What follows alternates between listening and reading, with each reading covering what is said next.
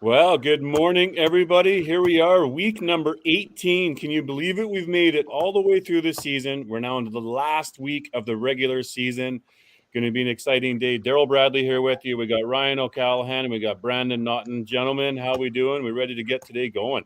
Oh yeah, big day, big matches today, huge playoff implications. So I'm expecting fireworks from all of these teams. It's going to be one hell of a day. It's the best way I can put it. We got, I think, Dream Crushers and Carnage are both vying for playoff spots right now. And I think, yep, and I think the Revengers can move up or down in the playoffs here. So yeah, let's run through the show recap of what we got here today, and there's so much to talk about. It's going to be fun. So on this stream here, folks, Cargill division, we've got the Regina Revengers playing the Dream Crushers first off. Then we've got PEI Pin Sanity playing the Dream Crushers. Then we flip over to Carnage play the Regina Revengers, and then Carnage play Pin Sanity to wrap things up.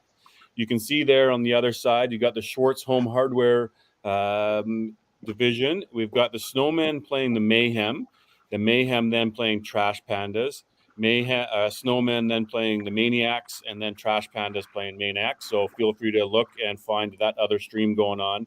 Whole bunch of standings, interesting sort of fun stuff. There's both standings there you can sort of have a quick glance at, but you've got the Regina Revengers, 48 points, in a good spot. Really just need a couple of points to clinch. But you've got the Dream Crushers down there at 35 points. Two big wins today.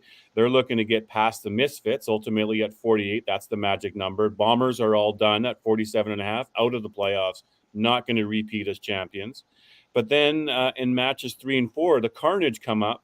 They've got 2 matches today. They could also move up and get themselves into a playoff spot. But then on the other side down there, we mentioned Pin Sanity. They're down the bottom of the division here. They've got some ego and playing rights to make here. First season into the league, 4 points to get out of the bottom to pass the knockouts, and then even 7 points. So really a win and a couple of points in their 2 matches get past the Eclipse. So there's certainly stuff to play for. Regina is playing, even they can get their 2 matches. They can get up into first place, right, earning themselves a little bit of a maybe easier match, if you will, playing the 4-5. So it's exciting for sure. Absolutely, can't wait to call the action here. So let's not waste any time. Let's get into it. We'll bring in the managers for the first match, ask them the hard questions, and see how they're feeling. I'm sure they're all eager and ready to get going. But let's chat first off with Regina Revengers. Sarah, we had mentioned there that you've got an opportunity here to move all the way up to the first place and essentially knock out a couple of teams here from the playoffs. Tell us about the mentality of the Revengers going in. Yeah, I think we're just really doing the same thing that we've done week after week in this league. Not really worried about where we are, not worried about who's behind us. It's more so like they're behind us for a reason. So let's just keep doing what we do. And at the end of the day, we'll see where we stand. Obviously, we're hoping for the first round bye come 1, 2, or 3. So that is in the back of our minds, but it's not in the front. It's not something we're worried about today. We know both the teams we're playing today are coming out strong. They're fighting for that last playoff spot. So hopefully we can get some business done. for sure. And Katie, how about the Dream Crushers? Obviously, you've got to need 2 big matches. You had a little bit of a slow start in the season. Maybe at some point, didn't even think you'd be in this position to even have a chance. But now here you are, 2 big games together. We know what the Dream Crushers are capable of, and they've got themselves in the playoffs. And then you just got to make it to the dance, don't you? Yeah, that's exactly right. We know that our start was a little bit slow, but since then we've definitely been playing more to the caliber that we believe we are. We obviously know Revengers are going to be a tough match for us today, but the team is here. Everybody's been through practice, and we all have the same goal in mind. So we're here supporting each other, and we're pretty confident going into the match. So Awesome. A lot of times, Sherwood Bowl has had stuff going on at the same time. So, is there anything happening there today, or is it like Today the house is empty. It's just us. We're the show. Perfect. You're, Yep. you're it. All the fans We're are there it. to watch you guys today. Yeah. Is that right? And same thing for Regina. Nobody there at your center, or is there busy? Nope, no one's here. Normally there's YBC, but I think YBC might be done for the season. I don't know for sure, but they don't start till 10:30 anyway. So when we play early, it's always just us. Well, it's always good to know what the atmosphere might be in the center, just to sort of see how people are vibing and what they're doing. So, Dream Crushers, how about line up first, please? We are going to have Dexter in leadoff, followed by Tim, then myself, Weber in 4, and then Carrie in 5, with Kate and Victor on the bench. And unfortunately, Gary's sick, so he's not going to be able to be here today. So he'll be watching from home. There we go. Solid looking lineup. And how about for Revengers, Sarah? So we are going to do John Mowens at leadoff, and then Doug Clark, Josie Brooks, Crystal Hibner, and then Brad Mowens closing us out at anchor. And then Danny and Nelson will be on the bench, and Brian also is sick. So he is our inactive player. Well, you each got 7 there. You each got 2 subs ready and willing, I'm sure, to go in. So let's, as Ryan mentioned earlier, let's see some bloodshed out there. Hey, Yeah. we're going to be big WrestleMania references out there. So anybody watching online, Ryan and I both watched full 4.5 hours of WrestleMania last night. We're sort of stoked. We know all the details. We're excited about tonight. Let's go. I don't know what kind of a match. Who would you compare this match to last night, RLC? Like, what are you talking? Oh, I don't know. I want to see a couple people go through tables. Let's see that. Yeah. This could be maybe the Rock and Roman Reigns versus Cody Rhodes and Seth Rollins last night, a big tag team match. It's a team effort. So you want to talk big names for bowling? I mean, both of these teams are stacked with them, so this could be a good one. Yeah. All right, guys. We'll back you out of here. We'll let you go. Have a great match and see you soon. Good luck, Sarah. Good luck, Katie. All right, we'll do this look.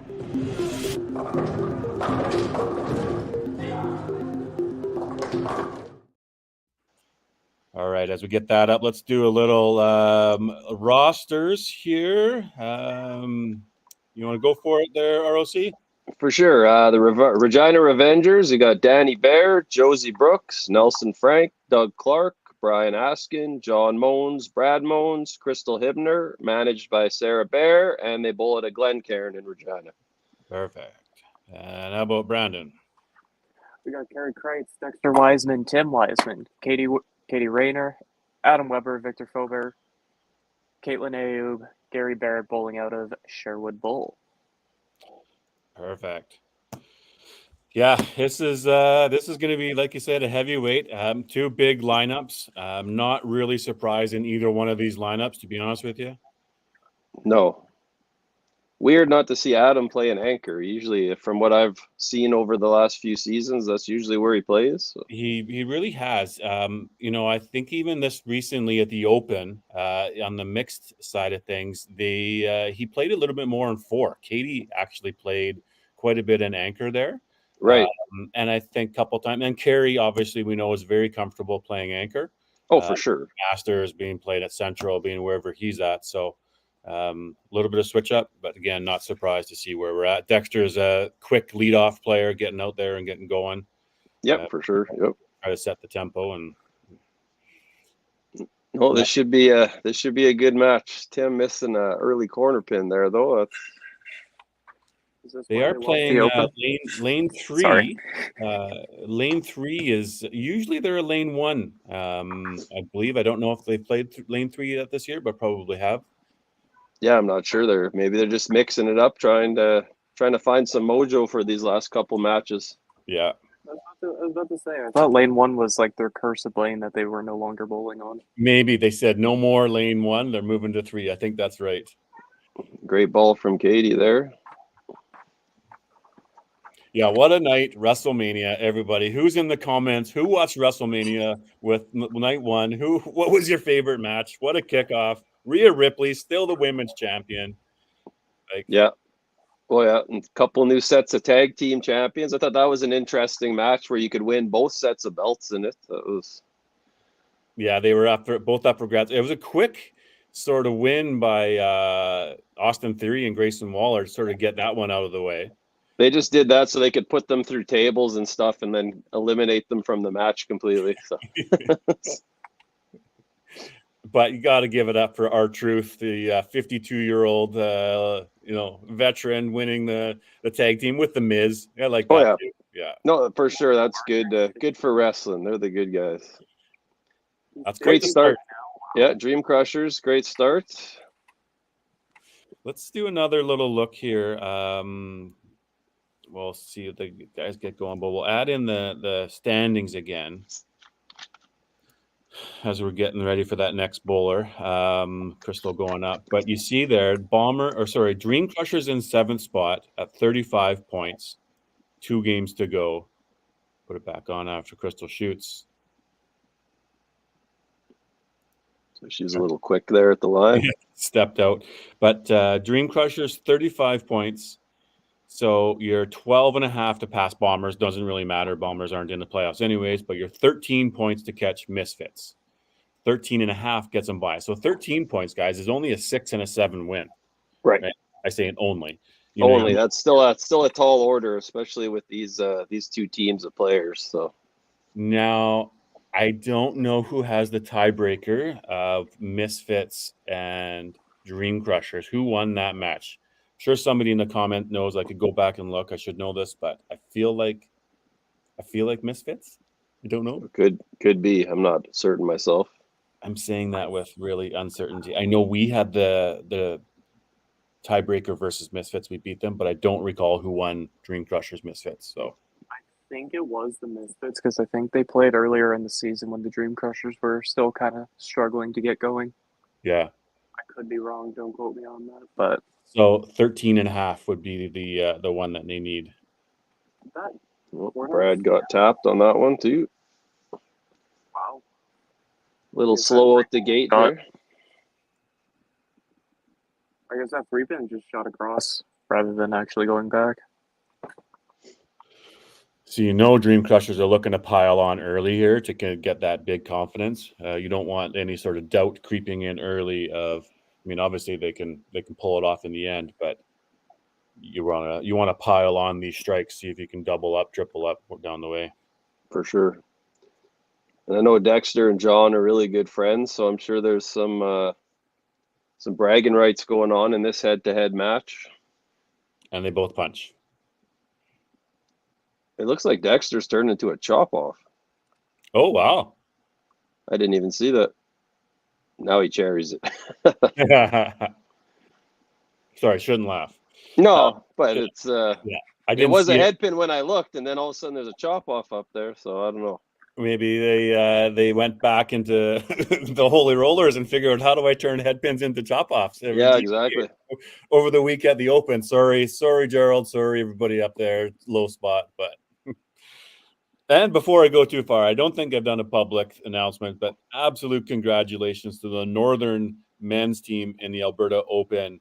Oh, for sure. Trials. How by all accounts, I heard that was just an amazing atmosphere. So loud. Kudos to them. They bowled the best statistic wise. So, obviously, you wouldn't have thought that the Edmonton men put a loss, but sure enough, the Northern deservedly win the right. Oh, I said 3 or 4 of those guys consistently play on the WCBT, and I knew they was in them, and I was really happy to see that they got it done, and they're gonna have a blast and be very dangerous at nationals. So for sure, there's just the right mix of guys on that group. They've been working for years to come together and get there. For sure, that everything they're getting now is deserved for sure. And bringing up Ryland, that's a big. Oh, that's a huge ad just to push them over the finish line there. So. And then board side. We had one win. Derek Orn ended up winning singles for BC side. That was my immediate joke reaction. Damn imports. Hey, Manitoba. That's another Manitoba singles. We got 2 of them this year going now. So. Look what's happening here. Dream Crushers piling on strikes. And the middle hits, we're going to have to move off to the side a little bit. We got aces, we got a couple of punches through the hole there for Doug, whereas Dream Crushers are just ripping away. 3 doubles at the bottom there already. Yeah.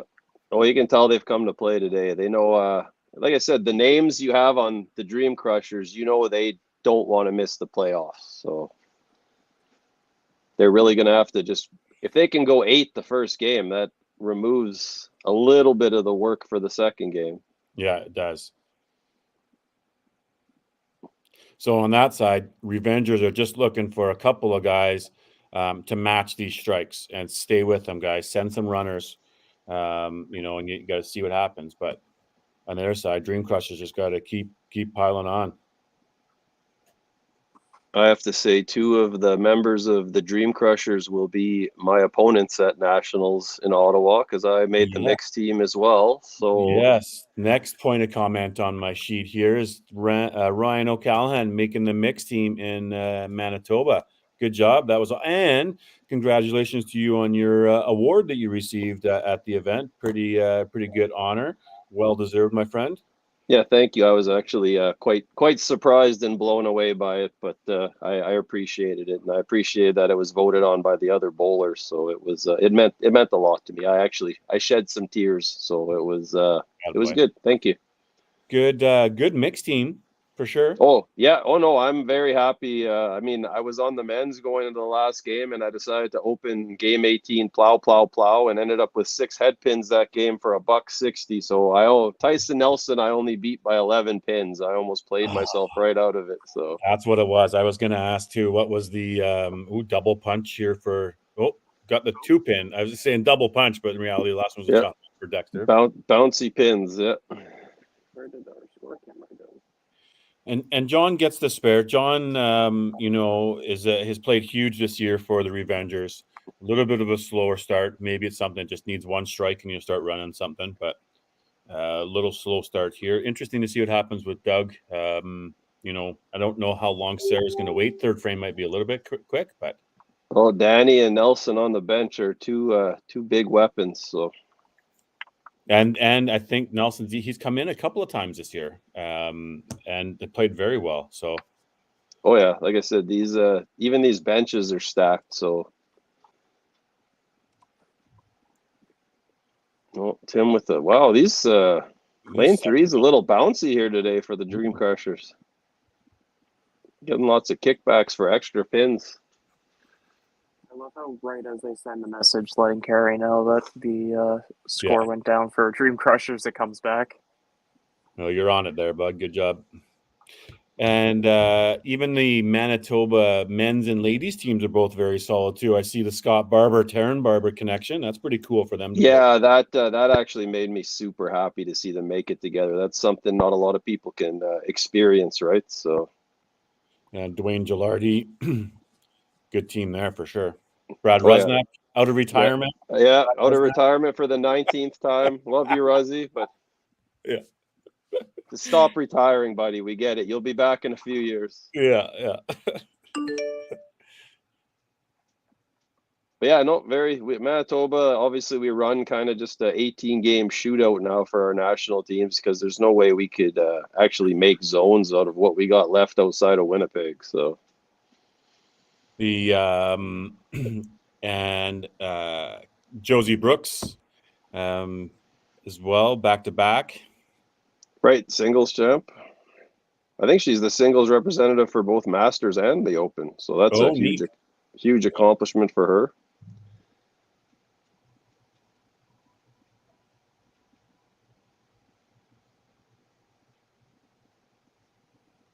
Adam now weighs less than me, which means I need to hit the treadmill again. So proud of his weight loss.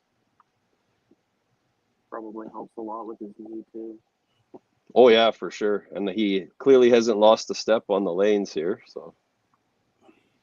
Oh, obviously not. I mean, 2,500 his first shift back in Edmonton from TPC. Right. Oh yeah, that was. He looks great. Right, and it's just physically now able to just you're carrying that much weight. It's just hard to be able to hard on the body. So if he feels good, looks good, and obviously saw the success that they had at the mixed team at the Open. Just absolutely dominated there. Solid effort there by that team, led by Coach Chris Hislop. Adam Kemp, we know, is a dynamite player. He's gone 18, 19-0, 20-0, I think, in a Nationals one time. Oh, yeah. No, like I said, if being on a mixed team against these guys, they're definitely the team to beat, I would say, on paper. So yeah, fair. There's a couple really strong teams, though. So it'll be interesting. I've never played mixed team at Nationals before, so I'm excited to see how it is.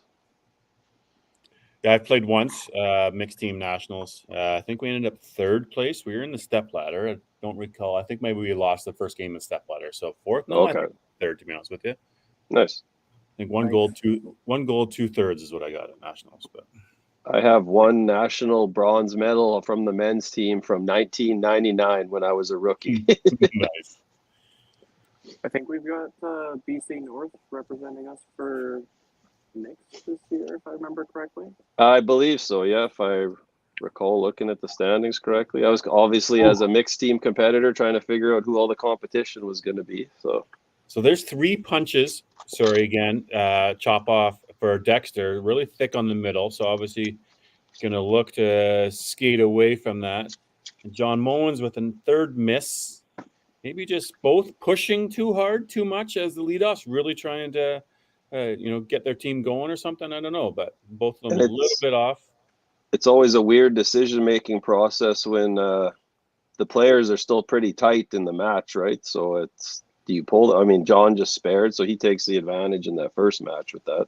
Yeah, he's just almost got to throw that second ball first. Easier said than done, but he's just a little bit missy on the first. You really want that lead up. Doug Clark here had a strike, so seeing if he can double up. Oh, just missed another punch too. Wow. Okay. So the excitement and of the first couple of frames, and let's go, and then now maybe it's like okay, let's keep it going. And yeah, tons of match left. Big spare there from Doug. And that's the thing from Revengers. Just wait for them to maybe leave an opening, and we'll chip away. And now they're even in their match, both 1-2. Essentially, yep. My child is getting back with her dog, so if you hear yappy dogs in the background for a minute, I apologize. Yeah.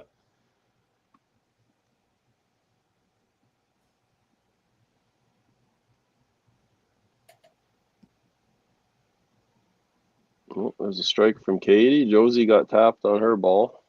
Back in 10 seconds. Oh.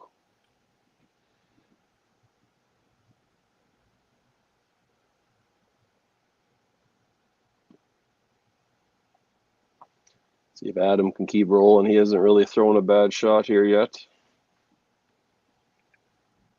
He's a big wrestling WWE guy himself, so I'm sure him and his son have been watching it pretty adamantly this weekend as well. Was that Brad Resnick you're talking about? No, Adam. Oh, Kemp, yeah, or Weber for sure. Weber, yeah. No, Rusnak is too. Yeah, Yeah, there was a few posts last night from some of the fellow bowlers out there. Oh, for sure. Mike Hirsch too, down in Lethbridge area. Okay. Yeah, some posts. So I've been mentioning it to my neighbors here for a few weeks about WrestleMania, and they kind of look with me the side eye like, seriously, are you 8 years old? And I'm like, yeah. I'm a diehard WB fan, so put it on notice. I'm in. Hey, it's cool to watch wrestling. Let people judge. Who cares? We're adults. We could take it. Yeah. I'd rather watch WWE than a 3-hour Taylor Swift concert. Let me tell you that much. Amen, brother. Let me tell you that much. Yeah. Interesting couple of notes here. People in the comment section pointing out a couple of things. Cindy points out, anyone notice Carey's wearing pants this time? So he's played shorts a little bit here and there. I know at the Open I saw a highlight he was playing in shorts. But then there was another comment here about Katie playing in her usual skirt. Interesting small little notices here. There's some good eyes from her leggings, not her skirt. Wow, people are noticing the details out there. We Right? got some super fans, eh? Yeah, and here Dexter is very thick on the middle. There we go. Oh, there we go. And he's not anymore. He's off. See what Johnny Moans can do. Okay, and they both get off of it. Okay, a little pep talk by somebody in the background. Come on, guys. Yep. See if Tim can follow his brother's lead here. You know, the one little, not sure if I agreed with is the right winner last night, but 3 punches there now is the Sami Zayn Intercontinental match, Sami Zayn versus Gunther. Obviously, there's a sentimental story, and here, let's give him the title. Gunther's had it for a few years. Maybe Gunther's now going to take a run at a different title, but Yeah, I would say that too. He's probably over. But I mean, I lost money betting on that one. I bet on Gunther. So yeah, he's sort of had almost 2-year reign or something. yeah, I think it was actually 666 days was what I saw. So that's a fun number to make him lose it on. They that Intercontinental, I feel like, is one that they almost need to change out more often.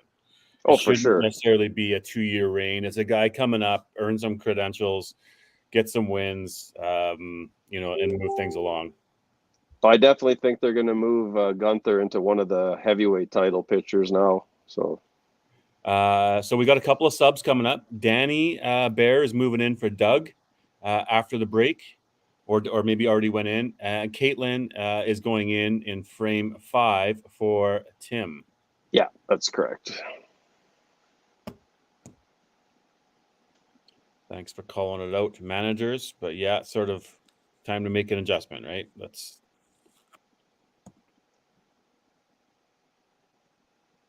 Wow, punchy here today. Not quite the 1500s. No, that's what I mean. I guess you could have there. you could have fireworks in a 1093 to 1086 game, I suppose. Yeah. But yeah. Close for all the wrong reasons is what I usually call that. Yeah. Oh, Crystal goes through the hole there. And head pin for Mr. Weber. Wow. Limping into the commercial break here.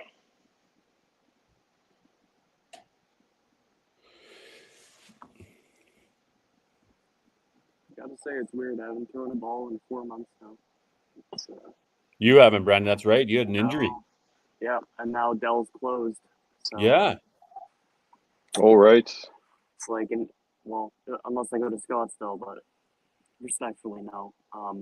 Way too many personal issues there. But it's like an hour and a half for me to get to any bowling center now from where I live. Oh, wow. Yeah, We're down to one up here, and if ours closes, I got about a 7-hour drive to bowl, so you likely won't see me bowl anymore. That'd be tough. You're retiring soon, though, aren't you? You got what? I still got over 7 years to go, so not soon, but no, it's potentially in 2032. So I got a little bit of way to go. Couple of strikes there to round things up. Probably good for both teams to head into a commercial break as sort of, tiptoeing our way halfway through the match. Dream Crushers are up by a little bit, but it's not too far away. Let's run our commercial break. We'll see you in a couple minutes, folks.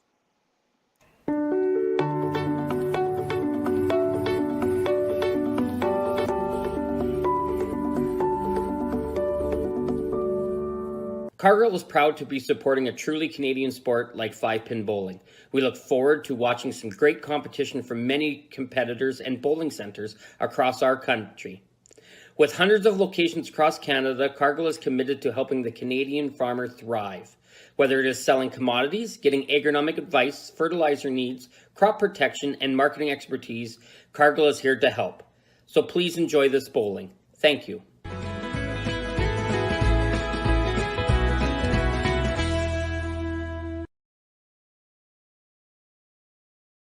When you come to the Canadian Brewhouse, you'll feel right at home. We work hard to make our house your house. With an affordable menu of appetizers, entrees, desserts, beverages, and killer deals on daily specials. At our house, you never miss a play. As sports lovers, we've ensured each location includes over 50 TVs and our signature Jumbotron. The Canadian Brewhouse is the place people want to be.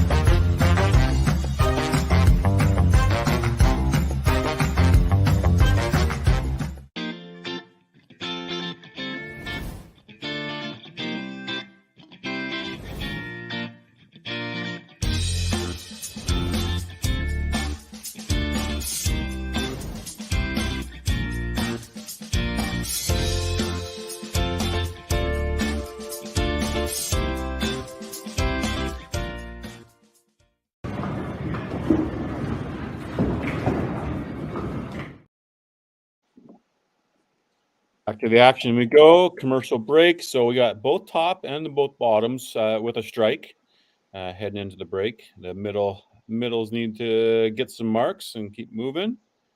Let's see, 85. So that does add the 15. It does add the 15. So 556 there for the Dream Crushers, 495 for the Revengers. Let's see what these guys got for the second half. Dexter gets a sliding strike off the middle. Big double there for him. John Moen's holding steady. Gets them both. Chop spare. Chop spares are great. Caitlin with a big strike there. Yeah, Dream Crushers coming out hot. Yeah, nice come in there. So maybe, ready to come in and contribute. Good work. And of course, Kate's on the ladies Alberta team representing at nationals now coming up. Danny Bear comes in and throws a strike too. Oh, everyone just ripping bombs now. Katie with the strike. This is what we want to see. Absolutely. I'm going to go on a limb. Adam Weber, strike. It's usually the same assumption. Two things we've never heard together in the same sentence. Adam Weber and strike.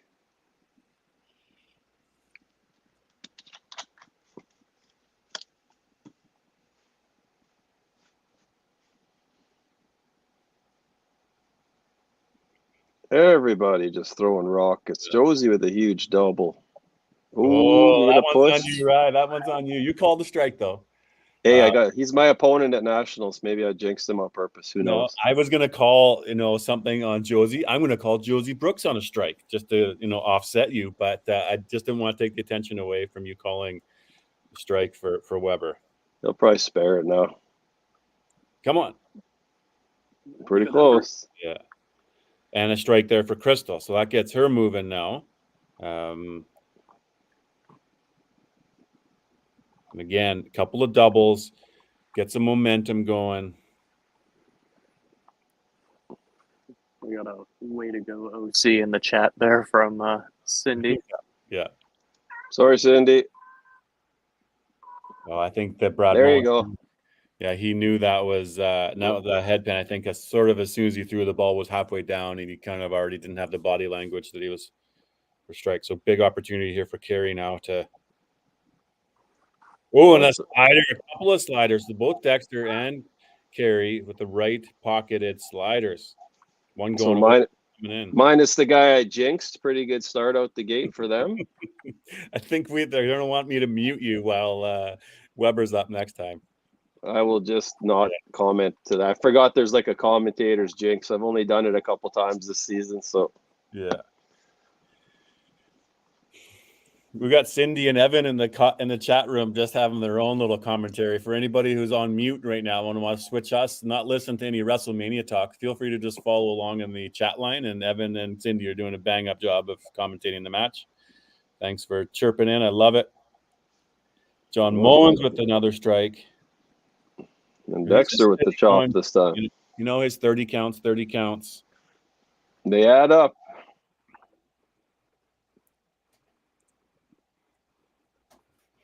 Where does our Dominic Mysterio play into this? And Rey Mysterio. But he didn't pin him. Eh? No, and I lost that one too. I thought the other guy. I thought Andrade was gonna swerve on Mysterio and be the bad guy, but I guess that's not the case. So. Yeah. It's hard to predict these things. They're well written. Ooh, a double there for Kate. Double from Kate. Two big strikes. We've got some fireworks. That is exactly what you want coming off the bench, though. Absolutely. I think Dominic Mysterio's lost like 39 matches in a row. It's ridiculous. Oh, his you know what though? He's such a good heel. He was yeah. It's triple, double. Oh, everyone's firing now. So now Josie and Katie are in a match. I expected nothing less from two of the best female bowlers in all of Canada.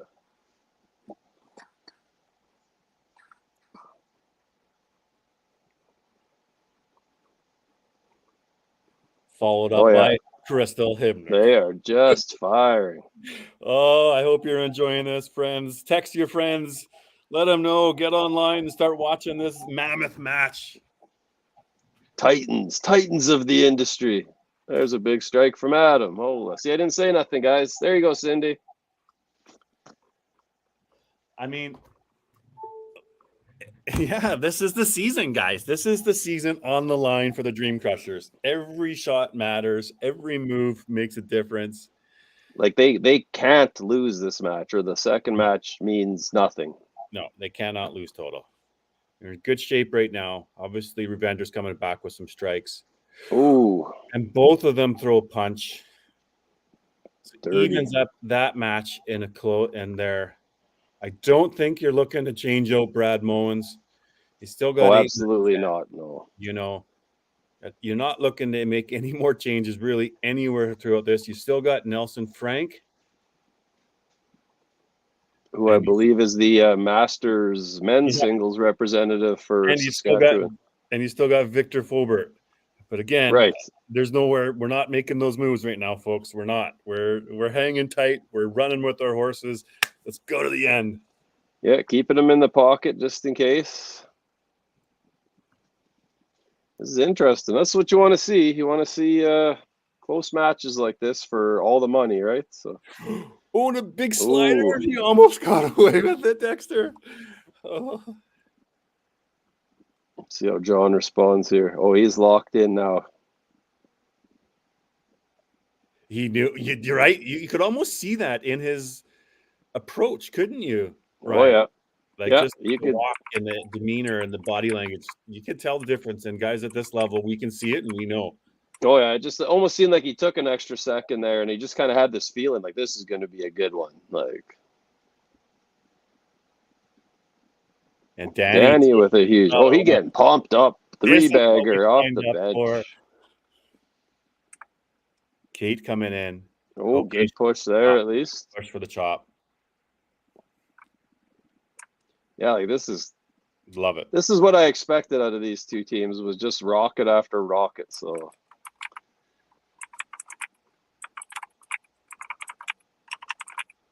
Easy chop spare there.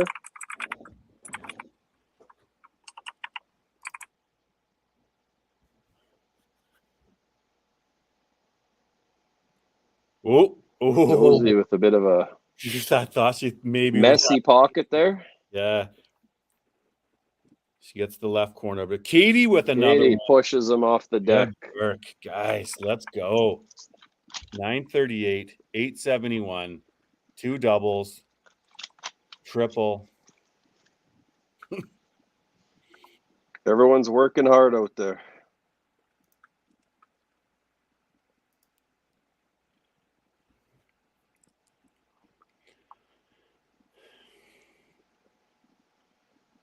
Got the spare. Good job, Josie. Big half.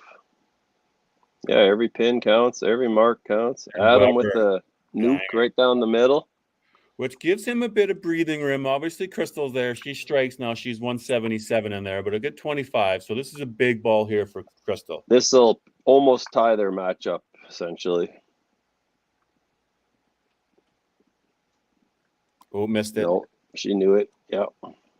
Still a big spare, still there. Couple frames to work.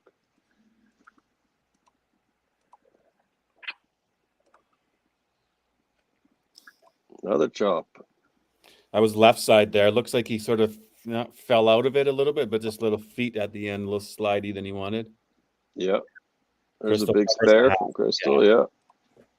You can always tell when they start to walk back, eh? The bowler come back. Right. Big chop spare there from my doubles partner for Red Deer in a couple weeks. Carey Kreitz, that's it. He's my doubles partner. We're going for the Carey Kreitz and Walmart Carey Kreitz duo. So. Oh yeah. Oh, Brad huge ball. Oh, he didn't even hesitate. He just walked up and blew those pins off the deck. Now I wonder what these teams, how they're watching. I know that at Sherwood, in between lanes 2 and 3, there's a monitor that they're watching the game up there. So it's up on the screens as you can picture the monitors up there. I don't know what Revengers. I'm sure that they've got something set up for sure. Watching it. I don't know what that might be, but another chop there. 2 chops. Oh, like a chop suey. Could have been some, nails started to work there for Revengers, but not to be. Dexter cleans it up for a spare, stays in, so he's now 199 there. John Moans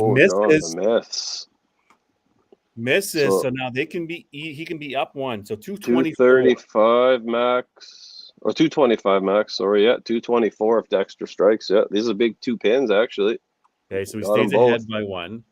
Kate misses there, so John's ahead by 1, but that could have been either way, spare or another strike there. We almost see a point off the board. Yeah. But we don't, and we're still in the match. Let's go. Just be big for total. Kate can convert the spare. Yeah, it's huge. Yeah, so 183. Oh, Danny. Danny, relentless. I don't think he knew that was going to be a strike, but it just crossed over the middle at the end. Yeah, that's wow, clutch come in there. Hey, he came in last ball, and now has thrown nothing but strikes. And Katie knew that one was going. Yeah, I believe Danny is averaging 450 currently in today's match. Wow, Katie. Oh yeah, she's coming up clutch for her team. Yeah, Adam, this is a big ball for Adam too. Like you're working that total. That's what you're looking at right now.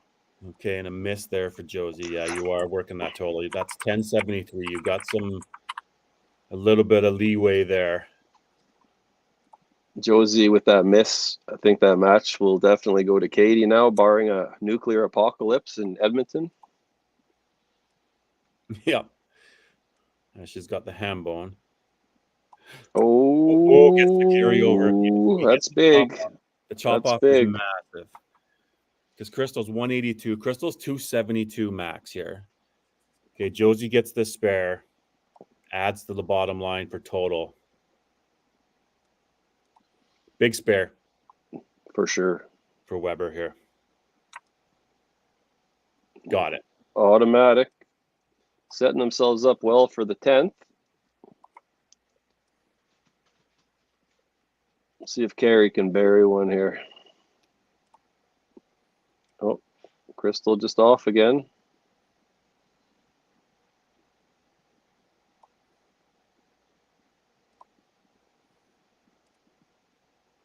That's a miss. Yep.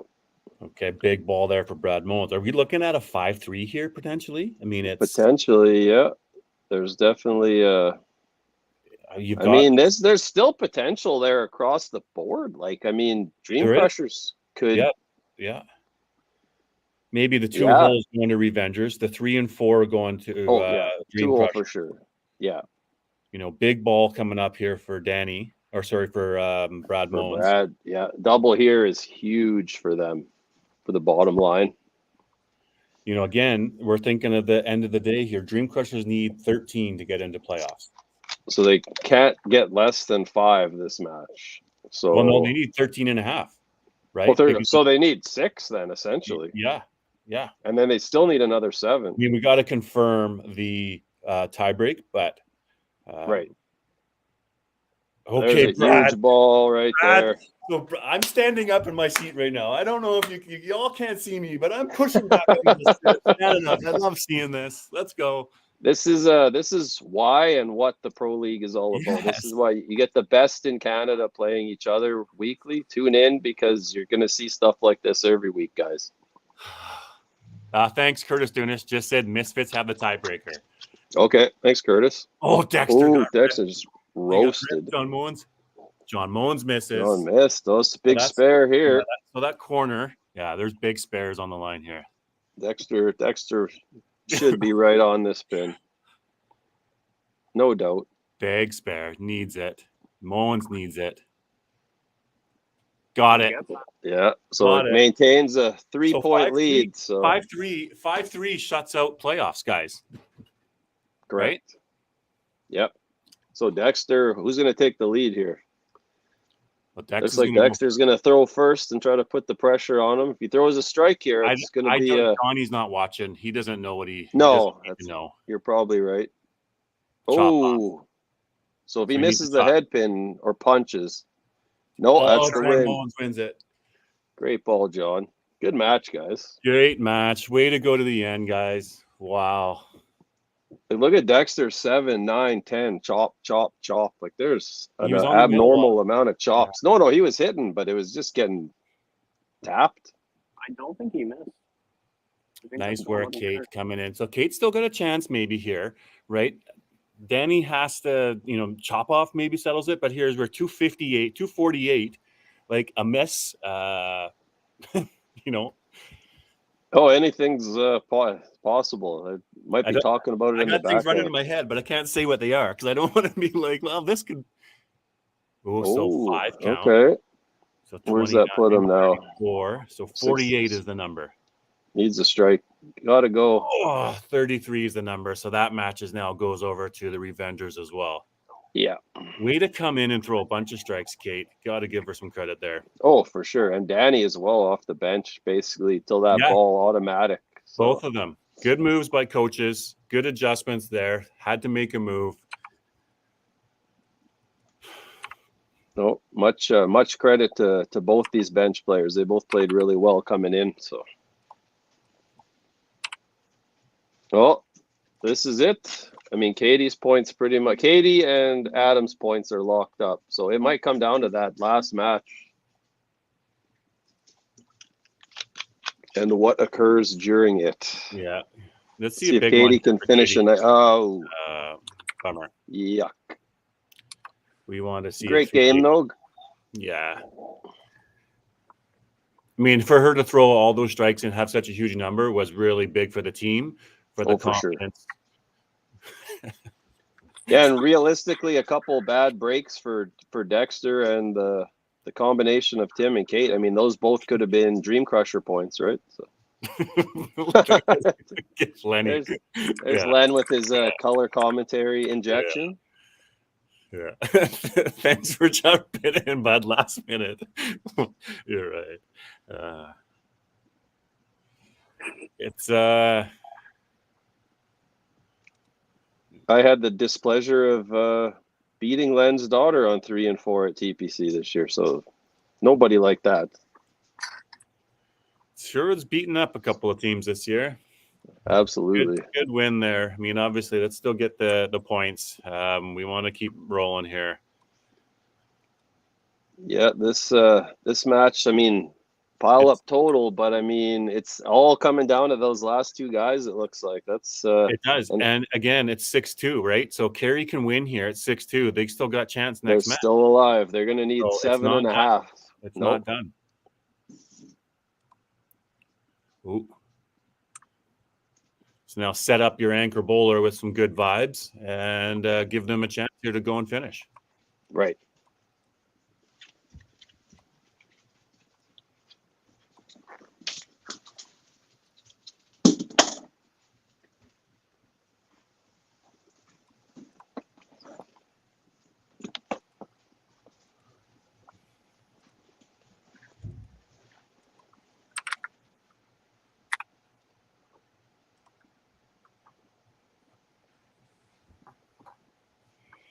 Total's going to go to, well, no, not necessarily. I guess there's 75 points still up there. Yeah, it's not over for total either, but that's kind of a moot point right now. Like Kerry needs his match. End of the Kerry day. has to win. That's the only way that the Dream Crushers are playing for anything the next game. Kerry needs to go out here guns blazing. So, and like I said, he's not exactly playing a slouch on the other side here. So he's not, and two guys can throw the hammer when they need to. Been in many big situations. Absolutely. There's Brad going first. Oh, and he got the throws strike. the bomb. Kerry gets the strike. Throws the bomb. So Kerry can still get 279. Still there. Still there, yeah. Just again.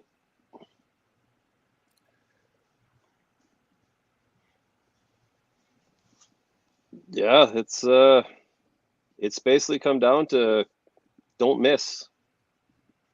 Don't miss. Both up in the approach. Neither one of them watching the scoreboard. Either what the player's doing. They're both doing their thing. Gotta have it. Kerry gets it as well. He missed. Oh, he missed. Holy cow. 67. So he's 77. 77. He's 79. Kerry throws a strike there alive. Kerry throws a strike. We're playing for something next match, everybody. This is drama. I'm standing. Are you standing? I hope you're all standing. Oh, man. Let's see what Brad does here. Cleans it up. It's big. No. Oh, okay. So Kerry doesn't need it all then. No, chop off. 72. Yeah, he needs 8. 8 for the tie. Oh, that would still put them. They'd need all 8 if he chops. Gotta be pocket. That's the W. That's huge. Wow. Great job, Kerry. Great job, Kerry. Wow, what a match. Dream Crushers, Revengers. Keeps them all. They need 7.5 points out of 8 the last match. That's a tall order, but Pin Sanity. I know you're watching. If you want to knock out the Dream Crushers, you just need one. Who wants to be spoilers? Yeah. I believe Hall of Famer John Walsh is on that team. Yeah, he's probably like, ooh, I like these kind of things. Looking at each other up for the task. Well done, Dream Crushers. Wow. And Revengers, they came to play every match. Man. Absolutely. This was a great game from everybody. We'll just wait for Kerry. If Dream Crushers get all 8 points next game, too, they force Carnage to go 8-8. Yeah, good point. Huge point. Yeah. All right, let's just go like that. We'll remove them and go like that. Add. How we doing, gang? We got to go Dream Crushers to start with. Wow, what an exciting finish. Unbelievable match by both of you guys right to the end. Dream Crushers, we're still in it. There was a moment where like, I don't know if this is going to happen, but wow. One more to go. One more. Well, that was the pit the whole time. Like everybody was just really trying to stay calm and collected and right behind each other. And you could just feel it. Like we all knew what we had to do.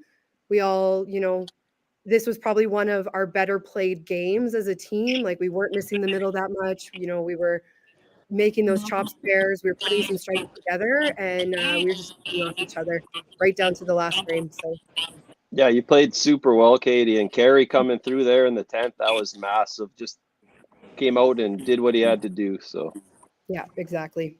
Well, all matches, even Dexter up top and John, I mean, they were right into the 10th frame. Dexter, obviously, a few punches in there, but then was a couple of sliders and then a couple of chops. But that was a close match. Even and then Danny Bear coming in, against Kate, they both came in and shot huge. Obviously, Danny winning that one, but right from the top to the bottom, it was busy. Yeah, it was a great match. Yeah. And Sarah, obviously, Revengers.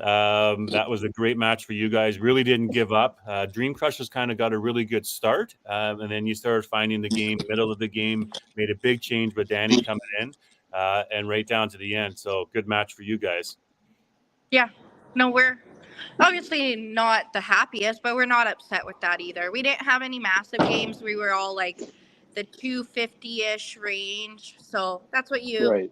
to get away with 2 points with not the best total, we're fine. Yeah, and you know that there was a fight coming in from Dream Crushers right down to that end, right down to the last ball. Everybody's shooting and playing. Let's just, while you're both up here right now, we'll do a quick look. So that puts Dream Crushers now to 41. But Revengers, that puts you up to 50. So now if you're looking to get into that third place spot, you've got to get 2 points here against, I don't know what your tiebreaker is, Revengers versus Kingpins. We'll look into that for the 2-3. But that's obviously the magic number for you guys in your next match too. So yeah, we'll give you a little break again. Great match for you all. Go and enjoy with your team, Dream Crushers, Revengers. We're still playing for something to get into that 2-3 match here, and we'll see you back in a little bit. Yeah, great match, guys. Thanks. We'll go like this. We'll go like that.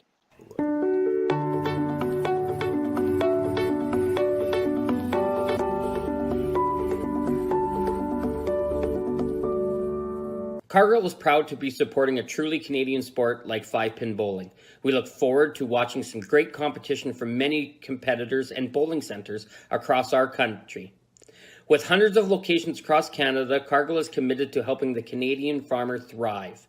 Whether it is selling commodities, getting agronomic advice, fertilizer needs, crop protection, and marketing expertise, Cargill is here to help. So please enjoy this bowling. Thank you.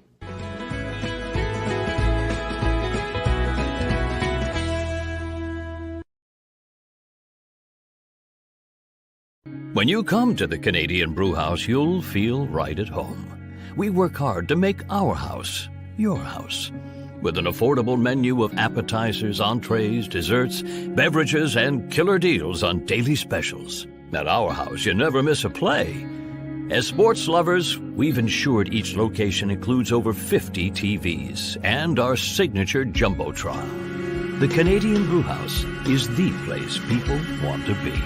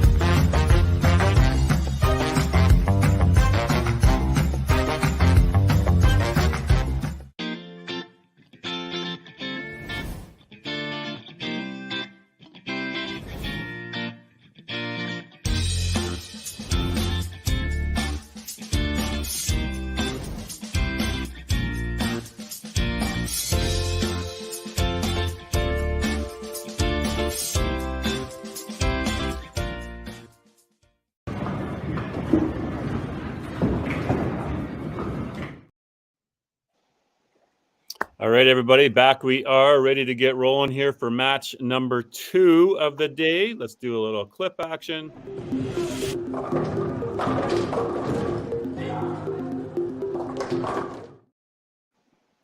So we're back. We got PEI, Pin Sanity versus the Dream Crushers, and we certainly have something to play for. So let's bring in our managers. We got Alan Clark and crew. How we doing, gang? Alan, welcome to the show. I'm sure, Alan, you've just seen what's happened over here in the West with the Dream Crushers and a big 6-2. So Dream Crushers still have an opportunity to make the playoffs. And obviously on your end, you got an opportunity to move yourself out of the bottom of the standings on the Cargill division. So give us your initial thoughts for us, Alan. I'll give that over to the coach here, Okay. Yeah, sorry guys, sorry. Steve Kneebone. That's Hey, okay. Steve. We have Justin. Steve. Nick. No, what do you want? He wants to know what your thoughts are. We're thoughts going to do our very best. That's what we're going to do. We're going to throw Heck strikes. yeah. Yeah. Not screwing around.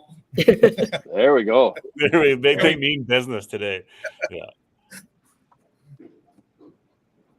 That's it. Yeah. So yeah, the Dream Crushers basically got to go 8-0 against you guys. So you got a big chance to be big spoilers here and take care of business there on the other end of the country. So Looking forward to doing it for them. And Katie, obviously just a few minutes to recoup and you're right back at it here. Probably a good thing for Dream Crushers to go right back at it, not get a break. What's the task at hand is 8-0 here. Yeah, we know exactly what we need to do. The numbers aren't lost on us at all. So we are just going to ride that momentum of the last game, that big finish from Carey, and just keep that rolling into the next game. Yeah, and obviously, Pin Sanity, you guys have been playing pretty good lately and have had a couple of wins and some good matches. So there's people cheering for you for sure. You're probably cheering for yourselves. Obviously, you want to do the best you can. You're 4.5 points out of the bottom of the standings too. I think that probably means something for you for the first year in the league to not be last place in your division. Does that make sense? Absolutely. Yeah. So you got some players. You ready to go? Well, let's do some lineups here, gang. We'll get ourselves into it. Dream Crushers, we got your lineup by your first again, please. Yeah, so we're going to ride the same lineup we finished with. So it'll be Dexter at the top, Caitlin in 2, myself in 3, Adam Weber in 4, Carey in 5, and then Tim and Vic will be on the bench. Okay. And how about over to Pin Sanity? What do you guys got? We have Justin, Nick, Joni, MJ, John playing anchor. I have Amy and Scott on the bench. Perfect. We all got 2 subs ready to go and make some moves we need to. We saw the benefit in the last game when they made a move. So best of luck to you both. Like you said, numbers aren't lost. Everybody knows what's at stake. We'll be talking about it lots. So have a big match. Good luck to you both. Good luck, guys. Good luck, guys. All righty. We'll just throw them back out of there. We'll go like that. We'll go like this. We'll do a little quick roster. So, Brandon, let's do Dream Crushers again, please. Sure, we got Carey Kreitz, Dexter Wiseman, Tim Wiseman, Katie Rayner, Adam Weber, Victor Faubert, Caitlin Ayoub, Gary Baird bowling out of Sherwood. Perfect. And I'll do Pin Sanity here. So we got Mary Jo McKenzie, Joni McLeod, Amy Spence, Veronica Collicutt, John Walsh, Scott Clays, Justin McRae, Nicholas McRae. They're bowling out of Rustico, and we had Steve there chatting with us and Alan offering support as well in the background. Here we are, gang. It's every match means stuff. Every match. This is great. Every individual match means something. Let's go back to WrestleMania references. Can the Dream Crushers finish their story this year? That's right. They got the first. Can they part finish done. the They were story? rocking Roman Reigns. So clearly, Carey Kreitz was the Rock, right? In the anchor position, coming back, throwing the people's elbow, moving his way across. Does that mean Katie's Roman Reigns? That doesn't make sense. Well, are they the Rock Roman Reigns, or is he American Nightmare Cody Rhodes? Could be. Right. Dexter throws a bomb to start here.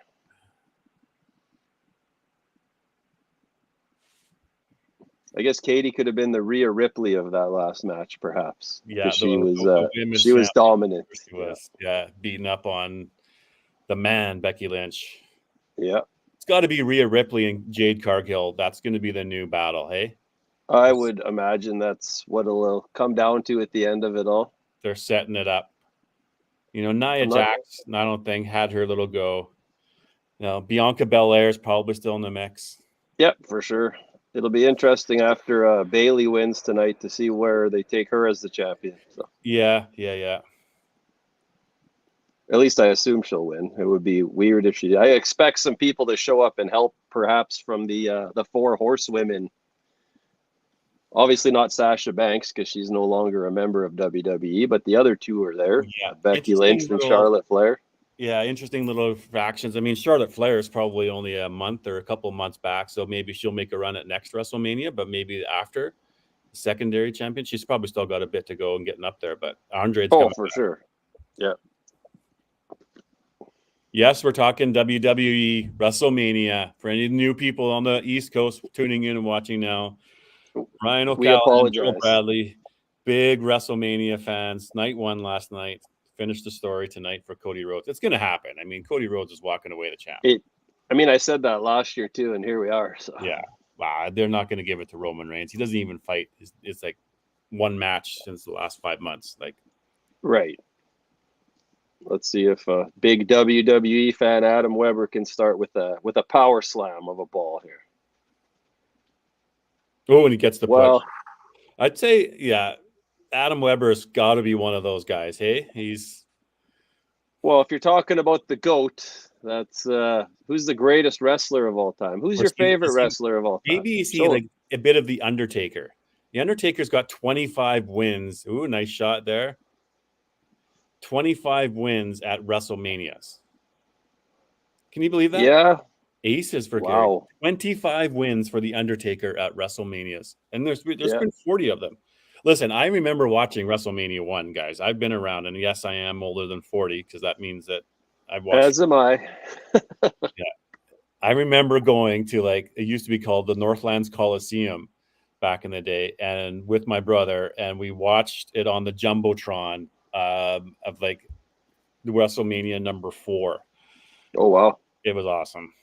Yeah, that's cool. I guess and we're talking sports, not to be lost in all of this. The collegiate women's basketball championship is being played today, this afternoon as well. So that's a big match. Hey, what is it? Iowa versus NC? Purdue. No, I think it's South Carolina. Oh, right. They haven't lost a game all year.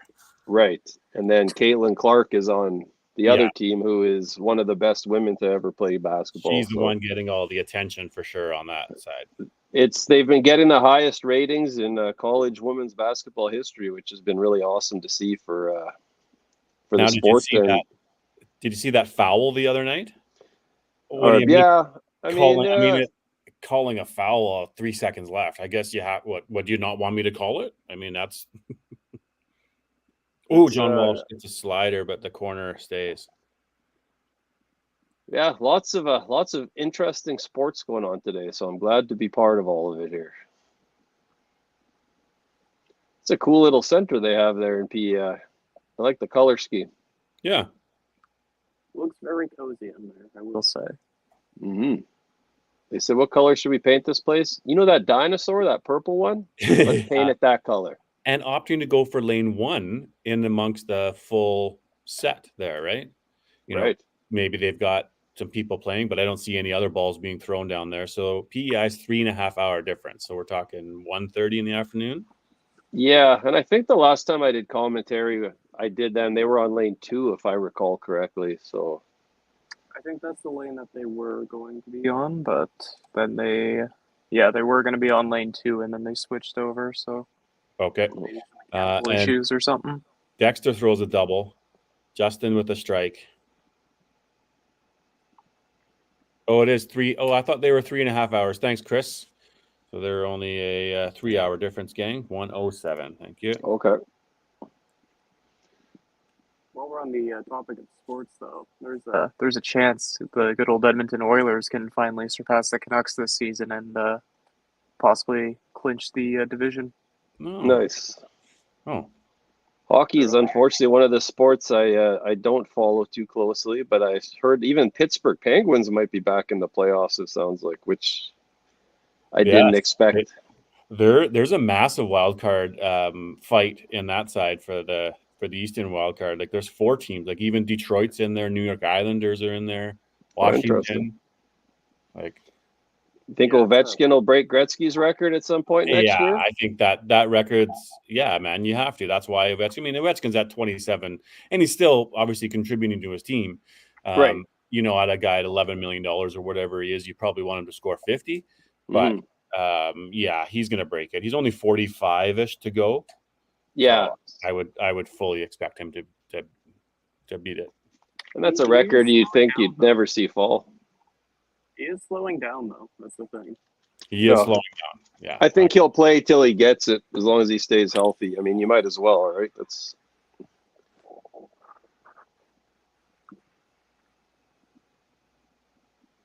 Adam with a nuclear bomb. These guys are a couple of tough frames here for PEI. They'll want to clean that up a little bit and throw a little bit in the middles and some marks.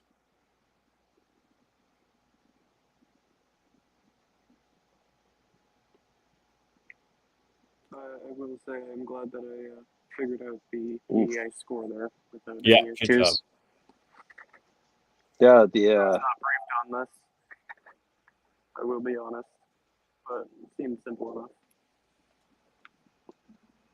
I said I do the commentary on my phone, but I put the TV on in the background with the same matches. But unfortunately, there's about a ball lag between the two, so I kind of keep looking up and down to see what's going on. All right, so Mary Jo throws a strike there. It's big. There's 2023 Canadian 5-pin Hall of Famer John Walsh at anchor for Pin Sanity. Such a decorated career. Oh, absolutely. He's I believe he made the stepladder at Nationals for singles as well last year. Good. So. At the Open, yeah.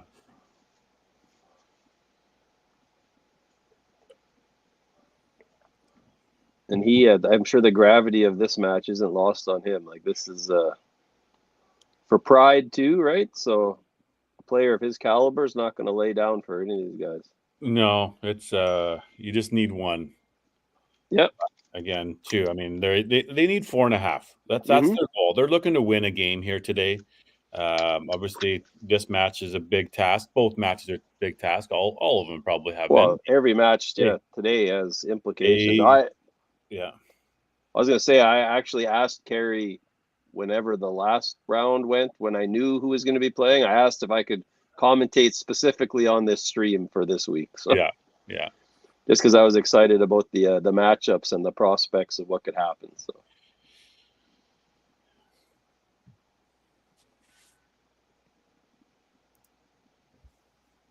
Dexter has decided to lose his mind this game and only throw strikes.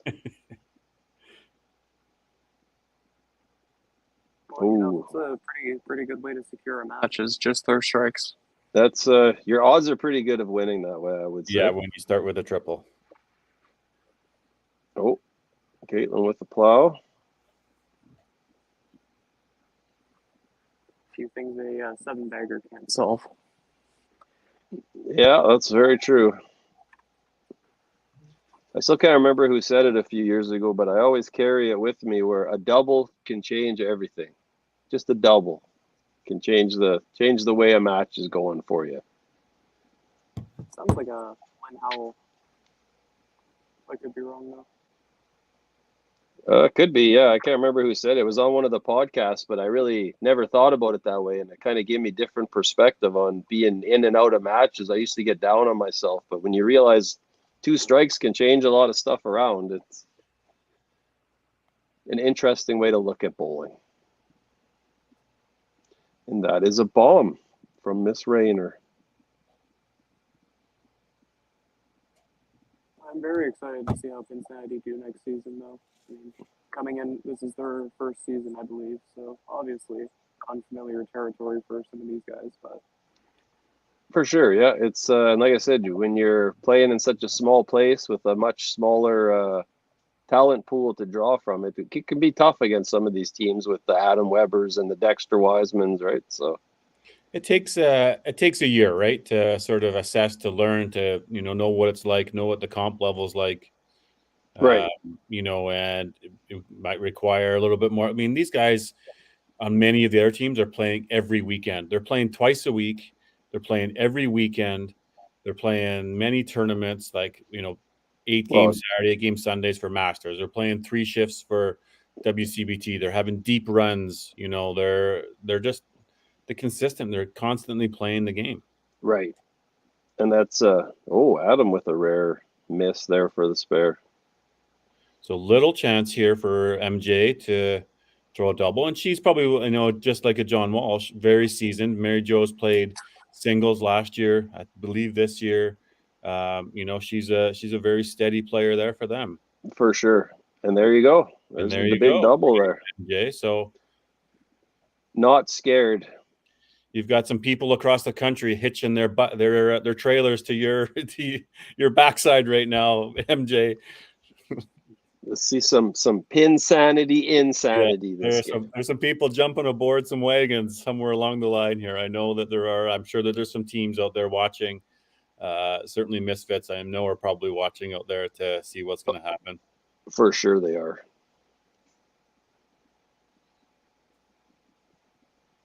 Another good ball from John. Just a Carey. smooth shot, hey? Smooth shot there for John. So Carey, being the hero of the last game, Right. struggled a little bit out of the gate. Not like they're bad balls. They're just, again, aces thick, corner pin. Then you maybe miss there. And now you're thick on the head pin. So, you got a Tim and you got a Victor on the sidelines. Again, we're not talking making change too early here because you know that he was clutch up in the 10th frame for you in the last time. So you got to have a leash and let him go. But at the same time, you can't let a match get away. And you got a John Walsh on the other side that's looking. He's not gonna make a ton of mistakes. So like I said, and I know Carey knows that. And I'm sure Adam knows that about Mary Jo as well, right? We're not saying anything that's not already thinking here. Just verbalizing it. So Dexter here with the ham bone, big shot.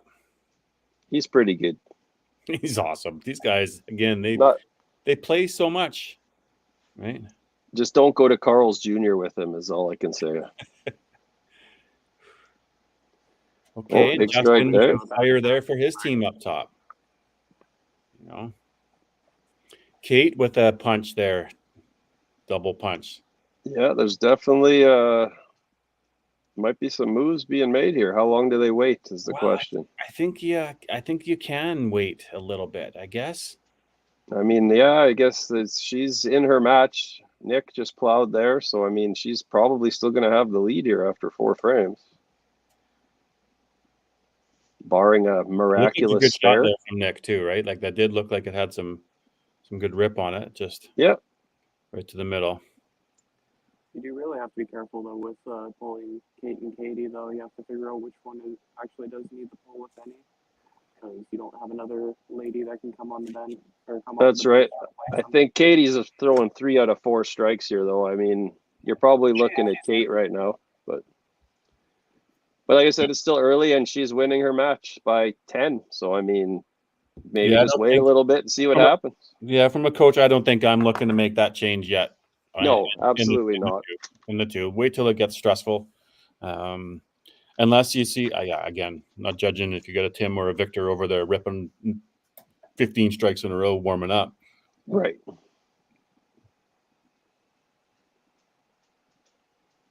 I kind of figured Adam would do that after his last frame. He's back on. So yeah, it's pretty good frame so far for the Crushers. Let's see if Carey can find the side of the head pin with this one.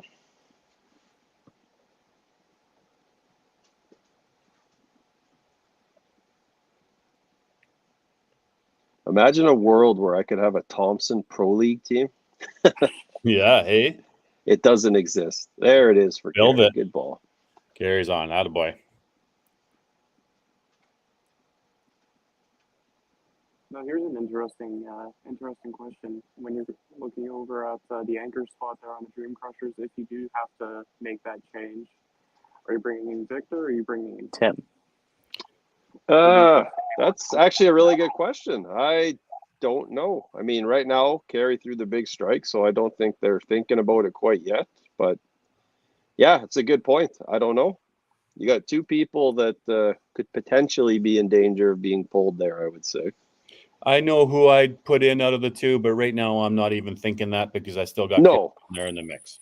But in the back of my mind, from a coach perspective, I think we know the answer. There's a guy that's been playing versus a guy that hasn't been playing, right? A whole lot. So I think we know the answer. But again, that's not even in the mix right now. No. And like I said, it's all strategy based here. I mean, they're winning all the matches except the last 2 are close. But again, I think that they're still everybody's hanging in. Really, it's going to depend on a John Walsh. Ooh, Okay, Mary Jo.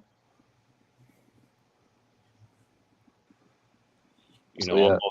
Both these guys. There's 3 of them out there that are matches. There's 5 of them that are still in the match with one at the top, right? With Dexter, kind of okay. You got one. The other 4 got to work, and you got to keep that team unity and the rhythm together. I don't see the scoreboards up there that you need to make just yet. Let's just. Oh no, and like I said, more than half a game here. They'll probably have a conversation depending on their 5th frame at the break, and maybe make some calls from there. Yeah, and I don't know who. I mean, for the most part, Victor and Katie have been doing the managerial duties. I don't believe it's been necessarily a team. I mean, they've talked, but I don't think during the course of a match, you got to let a guy. I don't think the other players are weighing into it a whole lot. Right. Let's see what John does here. At some point, you got to separate state. There's a big shot there from Mr. Walsh. Right. Okay. So he's loading up some marks there. So he's 86, 101. So Yeah, he's up to, a 131 there in 4 potentially. Yeah, he's playing really well. Let's see if Dexter can continue his string of strikes here. Justin up and at it here quick. I do see Cindy saying they can't hear me. I'm hoping they can hear me now. Yeah, just I sometimes can hear you, sir. Yeah, when you start talking, it's quiet, and then it kicks in a little bit for you once you get going. Yeah, AirPods are a joyous thing. Yeah. So good rip by both of them, or by Justin there. Dexter with the attempt at the head pin chop off again. Still firmly in control with his start here. Not worried about that match right now at this point, especially with Dexter just going to keep ripping. Justin's got to throw a couple and kind of come put some pressure on. And Dexter's start obviously is huge for that bottom line and pinfall, right? So I like his shot though. I think Justin looks like he's got some potential. He's keep working at the game. I equate a little bit of the Pin Sanities. The Holy Rollers, even the Dawson Creek guys, if you will. Like some of these guys that are in smaller towns, not so well known. And playing in high competitive situations, but now look at them. A couple years later, you've got these knockout guys that are coming in and playing huge in tournaments. You've got rollers who are winning the Open Provincials. So keep at it. You're in the big leagues. Riley actually had a hell of a run in singles this year. From who was that? Sorry, Riley Latonder. Yeah. Oh yeah. Oh, he's been playing so well too. Like it's there's so much talent out there, and like it's the nice thing about the Pro League and being able to broadcast this across Canada is they're exposed to playing against all the best, and it forces them to get good, right, or better. So it's a lovely thing for bowling. A couple of big strikes on the board there where people needed them. Yep. Looking to double up. Adam with another pitch out. You can tell he's annoyed with himself there. Okay, so MJ's got a chance here. She likes Big it. Ball, yeah. Started to do the run back, but then stayed a little bit. Just staying humble out there. Yeah, stay steady and control there, MJ. Good job. That was a great ball, though. Yeah, well done. Big spare there from Mr. A-Dubs. Yeah, so 100 at the 4, 103 at the 4 for MJ. So that's a very close match. This is a big shot for Carey to try to keep pace. Ooh, so a little slider. Almost slid her in there. Let's see what happens. And another slider from there, but he's still in. The double slider. I'm having hamburgers for lunch now. 2 sliders, please. Yeah. Making me hungry. Let's not go down that way. I ate so much yesterday, I can't even think about eating right now. Attaboy, Carey.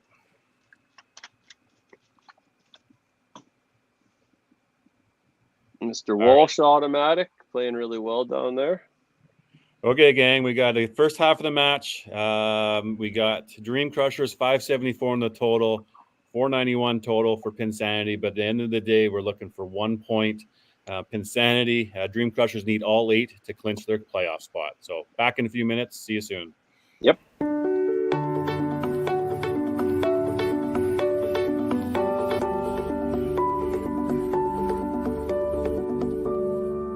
Cargill is proud to be supporting a truly Canadian sport like 5-pin bowling. We look forward to watching some great competition from many competitors and bowling centers across our country. With hundreds of locations across Canada, Cargill is committed to helping the Canadian farmer thrive. Whether it is selling commodities, getting agronomic advice, fertilizer needs, crop protection, and marketing expertise, Cargill is here to help. So please enjoy this bowling. Thank you.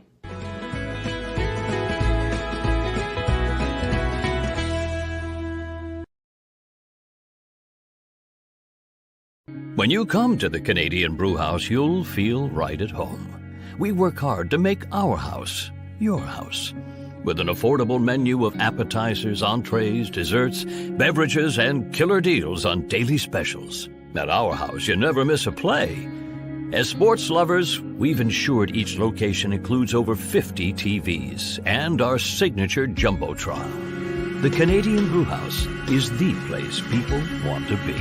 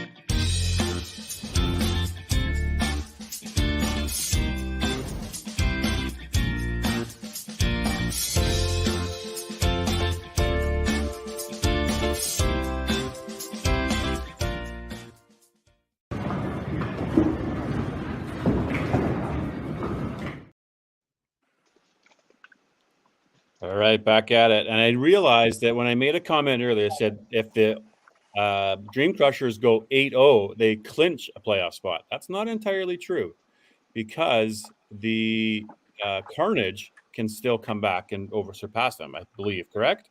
Right. Would they have to go 8-8? Is that what you said earlier, though? Yes, but Yeah. I don't think it clinches, though. I think it's just it moves Well, them it gives. into the You're playoffs. right. I messed up the math there. You're right because they're at 41 right now after that match. Yeah. They're at 41. So let's just do this here, gang. So the Dream Crushers 1-6, so they're at 41. They go to 8. They go to 49, which they need. They need 7.5 to get past. But if they're at 49, Carnage can go 8-8, and they can get past them. Okay. And knock them out. Revengers are now up to 50, so Revengers have clinched. Right. Right? Yeah, they're safe.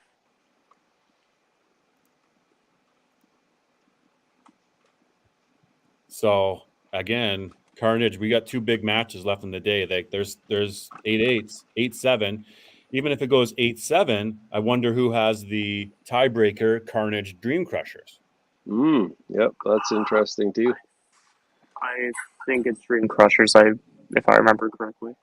So there's Justin. Justin had a fiery strike there in 6, really to, pump up his team. I like what I see there. And another one. Oh, he almost got the slider. Oh, and Katie Plows coming out of the break. So that's a huge double strike there for Kate in the 2-hole because that matches a little bit of cushion, but Nick can just keep sparing, keep the marks. Yep.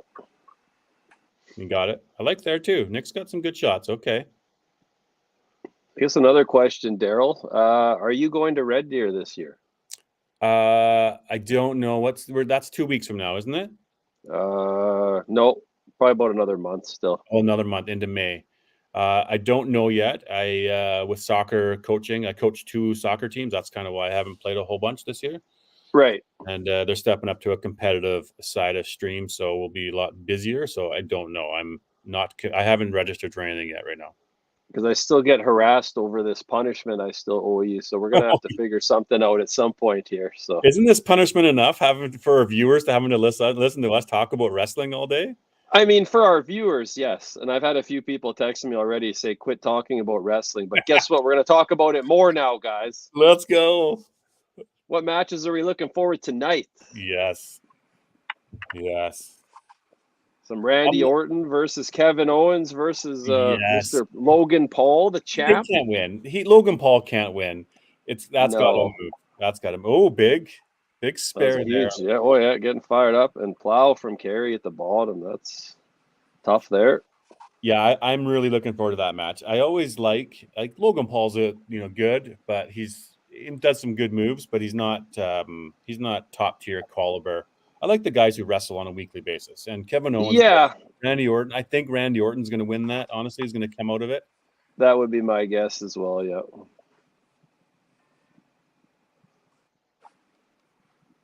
But I think that Logan Paul will lose. They'll be the first one. How does it work?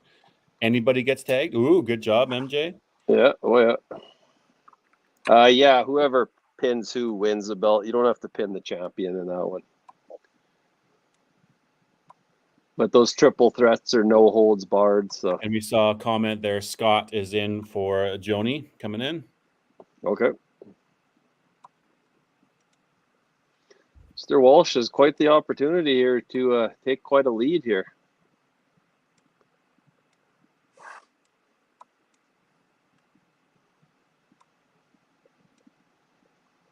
Well, just off the head pin. Just tickled her down. Sorry, I missed that, Ryan. What is the pin rule? Does one get pinned, he's out, and the next 2 go? Or is No, it's just whoever gets pinned first, whoever pinned him is the champion. So. Right, okay. Yeah. So who's pinning who? I would say Orton will pin Logan Paul. You're saying if Logan Paul, so it could happen, Orton pins Seth Rollins and he's the winner, and Logan Paul didn't even have a factor in the match? Kevin Owens, but yeah. Who did I say? You said Seth Rollins. Right, yeah, Seth Rollins. He's got his own issues tonight. Yeah, he's got Drew McIntyre. So where is Damian Priest coming out with the Money in the Bank? Yeah, lots of intrigue. Sorry, we're talking so much wrestling on a bowling thing, but it's big, we're doing that on purpose because you got told not to. So it's WrestleMania Sunday, guys. Come on, watch a little bowling and then tune into WWE. Not sponsored. Not sponsored by WWE, but if you want to throw some money at 5PU, we'll take it. We need to seriously let them know how much we're talking about it tonight, because we should probably get some extra these profits that they're going to be earning, right? Hey, there's quite a few Canadians, quite a few Canadian wrestlers. It'd be interesting to hear if any of them played YBC, like the Sami Zayns and the Kevin Owens and Natalia's. There's a new podcast for us, eh? Yeah, pro athletes who played Canadian YBC. Hey, you never know. Maybe some of them have decorated youth bowling careers we don't even know about, right? Because they don't. They don't use their real names in WWE for the most part. So that's a 5-Pin Universe Ryan O'Callahan DB interview, ex-professional or current professional athletes in their early YBC days. No, why not? I'm sure there's a few of them out there. Maybe some of these hockey players or Major League Baseball players. Sure, they have. Yeah. Look at that. Or they went to Sorry. Coming up with great cross-promotional ideas. If you guys get Edge on, I'm joining that podcast. I will break into it for all I care. Edge and Christian, both from Toronto. So, there's lots of... Yeah. Bret the Hitman Hart and Owen Hart must have bowled at some point in time in their Calgary careers. I unfortunately don't think we're going to get Owen Hart on the podcast. True. Unfortunately, we could try, maybe get a Ouija board out, but okay, that means after that comment, it's time to move on back to bowling here. Let's go. You bet. So we got Kate and Nick now in a match. Now, are we looking at a position there? Does it get tense and stressful that somebody comes in? Potentially, yeah. You know, does it? Adam with the big double there. A little bit of room there. So on the 3, Katie's got some room. Scott through the hole there. No, I think he's still. I mean, Kate's, hanging in there. Throwing she's big got. shots. Yeah. I mean, they might just decide to live and die on the 5 they got in the lineup right now.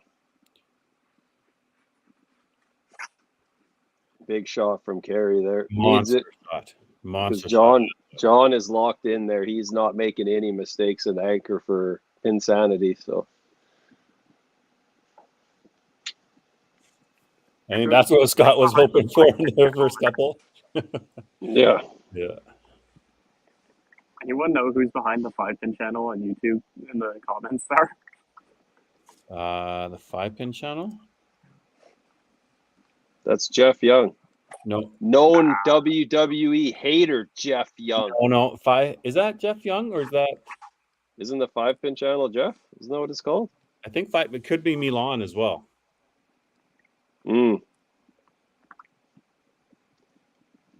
I saw something else Jeff, on Instagram that I thought was, but it could be Jeff Young. Is that you, Jeff? Who is that? Show your name. That's Jeff. Anyway, shout out to Jeff Young and Dexter Wiseman's baseball team, Miami Marlins. Hot 0-9 start to the Major League season. Only team that has not won a game.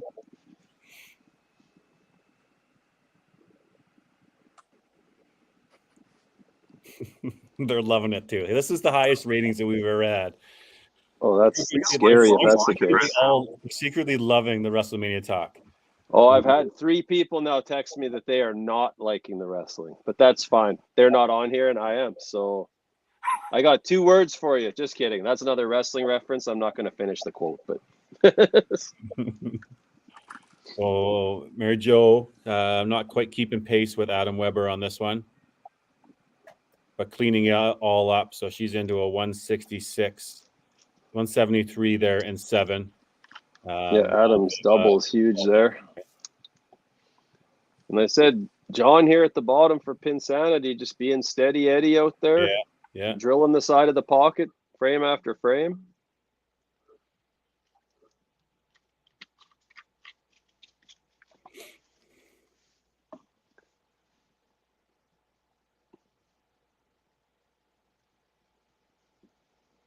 Dead silence. So much drama. Dead air for this big shot. Almost too intense, right? Just it was too much dead. He felt the dead air energy on that one. Yeah, I felt like he did get down and locked in, almost like we were referencing a John Mowens earlier. It's like, oh, he looked like it, but right. I was queued up to say that, but then he missed, so I didn't bother saying it. So good cover on the second ball, though. Yeah, which is still big, staying ahead by that 40-50 pins. Carey's going to have to throw those big strikes like he did the last game in order to get right back into this.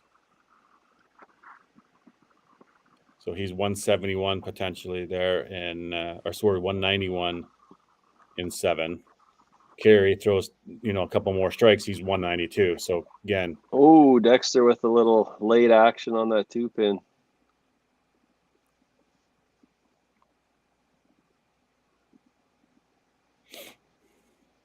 People are now trying to trade me food, texting me to tell me to talk about baseball instead of wrestling. But Daryl, clearly, from his fantasy baseball experience last year, is not a baseball fan. I don't know anything about baseball, so doesn't have a willing combatant in that category. No. Sorry, friends. Yeah, but we both know our WWE, so you're gonna probably get another 2 hours of that in your ear. So many apologies. Did you not see? How about seeing Jason Kelsey and Lane Johnson come out last night? Oh, that was awesome. I'm an Eagles fan too, so that was something else. Well, we all knew that was happening at some point in time. I didn't know if it was night 1 or night 2. So it makes sense night 1, and it makes sense against Dominic Mysterio because he's the heel, right? Come and chuck him in the ring. Yeah, right. I got another special request. I was told to ask how your fantasy golf season is going, Daryl, as I am not involved with that draft. You know what? Actually, I'm having a pretty good season, the fantasy golf. This week, I am not. I am playing the team I like big putts.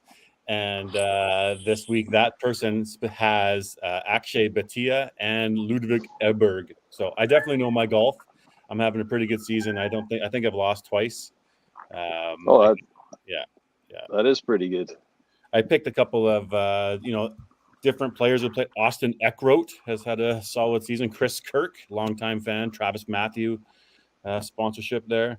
I'm not gonna lie, I don't know any of those people. Adam There's a reason yeah. There's a reason I didn't do the golf draft, and this is why. Yeah, well, likewise on baseball. And I have Scotty Scheffler, who has dominated the world of golf in the last 3 to 4 weeks. Lost last week by 1 shot. Oh, wow. Yeah, I do know him, yeah. Yeah, Jaeger bombs the win last week. So, and Katie with a spare there, staying well ahead. Scott gets a strike. Scott's going to throw 3 strikes there, get to 284. Oh, yeah, still lots of room there. Yeah. Open there in that 8th frame, but a strike there for Nick now, and the 2-hole opportunity arises there. So MJ punches there. Okay, so Tim is coming in for Caitlin in frame 9. Okay. Probably good change. Tim's been in big situations. I think that he's capable of coming in and throwing a couple big shots. So good move by coach. Kate was a little bit off on this one. Make a change. Let Tim come throw the hammers. Yeah, and they're working on the strike there in the 8th as well. So it's probably the right time to make that move. Yeah, you bet. We have a request from Leonard Anseth of, can we talk about the New Westminster Dog Show? He wants to know who we like in best all around. Well, let me tell you, Lenny. Oh, well, there is some options. Yeah. My favorite story was years ago. I think it was like Ottawa and Anaheim in the Stanley Cup final.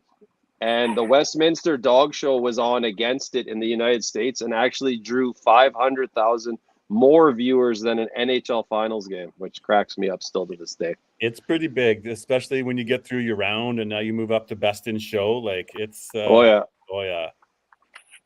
Surprised they don't poop more on those things. You would think there'd be a lot of dog poop. All their trained. Oh, they got to be well trained.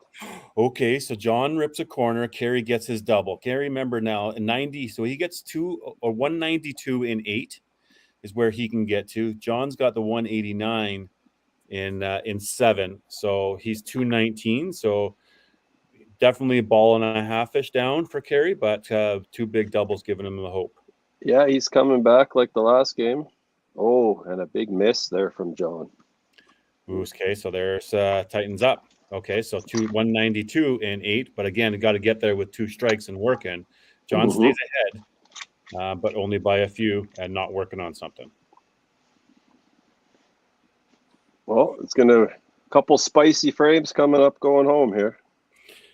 I like the the hunting dogs a little bit. The ones that are, they're usually pretty loyal, a little bit on the bigger side. And of course, this comes from the guy who has a Yorkie, but right.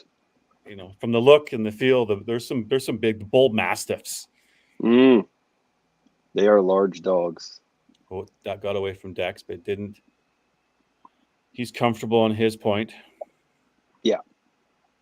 I wonder how many people are actually going to get that reference that Jeff Young made there. But Tim's got this as long as there's no lane brooms around. Oh, yeah. I think most people that would view the podcast on a regular basis would understand that reference. Yeah. It was just an anniversary of some such incident. Oh, was it? Yeah. Good cleanup from Dexter. Popped up on my TikTok of all things.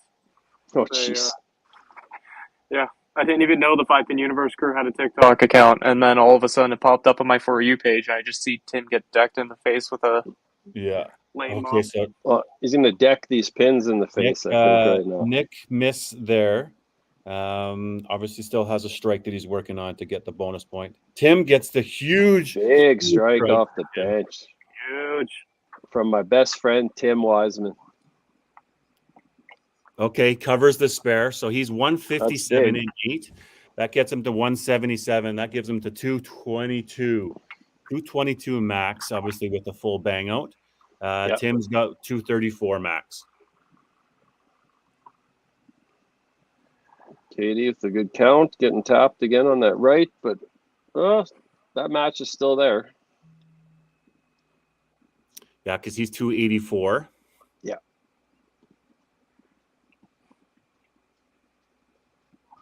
Throws a bit of heat. Ooh. Just off. A little quick there. See the Katie desire with there, though, these guys. It's good. They just keep working at the game. They're going to get there. Oh, yeah. That's, like I said. Okay, so that 3 holes locked up. So we got 1 and 3 locked. We got 4 locked.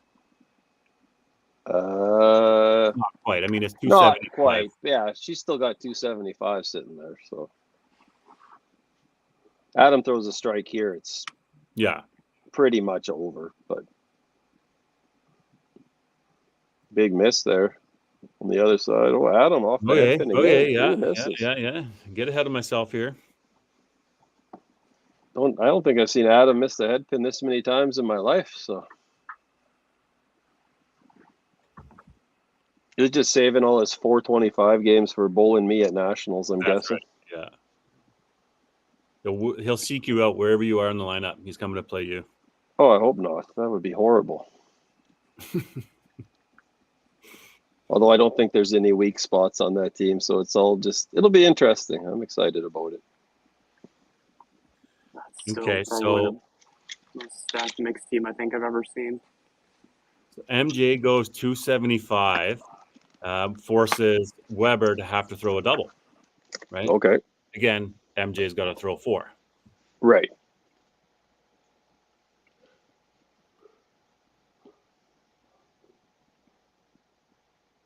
Starts with 1. No. Okay, so that match is effectively over now. Massive shot for Carey. I'm getting out of my seat. Oh. Gotta have it. And he does. Wow. Ooh. Playing like a champ at the bottom there. Clutch shot. So it's lining up. That number 2 match now is critical here. Yeah. 2 comes before 5. This is true. A double here for Tim would be massive. That would pretty much tie it and force the double on the other side, right? Yeah, so again, 187. That 30, so forces the double. 30 counts, 174. Your 13 pins, means you got the strike in the first ball, so you got a bonus 15. So you're almost like that's pretty much deadlocked. They said if you can throw the double. Yeah. Like I said, John is not dead here at the bottom. He's still got the lead, and a strike here still keeps him.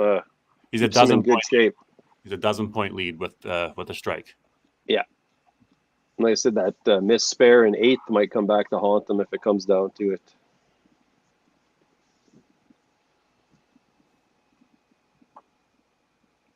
Missed, right? Okay. Well, like I said, these Dream Crushers, they've been in the situations where they've needed to bang out. Carey obviously did it last game. Tim has all the experience in the world, so it'll be interesting to see how deep they can dig here and see if they can get the 8-0. And a full open here for John Walsh. So that's big at the bottom there. So he's potentially 219 in 9. So yep. Yeah, so 219 and 9. So Carey still has to. A corner pin puts him ahead. Yep. All right. Now, from a leadoff perspective, just go and set your team up for good vibes in that 2-hole. Right, throw 3 good shots. Dexter's got to set up his older brother Tim here, and doing that will help. And Tim in there for the first high five. Eh, attaboy. Tim knows what's going on. Oh, for sure he does. Like I said, he's been, like I said, TPC champion this year. He's going to be playing in Tour Championship again for the WCBT. He's been playing well on tour all year from what I've seen. So, yeah, nice setup there, nice double. But on the other side, hopefully this doesn't affect, Nick. Right. Struggle finish here for Justin. And just to reiterate, Tim doesn't need a double, but it would definitely make his life a lot easier if he could throw the first one here. So, good game from Dexter, doing what he needed to do up top there. With the bonus 7 count. Okay. He took it. He took the hit for Tim. Okay, so Nick up first. This is a big shot. What's he got? Okay, so Chop off. Interesting. So yeah, a double here is for the lead essentially. 182. Gotta have it. But still not bad. So 174, 172, 202. Miss. Oh, and the chop miss. Missed. I'm standing up. Wow.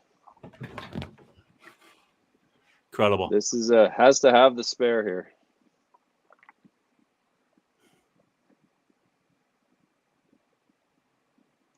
Good.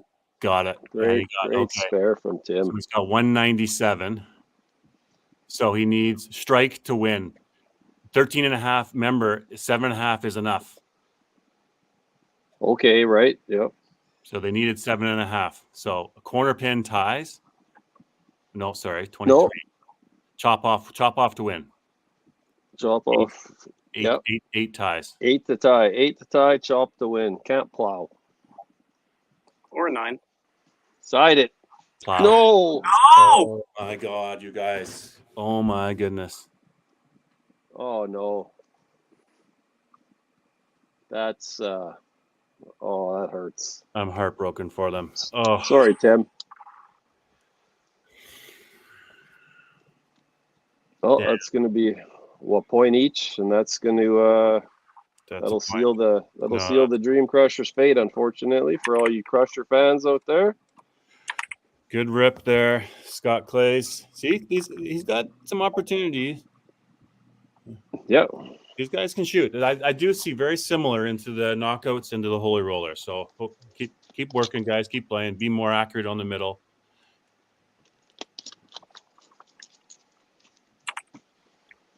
Win there for Katie.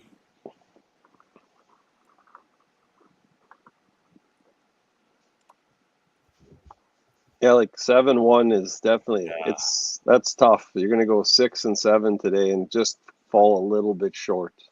So they're gonna be tied and they're gonna lose on the tiebreaker because Misfits have the tiebreaker. I mean, again, if they go 7-1, right? If down the bottom, they could go 6-2 here, and it's sort of a moot point. But still, the tiebreaker rule would then put the Misfits into a playoff position. Correct. Wow. 3 teams all within half a point. Yikes. And then still 2 huge games coming up for the Carnage next. So. Big time. This is why we tune in to watch sports on Sundays, fans. Wow. Bombers and Dream Crushers out of the playoffs, the last 2 championships. So we will have a new 5PL champion in season 3. It is a given. The tiebreaker, Chris, is head-to-head match throughout the season. So because the Dream Crushers and Misfits will be tied potentially if they go to a 7-1 here, they would be they lose the tiebreaker rule to the Misfits. So right.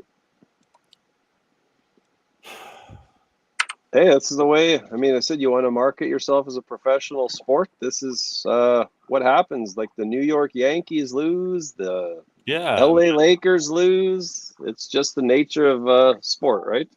Good finish here, Kerry. He came back and threw in a tough situation when he was down by 60 pins at the half. Leave him in, keep throwing the hammer, and he comes in and he rips them all through. Would have been there. Tough for the Dream Crushers. I know how they're feeling. I really feel for Tim there too. And I mean, you just needed a couple inches on either side of that head pin, and that's an 8-0. I mean, that's tough. Tim's a good buddy of mine, so I feel for him right now. Yeah, for sure. But like I said, probably good overall for the league, and like I said, we're guaranteed a new champion. Yeah. I mean, as much as I'm sad for them for sure, but I'm also, from a league standpoint, we have a new winner. Hey, and not everybody can make the playoffs every year, and it's good parity for the league that if the two last winners don't make the playoffs this year, that's not a bad thing. And Okay. just for everyone's reference, I'm going to do a little cough of the loser of the last two finals. Next Gen is still there. So And next are gen, they like averaging 350 per player this year? Like they're averaging 1,500, something absolutely ridiculous. So as long as they all are not out of the country, I think they have a really good shot of winning. I'd really like to know what's going on in the other standings. Because the Mayhem as well were not in a playoff position. They were 39 points, and they always had to get 6 to pass. So we're thinking they would have. And again, the Mayhem played the first 2 games now against Snowman and Trash Pandas. So, spoiler alert, likely somebody's going to hand in out there in the chat. But I guess I could look it up on stream. But I've been too focused on the excitement on this one.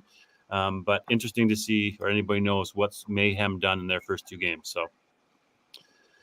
We'll bring in our managers and our people here once Katie gets set up. But yeah, we'll go like this. We don't need that on there. We'll go like that. We'll go like that. We'll add you guys. Add Katie. Katie, we're going to start with you. Obviously, huge win, 7 win. But ultimately going to be falling short. You're in a tied position with the Misfits. Misfits will go home. Tell us how you're feeling. Yeah, I mean, obviously it's not the outcome we were looking for, right? We came in here knowing we had to take 13.5 points. We put ourselves in a good position, taking 6 off the Revengers because we knew that was going to be a tough match.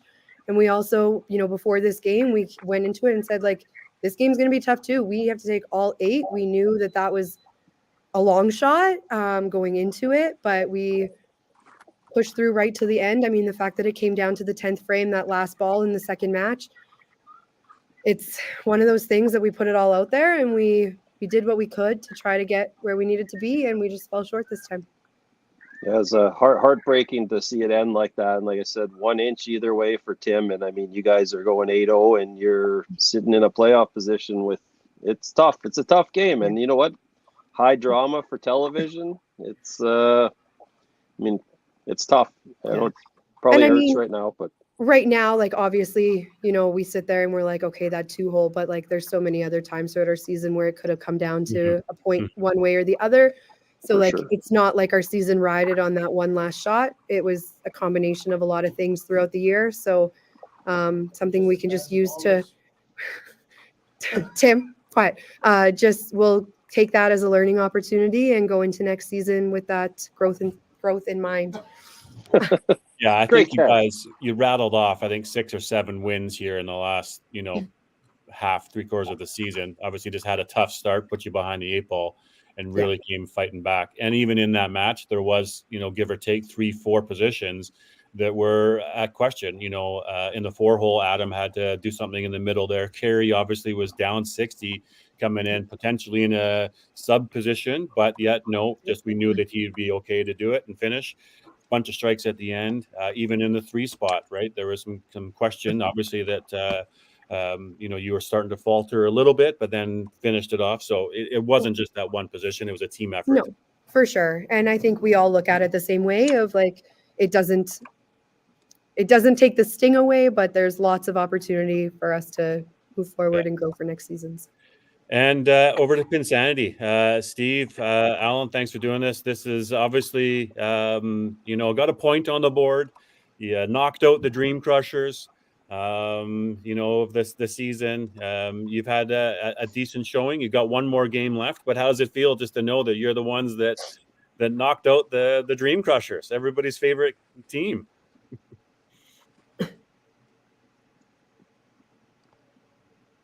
Oh, I think you guys are on mute. There we go. Yeah, I think we would have liked to take a few more points off them and not only crawl out of the basement, but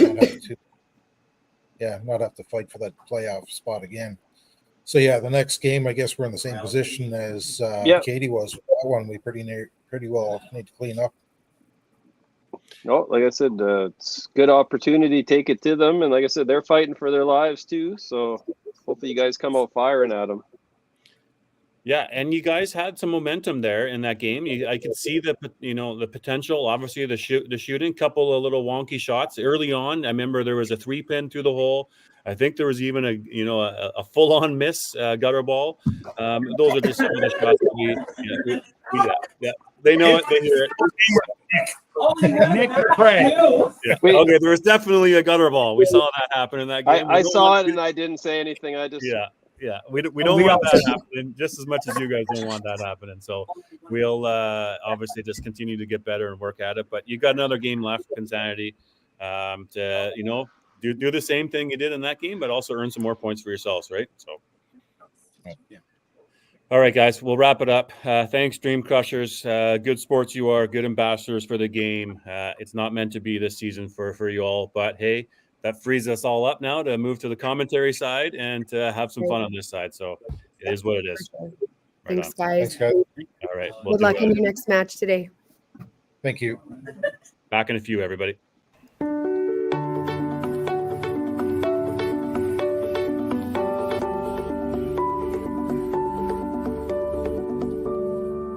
Cargill is proud to be supporting a truly Canadian sport like 5-pin bowling. We look forward to watching some great competition from many competitors and bowling centers across our country. With hundreds of locations across Canada, Cargill is committed to helping the Canadian farmer thrive. Whether it is selling commodities, getting agronomic advice, fertilizer needs, crop protection, and marketing expertise, Cargill is here to help. So please enjoy this bowling. Thank you.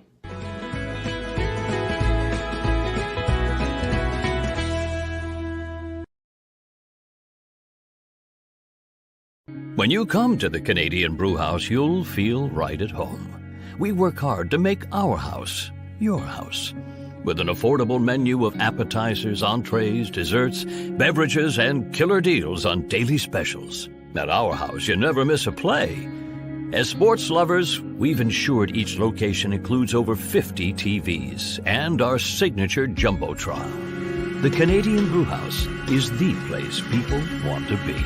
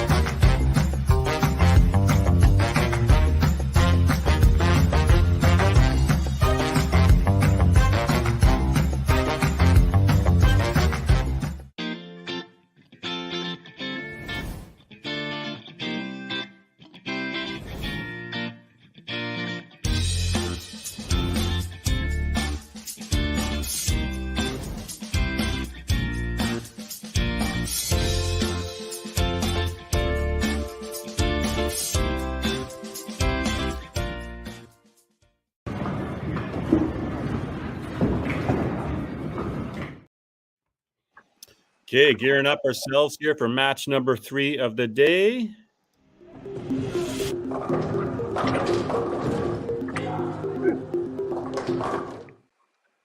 The Calgary Carnage versus the Regina Revengers. So another big match, monstrous. Let's bring in our managers. So we got Jeff Wilson, Sarah Bear. First, Jeff, I feel like you're a WWE guy. Like, let's get that out of the table. You love WrestleMania. Right? No? Not at all. Not at all. Oh, I know Kaplan does. Kaplan on your team does. So he's probably like loving our banter. I know he's listening. Yeah, for sure. Definitely not. Okay, so Carnage, now the table is set for you guys. Obviously, you're really dependent on what the first 2 matches went for the Dream Crushers. We know what's transpired there. Now the opportunity arises for you. Does that change anything for the season? Does that add some added pressure? How's the crew feeling? Tell us what you're thinking. You know what? I think the crew's excited, right? We're at the point where we need to be, and we've got the chance. So let's go out there and let's do it. We're looking forward to a good match here. Yeah, and Sarah, on the other side, you've got some work to do yourselves, Revengers. You probably don't want to lose 2 games to finish off your regular season. You know you're in a playoff spot, but there's still some work to be done and where you want to get to in that. How was the last hour break for you? It was good. We kind of just sat around, hung out. No real like bowling talk. Just kind of took it easy and took our break, and now we're ready to come back firing. Okay, sounds good. Jeff, any action going on at the bowling center there, or you guys have a center to yourselves? What's the atmosphere feel like around there? Yeah, we've got the center to ourselves right now. Brad and Kelsey's kids are running around, throwing on the other side with the glow bowl and enjoying that. So a little bit of noise there, but no, it's just us here for this match. For a little work day. And same with you, Sarah. Nobody yet really in the building, just you guys doing your thing. Yep, we got Brad Moen's one little girl, youngest girl, is here. She's also running around, so I think that's a common theme with kids, but that's why bowling alleys are so big. That's our future generation right there, watching their parents play the sport they love and being on TV, right? Because just remember, we are on TV, so let's do it. Jeff, let's give us a lineup for the Carnage, please. Yeah, so we're going to start with Kelsey, Kurt, Tracy, Derek, and then Brad. And I got Rob and Bobby on the bench, and then Carrie's our 8th person out today. Okay, you got got everybody available. Good to see a couple of subs ready to go. And Sarah, how about your lineup for this match? Yeah, so we are doing John Moen's leadoff, and then we're going to do Doug Clark, Josie Brooks, Nelson Frank, and Brad Moen's to close. And Crystal and Danny will be coming off the bench. Okay, Danny did a fine job of that last game, so not a bad place to put him back there, right? Yeah. All right, gang, we'll let you go.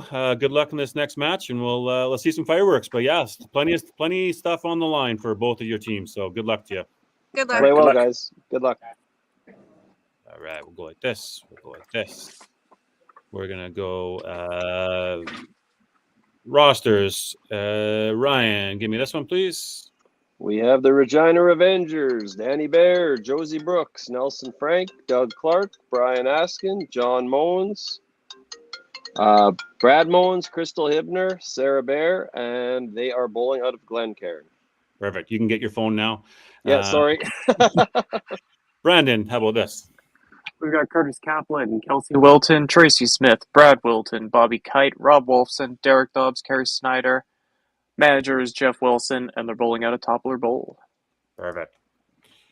All right, team, we are set and ready to go.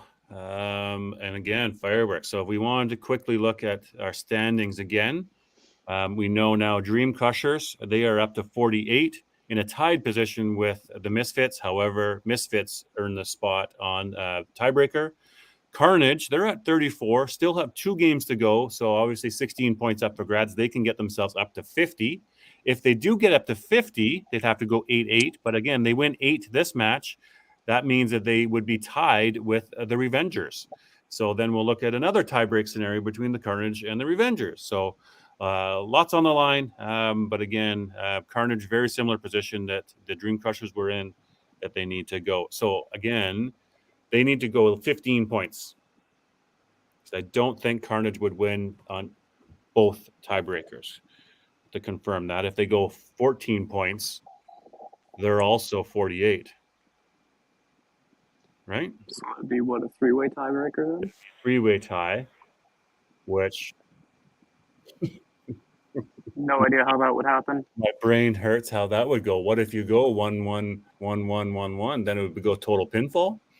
Probably. I think they did go 1-1-1. Hate to break it, but I think they did go 1-1-1.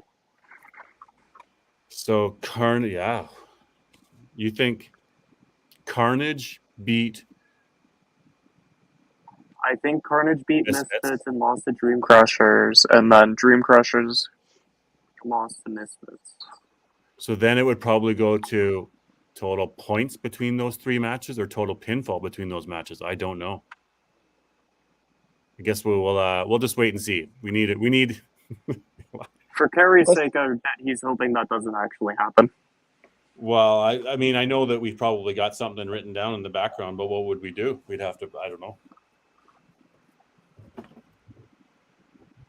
Because what if it was 6-4, it'd probably go that. So, or 6-2, 6-2, right? So then you got 12 points for against. It would probably go points for and against, and then it would go pinfall if it was all tied again. That would probably be the tiebreaker, I would imagine. Points. I'm not. Yeah. Yeah. Yeah, because what if you won 5-3 and you lost 8-0? Mm-hmm. Yeah. So you really only had 5 points for, and you got 11 points against. How can you be the one that goes through? Carnage with a couple strikes there to start, and Revengers are got a few marks on the board too. Nope. Our camera is moving. Tracy with the big chop spare. We got the other half of the ladies commentary team here, or the podcast team bowling in these 2 matches. So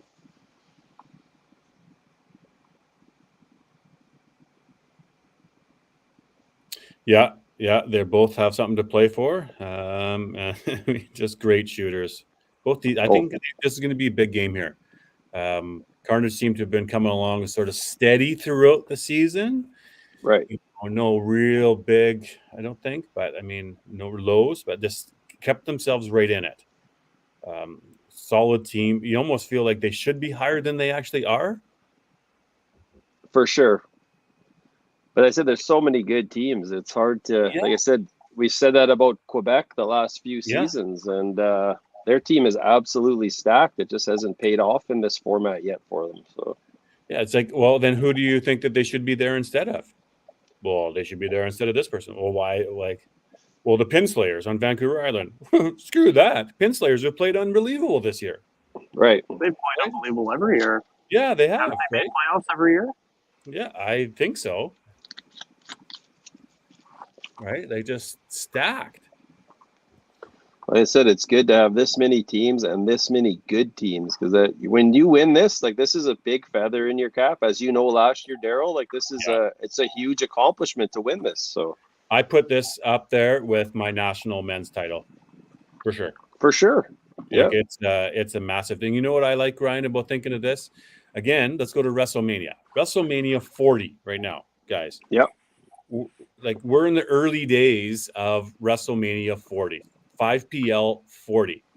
When we can look back and see how many statistics how many games have people played, how many championships have people won, this is a resume builder, right? Right. Like, the Undertaker's won 25 times, John Cena's won 8 times. Like, it's something like that. The Dream Crushers have won 7 times. The Carnage, the Misfits have got 2, runner-ups and now a title. Like, you know what I mean? Like, it means something. And I know people maybe aren't quite putting it onto their resumes yet, because of course WCBT, or there's tour finals, or there's opens and masters, but I'm putting it on my resume 100%.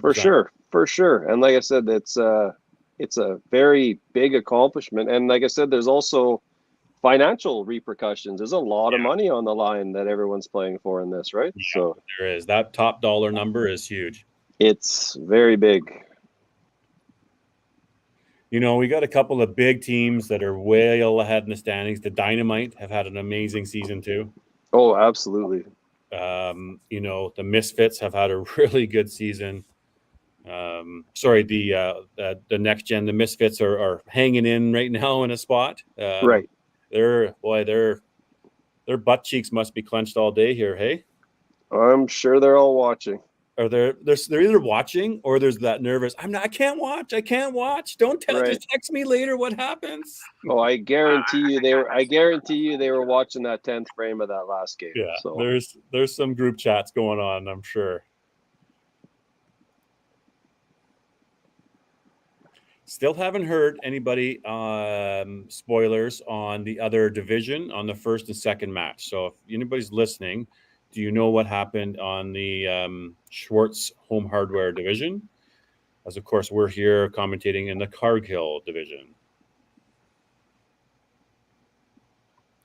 Mr. Dobbs with a head pin there.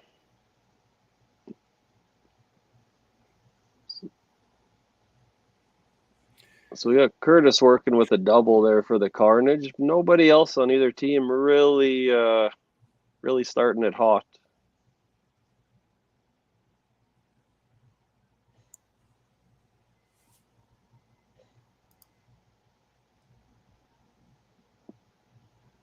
So just to double check, the Carnage need to go 8-8, or they don't need to get it all.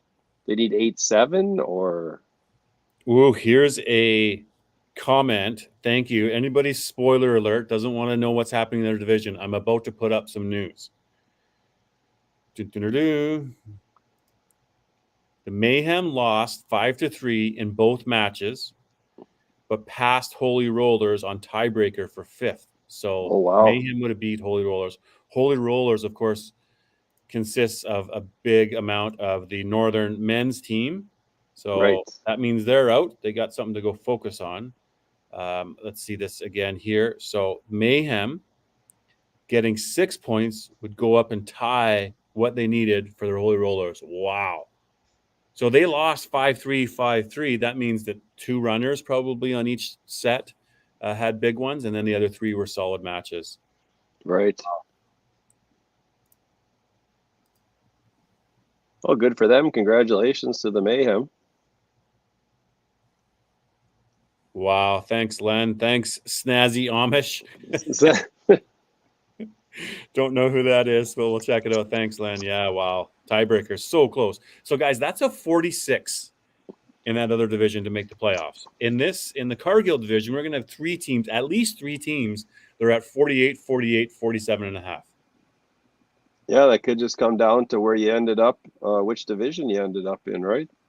Little bad luck of the draw maybe for a few teams. So that means in that first match, that means Snowmen and Trash Pandas would have won a match. They would have won 5-3, 5-3. Right. Bear with me, everybody. We're going back to the standings. So Snowmen go 5-3. Now they're playing another match. So they would have gone up to 34. Same thing with the Trash Pandas at 34. So they can both get past Thunder into the middle of the stack for the next match, and even potentially past the Lumberjacks. So moves them up into the standings a bit. Right. I know Trash Pandas, we've seen a stat about them having the highest score against, like something like an average of 14-25 thrown. Yeah, it's pretty gross. And I got to play Panorama and the Beef Bowl last year, and you know what? I really like that house. It's very high scoring. Curtis with a 3-bagger off the jump here.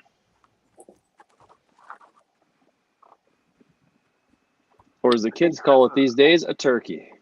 Yeah.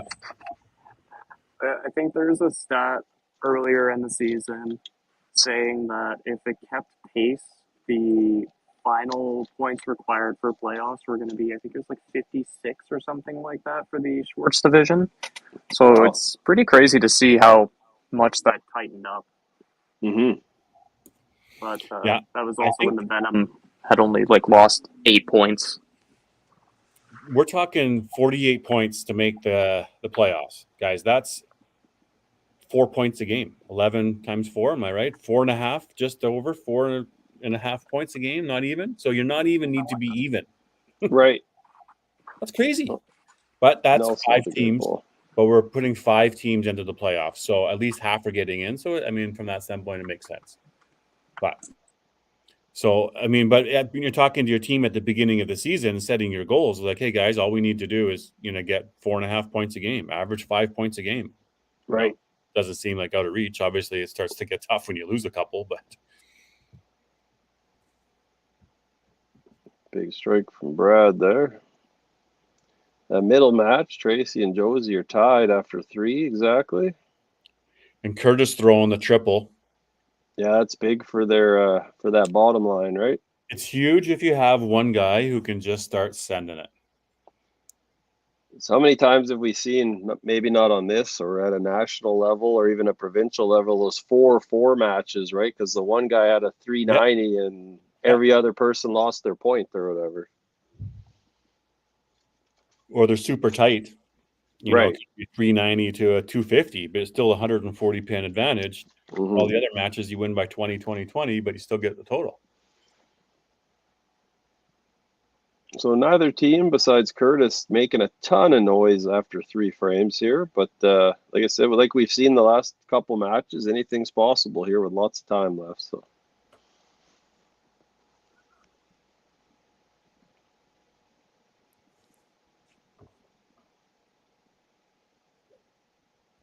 Revengers had a little bit of a slower start in that first match too. right.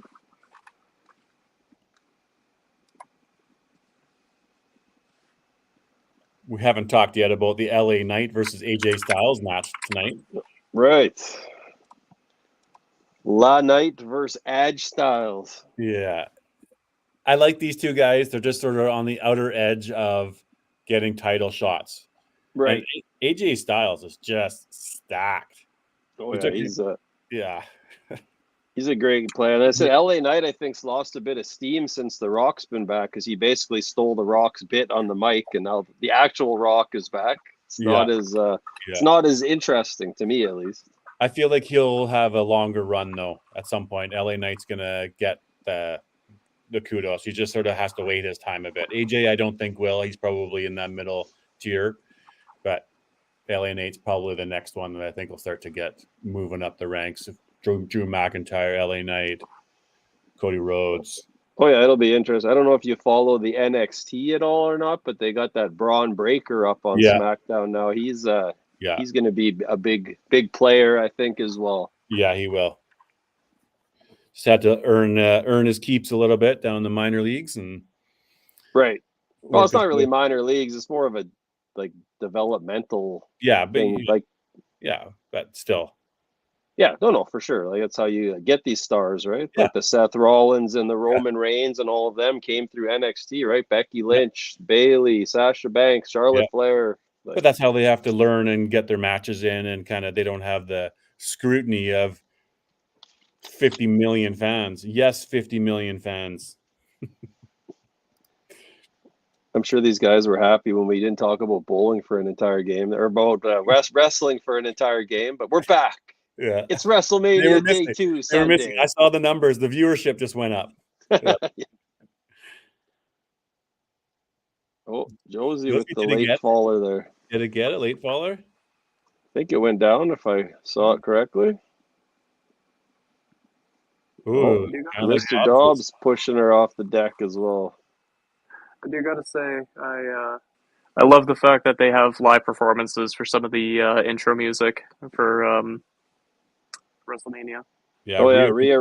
Yeah, she had Motionless in White playing live there. There's going to be some.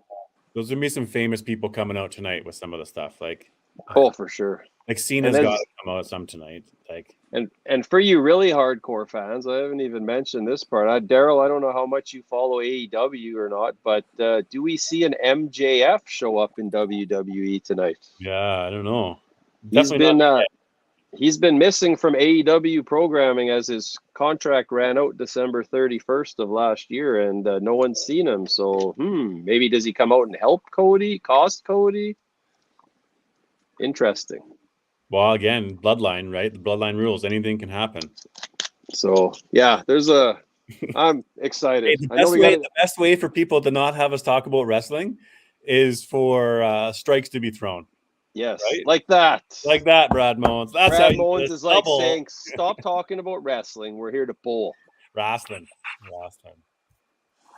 Yeah, I'm not really excited about the Philadelphia street fight one. Doesn't do anything much. I mean, Bobby Lashley's, Oh, right. Yeah, dude, no, that's those are just fillers. Those will get the guys a little bit of appearance on the. Yeah. I mean, you probably see some guys go through tables and walls and jumbotrons, so that's fun. I mean, I'm certainly not volunteering to go chucked through a table, so No, not by a Bobby Lashley or those. What are those guys on the other side? Authors of Pain. Those are big boys. Like, let's see at a bowling banquet. You know what? Then the Open Nationals this year. I want to see, you put Adam Weber through a table. I might be able to pick him up now. We'll see. Right? Let him put you through a table. Let's see how that feels. Who wants to break some tables here? Him and Braxton still got to kick soccer balls at me at Heritage. So. Oh, that's the punishment? That, and I have to bench all my pitching against him both weeks that I play him in fantasy this year. There's your punishment. I give you permission to put me through a table. For real? I'll take it. Yeah, we'll do it. Wow! You hear that, fans? If you're coming if we can get DB to come to Heritage, I will power bomb him through a table at Heritage. I'm going to wear punishment. I'm wearing hockey uniform or outfit, like padding. Oh man, this is great. All my dreams are coming true. I've never put a guy through a table, especially to win a bet. I'm in. I'll let you do it. We're definitely wearing hockey padding though, for sure. Oh, for sure. I might need. I might record this for me. If this actually happens. I might need help with the power bomb from someone else. We'll see. But I'm not young anymore. Okay, Crystal's heading in for Doug. Okay. I'm sure Derek Orrin will be there. He'll be able to help you. Oh, I'm sure he could. There's multiple people that could probably. We'll do a shield bomb when all three of them pick you up. And Danny is also coming in for John. Okay. Thank you. We're just heading into the break here. Josie with a big strike. I think we'll have to pay for a table. Maybe we can raise money somehow for charity for this, no? You know what? I'm sure just to see the spectacle, we could probably talk to Shelby or someone, get an old table to. Shelby's into wrestling. I know he's into WWE for sure. Okay, well, there you go. I mean, what better thing to sell the Heritage Traditional than seeing a human being get put through a table? Get power bombed. Come to Heritage, get power bombed. Maybe a choke slam through the table. That would probably be easier. Sure. We'll talk about it. We'll figure something out. We'll probably need to rehearse this a little bit and maybe it's like the Buffalo Bills through the tables. Right. I'm sure we can alter the table to make it a little less painful, or however they do it in WWE. All we need to start a GoFundMe for just the table. For one table. Yeah. Sponsor this power bomb or choke slam through a table. See, at Heritage. And you all thought we were going nowhere with this wrestling talk. There you go. Look at that. Two guys talking about something they love watching, and it turns into something grander. So, I mean, this here's a big shot for Brad. Obviously for Brad Mowens as well. To go get the chop. Chop on that side. Carnage, they're doing what they need to do. In the mix. That anchor spot is going to need to come chase Brad Mowens, but otherwise they're sort of in there for the 4 matches. Yep. And total. Mowens with the big spare there. This whole WWE putting somebody through a table of the year, I'm not going to be there. Well, shouldn't have got hurt, man. Look at this. No, it's not because of that. It's because I have a kid on the way. Oh, that too. Yeah, sorry. Now we've got people interested in table. Love it. Oh, yeah. Love it. Yeah. All right, everybody. People are booking their flights. Yeah. I'm going to go do some push-ups while we play the commercial.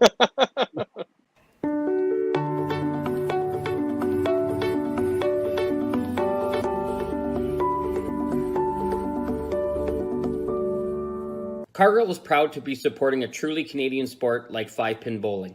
We look forward to watching some great competition from many competitors and bowling centers across our country. With hundreds of locations across Canada, Cargill is committed to helping the Canadian farmer thrive. Whether it is selling commodities, getting agronomic advice, fertilizer needs, crop protection, and marketing expertise, Cargill is here to help. So please enjoy this bowling. Thank you.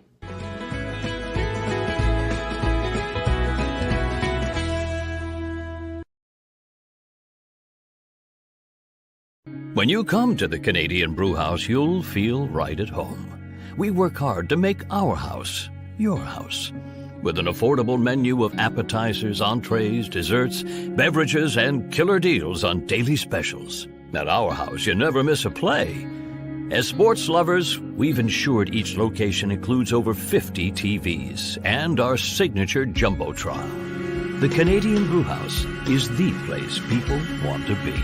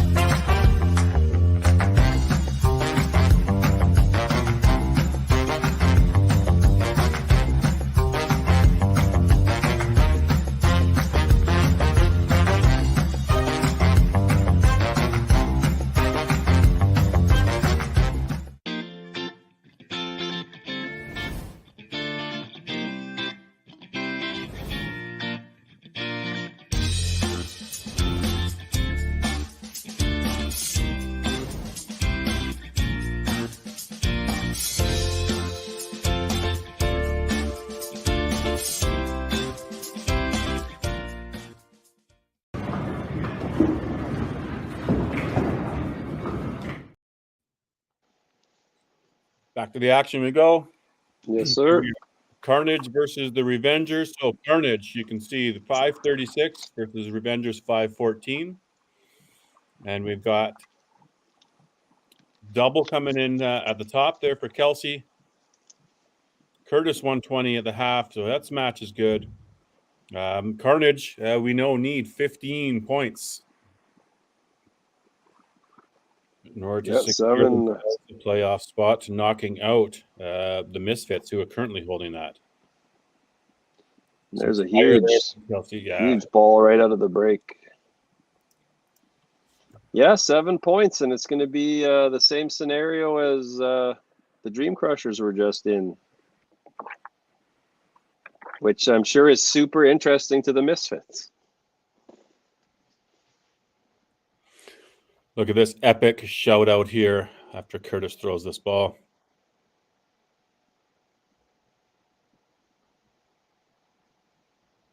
Curtis gets a strike out of that. Good job. His body language did not indicate that was a strike. Didn't know what was going on there. That was interesting. Epic shout here, Mr. Sean Schwartz.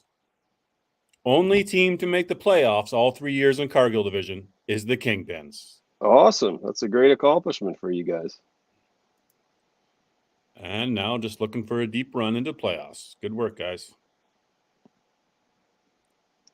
I still don't know where the bowling alley is in Stettler, and I've driven through it about 30 times in the last 20 years to go to Red Deer. So I've never seen that. I don't think I drive on the bowling alley street. Yeah, it's kind of, you turn off as down the street. But yeah, he's a good little center down there.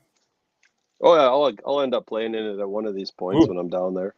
So it doesn't matter, though. So Curtis is telling us Carnage has a tiebreaker over the Misfits. Yeah. Okay. But the Misfits have the tiebreaker over the Dream Crushers, and we think the Dream Crushers have the tiebreaker over the Carnage. So there could be some crazy calculations going on at some point in time. We'll need to know what the points were in each of these matches. That is a nightmare scenario, and I'm here for it. It is. Let's see it. Yeah. Here's my boy Bobby's in for Tracy.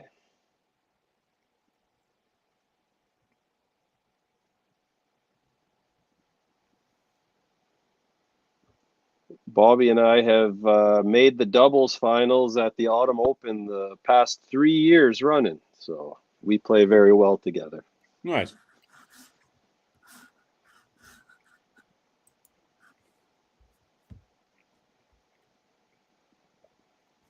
Ooh, Nelson ripping a 3 out there. The big strike double there for Josie, though, in the middle. Oh, for sure. Yep. Against Tracy.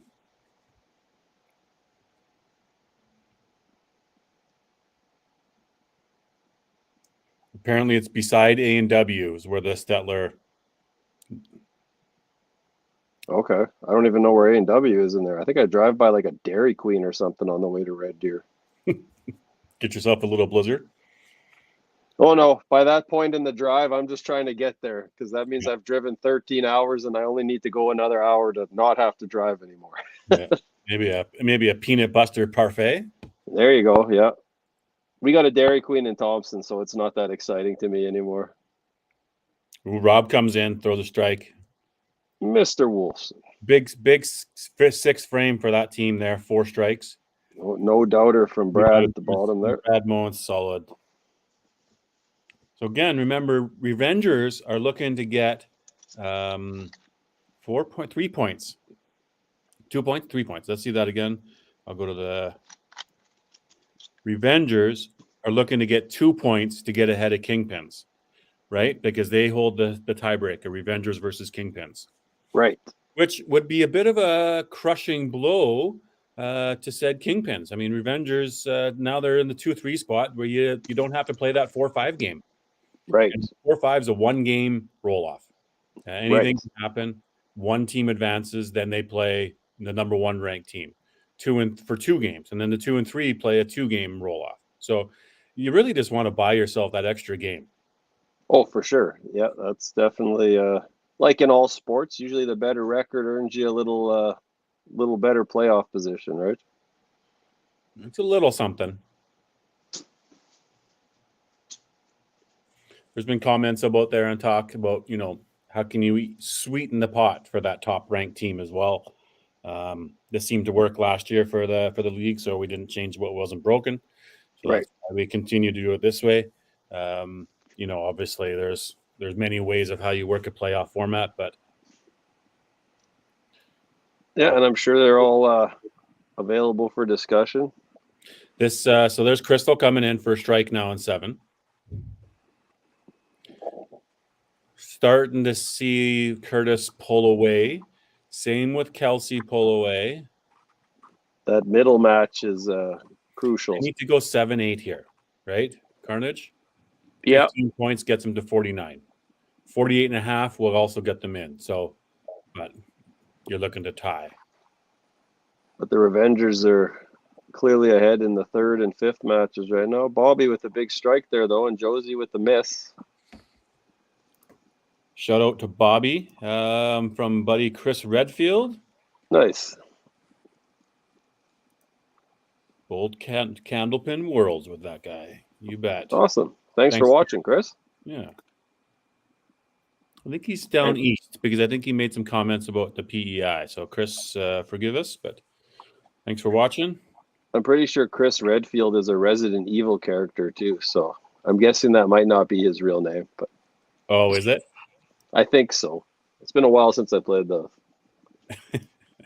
Well, it does look like a 3D picture there. So Candlepin is so intriguing to me. People aren't telling us we don't know their real names. What?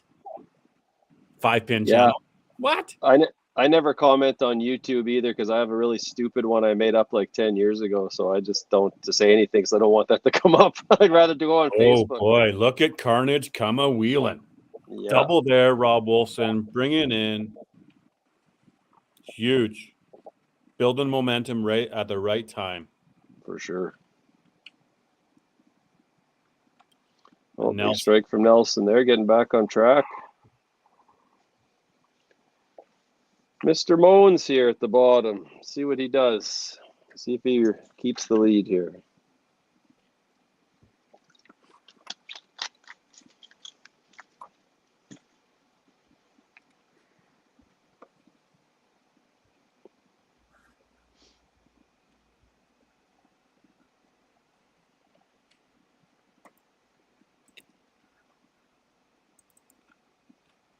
Oh, and he does.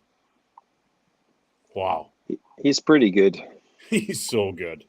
So many good players across the country. It's awesome to be part of this. I think it was the hop, though. The 2-pin would have stayed up had he not hopped. I cut the back of my leg open on the ball return on lanes 9 and 10 at the provincial qualifying last week, hopping out trying to get a 3-bagger. So Kelsey just going up top there. Kelsey, Yahtzee, the old Yahtzee. Fire too. Just throws a ball, comes off with such energy, passion. Just want to go run through a brick wall with her. Heck yeah. Love seeing the resurgence of Curtis Kaplan, working hard on his game, on his body, his fitness, mind, mental, playing at the Open again this year. Calgary haven't quite caught up with him, but obviously longtime buddy with CCAP, many, many years and many, many good times with the buddy. So it's just awesome to see him competing at a really high level again. Oh, for sure. Hopefully we'll see him in Regina or in Red Deer. We've now sweetened the pot with table power bombs, so maybe you'd like to see that. I bet you he would probably want to put somebody through a table. You know who would want to really for sure put somebody through a table would be Brett Mapstone. I would not want to be put through a table by him because I'm pretty sure he could probably just kill me by flicking me in the forehead with his pinky. So I think him and Carey Kreitz had a little go at it at the Open Provincial banquet. One was a willing participant, one was not willing, and one came out on the wrong side of it. Okay. I'm sure you can guess who. That's I don't think I need to guess. Carey's got some bruising on his ankle, so actually maybe that's why I saw him slide a couple of times today. Oh, there you go. Yeah. Oh, big half from Bobby there. It is, and Bobby potentially has a chance. So he's 168. He's 258 max there. Josie's not there by any means just yet. So and miss there. So yeah, it looks like about a 20-point match, depending on what she does here next. Yeah, top 2 spots, looking good for the Carnage. Derek steady, him too. Derek Dobbs. He's been a long-time player that's been in the game for ages. Having some success and Calgary and good vibe, good culture down there, good buddies and playing. I played with him at Regina. In the Bakers, like the game is there. Oh, for sure. Yeah, I played a shift with him, and he's been in Winnipeg the last few seasons. Yeah, he's a really solid player. I think he might have been the top qualifier 2 years ago in Winnipeg, if I remember. It's confidence, right? Once you do it once, okay, I can do it twice. Once you start doing it twice, you start believing like this is a regular. Like you're always in there, right? It's just confidence goes a massive long way. You're good shooters. It's just. Yeah, like I said, for me personally, Nelson. I was in the same boat. Yeah, and also the big double. Yeah. Okay, so that match is tight. He's down maybe a ball because of the other side there, but Josie got the spare. We still got the 3 decent lead for Josie and Brad Moans. Yeah, 3 and 5 are the keys right now. Also named the GOAT at times. Oh, for sure, yeah. On a the run boogeyman. Oh, that's interesting. Yeah, that tightens up that match, guys. Now this starts to bring into play 7-1 now. Mm-hmm. I mean the confidence, the belief of it, right? They got 3 guys or 3 people, so we're rolling on the other side there, right? So, but they still need 2 points. Revengers need 2. Right. 2 to get to 3rd spot. And 2 also would eliminate the Carnage from the playoffs. It would. Well, no, it would put them potentially into a playoff because Carnage needs 14. Carnage gets 14, they're at 48. Oh, okay. And then they're in a 3-way tie. So they could go 6-8, but they'd rather probably go 8-6 would be the dream, or 7-7. Yeah, I don't know what the numbers are right now at this moment for a tiebreaker. Should probably dive back into some stats so we know before we go into next match. Right. Kelsey just running them out. Not missing. 6-pack. Ching! I'm going to message Carey and Tim right now. That's probably a good idea, just in case. That's an interesting scenario that you brought up. So I'm sure the Misfits appreciate that we realize this now. There's like another team's involved with this. Yeah.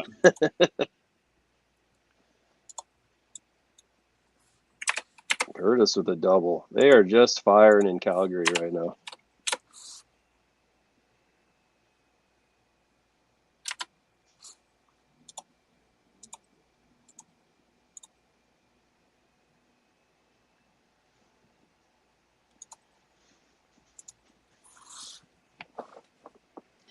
See if Bobby can put a little pressure on here.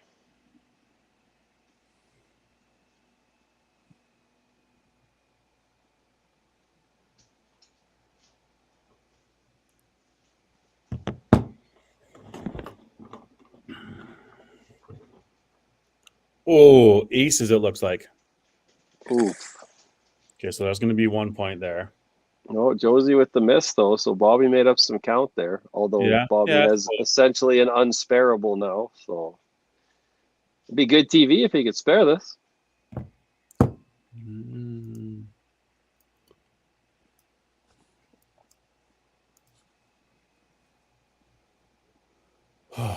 Bookmarks, where do I go to?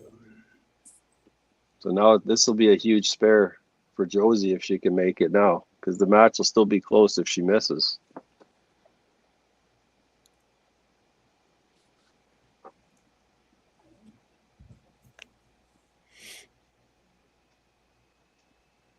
No, she pitched. Oh, big time outside on that ball. So yeah, Bobby is only going to be down a maximum of 14 going to the last frame. So every point is up for grabs for the Carnage right now.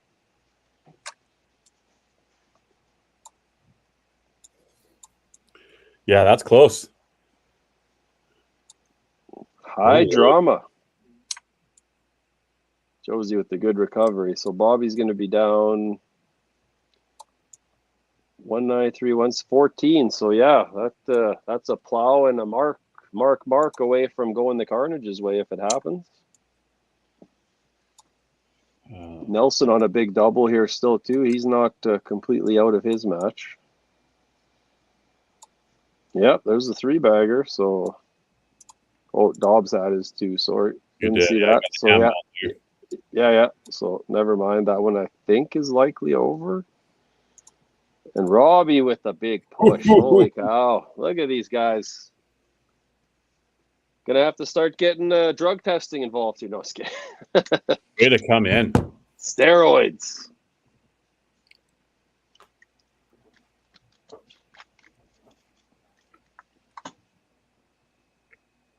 Oh, and Brad with the plow at the bottom for the Revengers. This is nuts. This is nuts. We have a match. This is crazy. I'm glad I'm here for it. This is wild. Like last year, I remember some of the crazy finishes, but there's a 7-1, 8-0 on the table here right now. And every match we've done today, there's been high drama involved, which is what I like to see. Like every match, every ball means something here. So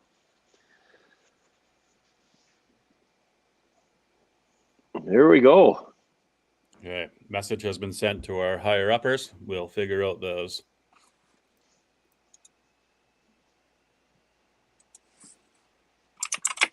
Scores, those points in the matches between those two. We still got the potential for some huge games here on the Carnage side. Wow, coming out to play. They're not done yet. Hey, this is the belief, and everybody should have this belief across the country. You're not done until the last ball is thrown.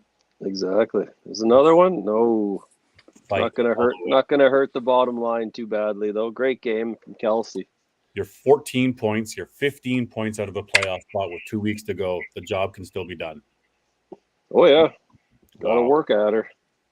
Get a couple breaks to go your way. Like I said, the Misfits were a Tim Wiseman head pin away from being eliminated earlier today, right? Sometimes you gotta have lady luck on your side.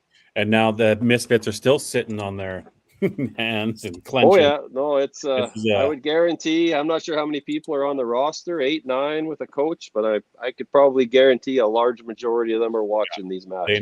They know what's going on here, and they know that's like not a comfortable spot to be sitting in with two powerhouse teams having to. It's good though. It keeps our viewership up as long as they're engaged. So Kaplan's going potential 345. They're shooting like 1,500 here. Big finish. They're playing well and ripping it. There's That was another one, for yeah. sure. Kaplan. like I'm not going to say nothing right now, but this is looking very, very juicy, very spicy out there. That point is really big in that third hole now, Josie and Tracy. And she's gonna, I don't know if she's gonna wait or if she's gonna just go up and throw. This is an interesting. That said, Nelson and Brad Moens are still in their match. So we're getting ahead of ourselves if we're saying it's an 8-0 or even a 7-1. No, correct. But like, there's still, and that's why I didn't say but there's still 3 matches. So yes, things are in good shape. But and again, Regina has to know that they've 2 points gets them into third. That's it. Right. Like that's not give up because you got 2, 300 thrown at you in the top here. And it looks like she's waiting, Josie. Hey, like waiting for. Yeah. Oh no, she's. I like that. You mean to each their own? You could go up there and try to put the pressure on Bobby before he gets a chance and just kind of end it. But they're going to go. Looks like kind of shot for shot here. Yeah. Great game from Curtis. And Bobby's fine with it. Yeah, that's fine. I got to throw. Let's go throw. Oh, Bobby got ice water in his veins. This doesn't bother him. He's going to go up and do his thing out there. And Josie's obviously looks like she's staying back and watching. Oh, I guess she's going to gauge what she needs to do. Bobby throws the strike. I mean, now the pressure goes back the other way. So.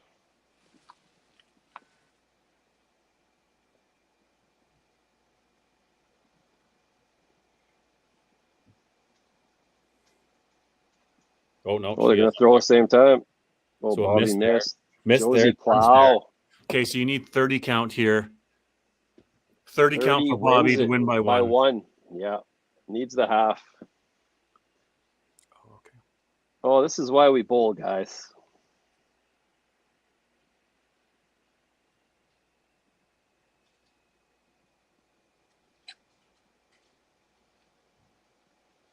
Is it there? Oh, he missed the head pin.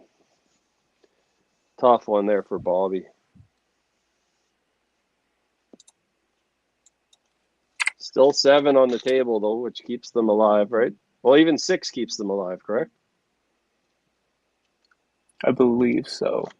But they'd need 8. 7 would be... Yeah. 7 would be ideal. If they get 6, they need 8 to force the tiebreaker.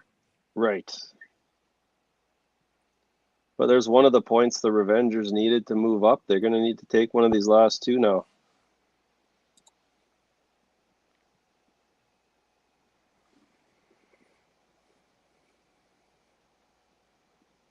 Oh, Dobbs with a punch there. That's interesting now. Nelson has a big opportunity here.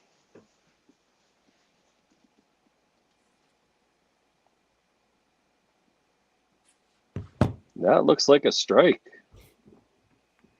Big strike there. Okay, wow. So that the 2 points that they need. 267, 8, 275. So a chop off here. Well, he's still got 2 balls. I think if Nelson hits the pocket, he wins. Yeah, but that's what I mean. Just the chop off secures it. Yeah, right? In the side. Gotta at least leave a sparable. Yeah. Don't plow. Don't get aces. Missed. Well, aces is fine. You're good. Oh yes, count wise. Yeah, sorry. Side of the head pin is huge. Oh wow. So he needs to tie. 5 to tie. 5 to wow. So we're looking at 6.5. Okay, so then they wouldn't need to go. So. Oh well, you still need 8. Still need 8 the next game if it goes that way. But yeah, 7.5 isn't enough. 13.5 is not enough. Okay, so Rob punches too. Mm. Such massive momentum here. Wow. Massive momentum for Carnage. So And just he's only got 266 max, and Brad has 263 on the board. Did Rob clean him? Yeah, okay. So he could get the 266. 266 shuts him out. He needs both pins. Don't hit the 2-pin. Punch the 3-pin. You're safe here. Needs both. Yeah, that seals that point. So they're still alive with a game to go. That means. So that's only 6.5, 1.5. Revengers aren't going to get their 2 points they need. They are not. Oh, Kingpins are into third. What? Wow. Unbelievable drama, you guys. What is happening? You're right, Cindy. What is happening? Could this be the greatest day in sports history? We got bowling. We got women's basketball finals. We got WrestleMania. We got crazy baseball stuff, hockey playoffs, NBA. Oh, my goodness. The World Series of Croquet. I don't know if that's a thing. I'm just throwing it in there. This is nuts, guys. I didn't even know to say. Like this is awesome. This is awesome. I hope we got a lot of viewers on the edge of their seats that are tuning in across Canada. 1.5. Okay. Craziness. So 6.5, 1.5. So now that puts Carnage up to 40.5. And 8 puts them ahead. Yeah. Right? 7.5 puts them in a 3-way tie. Don't know the tiebreaker scenarios. We're on the sidelines trying to figure that out. But Revengers, though, are now 51.5. We've got teams that are going to be 52, 51.5, 48, 48, 47.5, and whatever Carnage.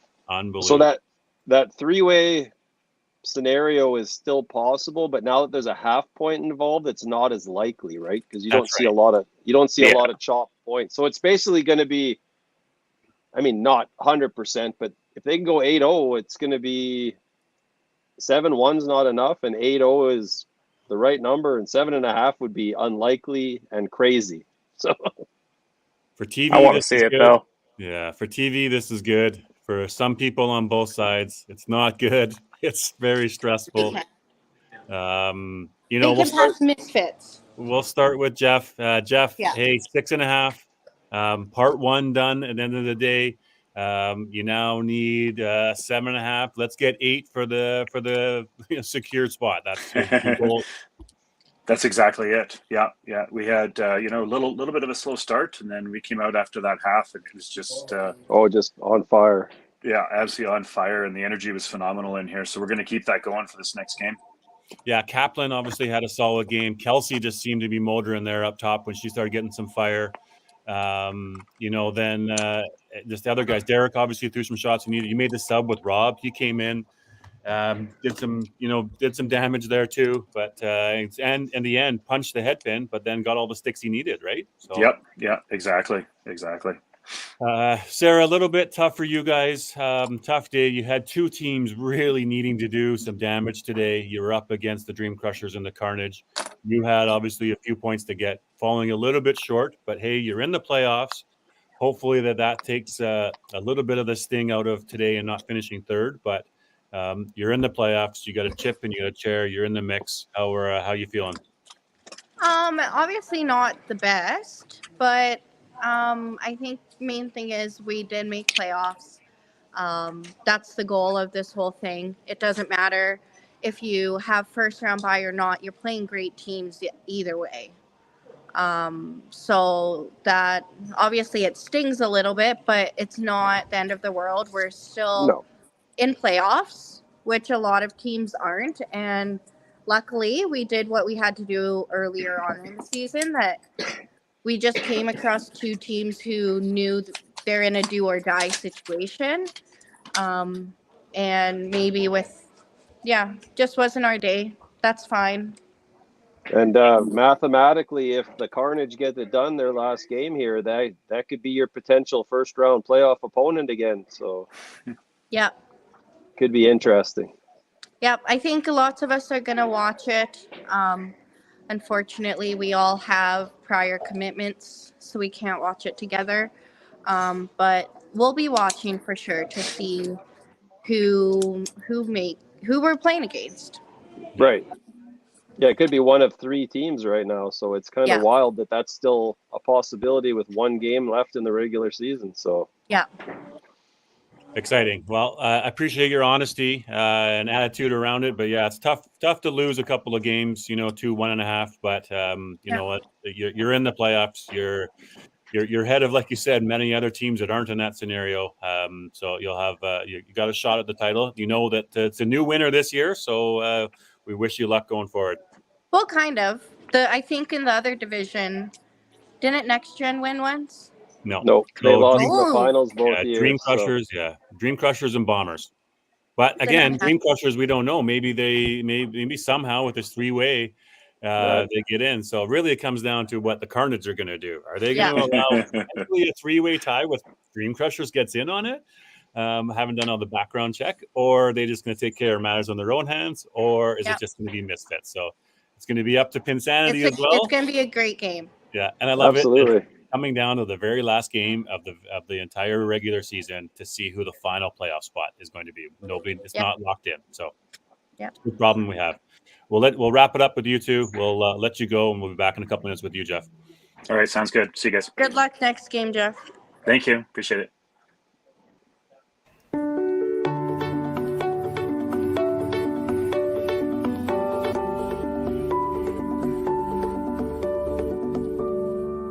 Cargill is proud to be supporting a truly Canadian sport like 5-pin bowling. We look forward to watching some great competition from many competitors and bowling centers across our country. With hundreds of locations across Canada, Cargill is committed to helping the Canadian farmer thrive. Whether it is selling commodities, getting agronomic advice, fertilizer needs, crop protection, and marketing expertise, Cargill is here to help. So please enjoy this bowling. Thank you.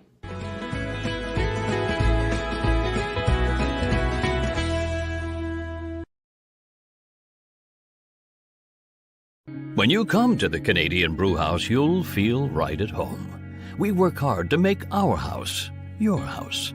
With an affordable menu of appetizers, entrees, desserts, beverages, and killer deals on daily specials. At our house, you never miss a play. As sports lovers, we've ensured each location includes over 50 TVs and our signature Jumbotron. The Canadian Brewhouse is the place people want to be.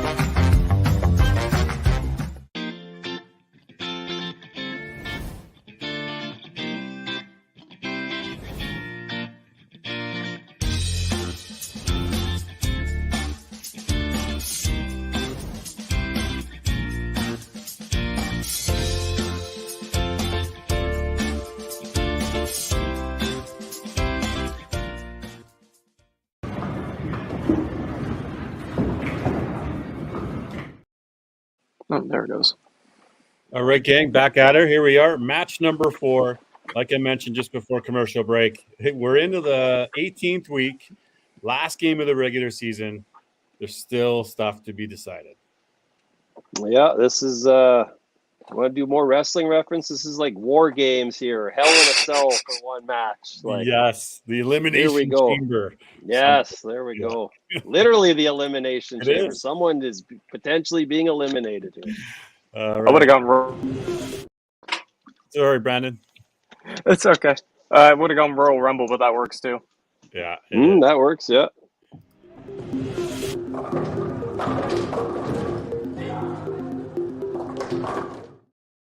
All right, final match of the day. Let's bring in our managers and Q. And that doesn't look like Steve. That looks like Valerie that's in there. Valerie, we're into the same scenario as we were the last time we talked to you. You got a team in the Dream Crushers that were looking to fight for their life and to get into the playoffs. Now we've got the Calgary Carnage. They've got a task at hand. They know they need 8 points in order to be secured a spot into the playoffs. And you get to be the spoiler yet again. How does that make you guys feel?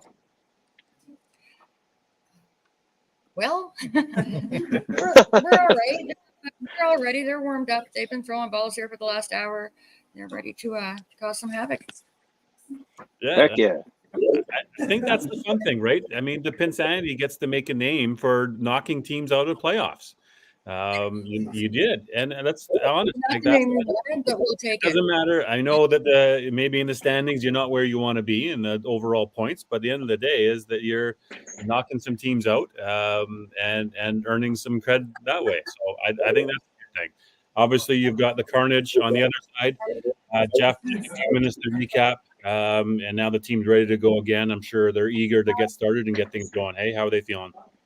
Yeah, I know they're feeling great, and that, like I said from the last time, the energy was phenomenal, and I think that's going to continue here this game. So, looking forward to a good game and having some fun out there.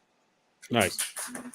Insanity. How about a lineup from you guys? Any changes? We keeping things same.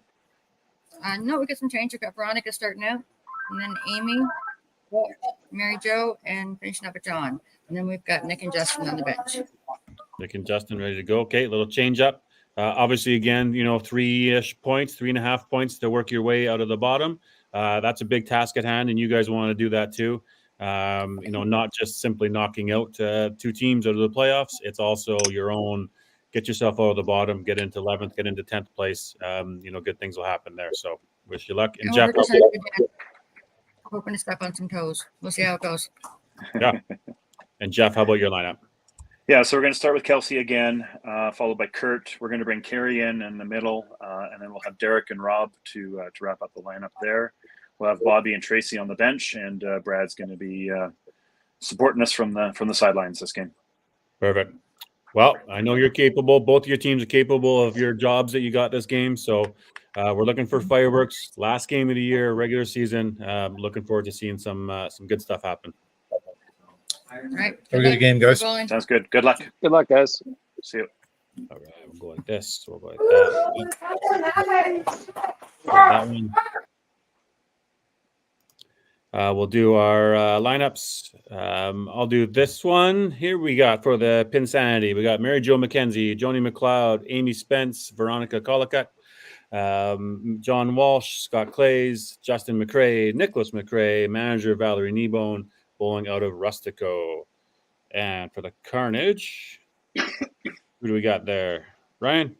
We got Curtis Kaplan, Kelsey Wilton, Tracy Smith, Brad Wilton, Bobby Kite, Rob Wolfson, Derek Dobbs, Kerry Snyder, managed by Jeff Wilson, and they are playing out of Toppler Bowl in Calgary.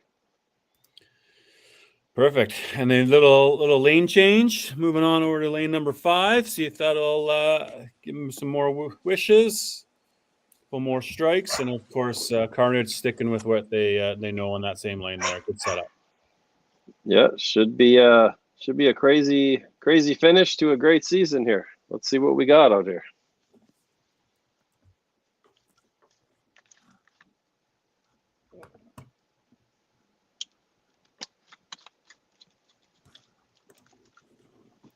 Yeah, a couple new players into the starting lineup, anyways, for Pin Sanity. Yep.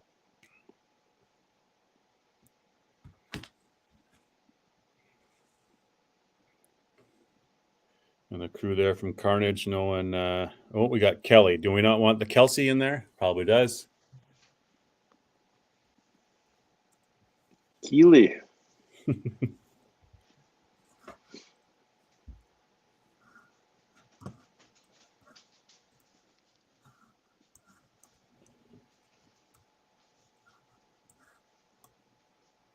Here we go.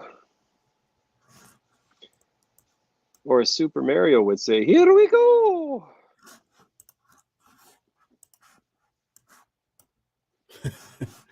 My daughter got kicked off of Roblox because she said that Mario sucks the other day.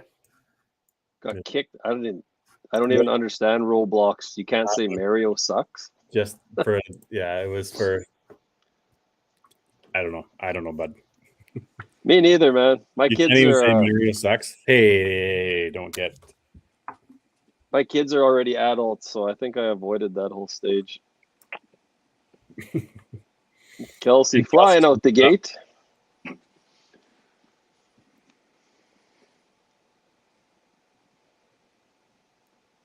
Oh, my Detroit Tigers are already being crushed top of the second, down 5-0. Great. By Oakland. Super duper. What's with Oakland? How come they're not moving to Vegas? They're moving to Sacramento? Till they get their stadium built in Vegas. Oh, okay. That might not be till 2027 or 2028. Makes so yeah, sense. they're just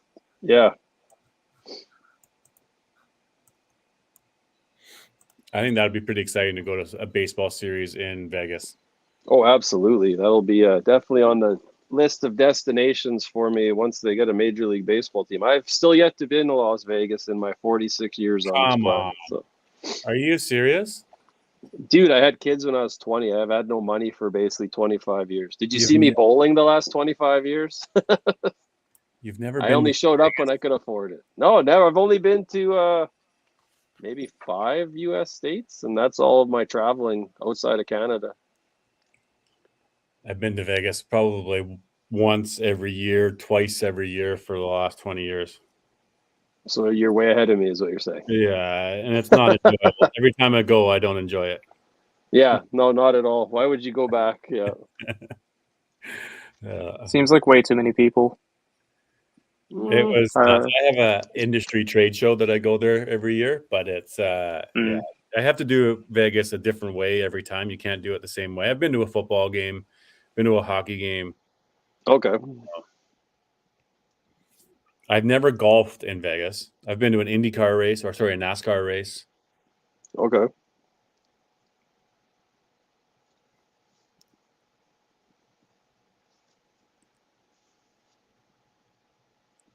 I've been to a few different bars. Just a couple, eh? I'm not much of a drinker, so that's not really my scene. I don't think I've ever seen you drink a drop of alcohol. I don't like fun. I don't like fun either. So we're on the same page. I only drink 8 liters of milk per qualifying shift. That's how I survive. Yeah. We could start talking about things to do in Vegas. Mm-hmm. From our listeners out there. What would you do in Vegas for your first time? What would you do? There you go. Ideas for ROC for his first time to Las Vegas. I still got other. I think me and my wife are actually going to go to Denver for a few days this summer. Well, that'd be all right. I'd like to go there before Trump gets back in power because I probably won't go there for 4 years when he's there. So one thing we stay away from is politics on this podcast. 3 out of 5 strikes for the Carnage. Good start. Yeah. Again, needing 8 to get themselves a playoff spot. Speaking of politics, Alberta really likes them Liberals. Eh? No, just kidding. Jeez. That's not working. Trying to upload a logo to something that's not working.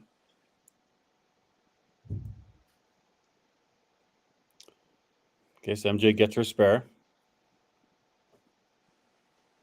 Have you tried turning it off and on again there, DB? No, I'm just trying. It's from my server, my OneDrive, trying to go into my email. For some reason, a logo. Somebody's requested a logo, and it's not uploading for some reason.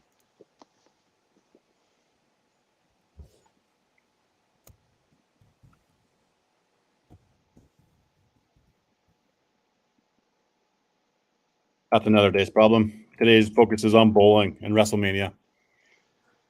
Yes, and not drinking beer while watching WrestleMania, because who does that? Like, there's going to be some surprises out there, some like backhanded, Oh, for sure. There's going to be something someone will turn on someone and it'll be high drama. Like, let's go. What happened to the Roman Reigns and he speared The Rock last night? There's got to be some fallout from that. Did you see The Rock's face after that? Like, that's going to be memes across the world. For sure. And you notice they had The Rock come out before Roman Reigns. The Rock likes to be the center of the show. So I don't know. Is he going to bow to his tribal chief? Yeah. But he did pin Cody Rhodes, though, too. Got his moment there. This is true. Right. He does kind of like partially own the entire company now. Yeah, so I guess he can do whatever he wants. He had to do the right thing, him coming out second, or him coming out first. I mean, I guess, but I could see Roman Reigns losing and then not really focusing on wrestling, kind of like John Cena or The Rock himself, sort of the last decade or so, right? Roman Reigns is sort of done. His body can't take, the workload that these guys are doing. Right. He's going to slow down. I don't see Roman Reigns being a winner again. Like, he'll sail off a little bit in the sunset. I'm sorry if you guys can hear those dogs in the background. My daughter's now gone to do her nursing work, and I have 4 dogs here. So speaking back to the the Westminster Dog Show, should we, what kind of dogs you got? Can you rank them 1 to 4? Or what do you?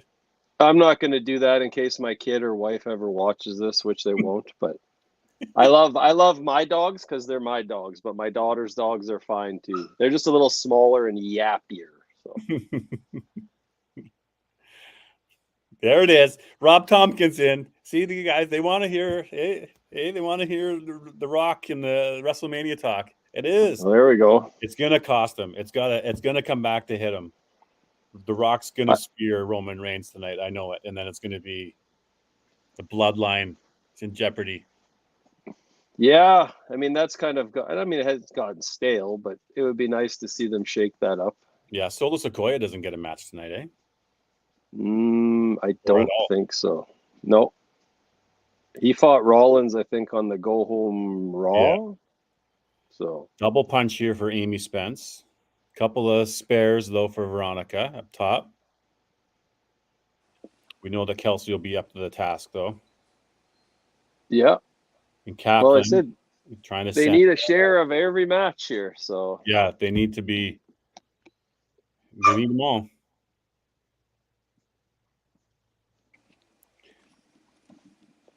You guys have any predictions for any Hall of Fame returns for WrestleMania tonight? I'm not sure. I mean, I think The Undertaker might be there for something. He was there for the Hall of Fame on Friday, I saw. I mean, John Cena's going to be there for sure in some. I think, yeah, he'll show up at some point for sure.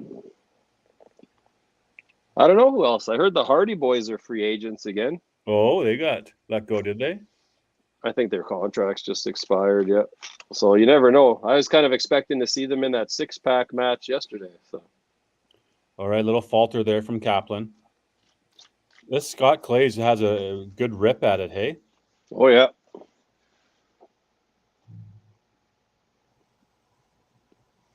Yeah, good point there. Maybe an appearance from Stone Cold, Rob, see? Oh, yeah. Stone Cold would be good, yeah. Yeah.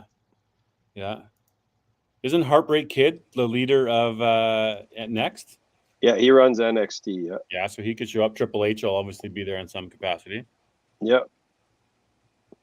Stone Cold I could see. He was just in the he wrestled Kevin Owens, was it last year or 2 years ago? They had a main event, which was actually a competitive match for a guy who hadn't wrestled in like 15 years, but he's got no knees left. I don't know if he ever made Hall of Fame, but Dave Bautista's still kicking around. Hall of Famer, but you're right. He's more into the movies a little bit, right? Yeah, I actually just watched the Dune series of movies, and he's in them. Oh, yeah. Well, like I said, today's a big, exciting day for sports in general. So, I love how the closet wrestling fans have now come out in Game 4. They're like, yeah, okay. It's the Northern Alberta boys too. I'll put myself out there. I'm a wrestling fan too. It's the Northern Alberta boys. I never would have guessed looking at the North men's team or like the Holy Rollers that they would be WWE fans. I could not have guessed that in a million years. The non WWE fans are like, can you guys stop already, please? Yeah, I'm We'll gonna get to stop the in. We'll stop in approximately 45 minutes. Yeah, I'll get to the office tomorrow, and I'm gonna have a complaint from management saying, "Okay, guys, you guys talk way too much wrestling." Got to talk. Me and Kyle Young did this one time, and they said we only talked about bowling for about 10% of it. So I think we've at least managed to like make I it 50-50 think we've done a pretty good here. job at keeping the listeners engaged. Yeah.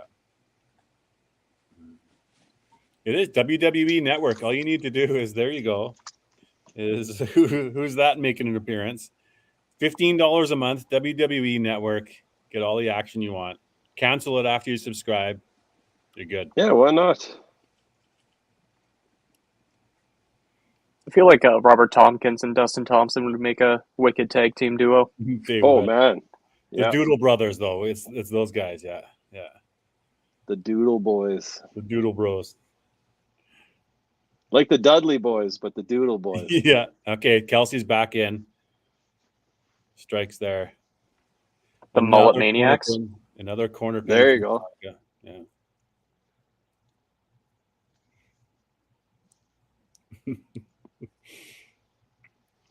See if Curtis can get back on track here. And another Veronica. spare there from Veronica. That's big up top. She's playing, doing what she has to do. This group just needs to keep playing more and try to find tournaments or competitive little, instances that they can play. And keep believing and keep pushing. Yeah, it's got to be tough living where they live. I mean, just it's not easy to get to any tournaments, right? Small market team, right? I know the feeling of having to travel to gain competitive experience.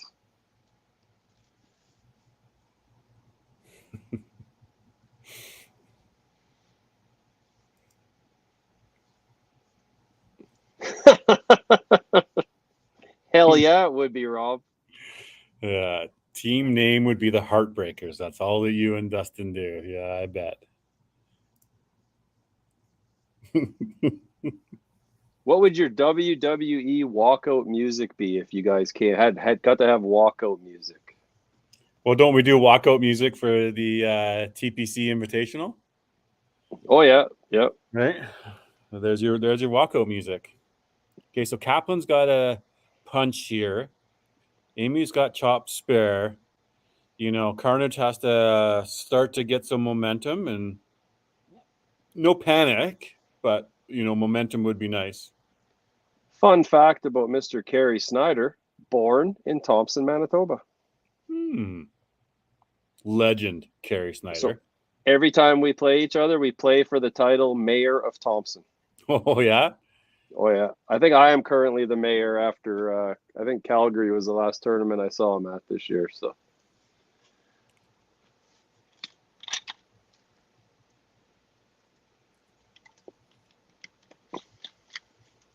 Yeah, Carnage are, holding in steady until the energy and the momentum starts to take over. Yeah, it seemed to change for them the second half last game. So yeah, a little early in the match to start getting overexcited and too crazy. That said, you can't be slowing things down and letting things go. You got to stay on top of it, but right, conservation is a little bit important too. Mary Jo with a double up there, good for Pin Sanity in the 4-hole. Here's some songs people are starting to put in. There you go.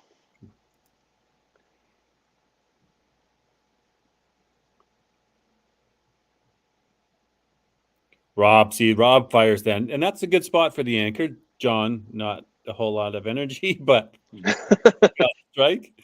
There's Robert Tompkins, Fight for the Right to Party. I believe this was their theme song for the provincials last weekend. Sweet. Right. And for the Fight for the Right to Party, they partied. Let's just put it that way. I'm not a big partier, so I can't support. I'm kidding. Yeah. I can't wait to see these guys at Nationals. It's going to be epic. Epic is sort of like 10 years ago word, but I'm still using it because I'm old. Join the club, buddy. We almost got 100 years of experience on commentary today between the two of us.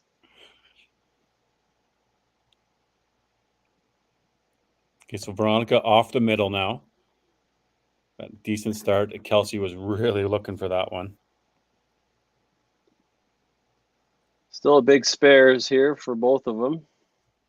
That'll Got him. tighten up the match. That half point in that last match is huge. We don't often see a lot of ties. So it's Yeah, massive it kind of. tie. We really don't see them very often. No, and it would be tough to go. I'd be shocked to see a tie in this one, but hey, this is what's shaping up to be. Now that I just said it, we're going to see one at the end. It feels like all or nothing here for the Carnage. So it's a big strike from Curtis. Amy with one right across, though. So that match is currently in Pin Sanity's favor. Let's see what Mr. former mayor of Thompson, Kerry Snyder, can do here. Yeah, this Scott just rips him. Big energy there from Scott. Yeah. These guys, they can shoot, man. Just keep. Yeah, they're playing well so far this game. Yeah. They're up to the task. So I love seeing that energy too. So Kerry taking a big wide right, but knows it. Hey, he's fun to watch because he knows as soon as he drops it, and he knows what's happening. Points by the time it gets there. Loves it. That confidence is. He's won some pretty big tournaments himself. So contagious. And there's Mary Jo. Mary She's Jo. triple turkey there. Woo. They're coming out and they're saying no one's making any name off of us this game. No, we're here to fight. The Dream Crushers, they essentially, knock out. And we call it that. Of course, there's points earlier in the season. Potentially Carnage down the road here. The Bombers, if you want to say, you know what, we didn't have a solid match against them. Right. They affected our point total in the end. It's not, that was 3 weeks ago or, game 8-9 or something like that. But you know what? They've thrown some big moments. That's all something to build on, right? You have to look at it that way. You have to find the positives in things. Mm-hmm. Of course, you could rip on for different reasons and stuff, but you got to find the positives in order to continue to get better. Yep, absolutely.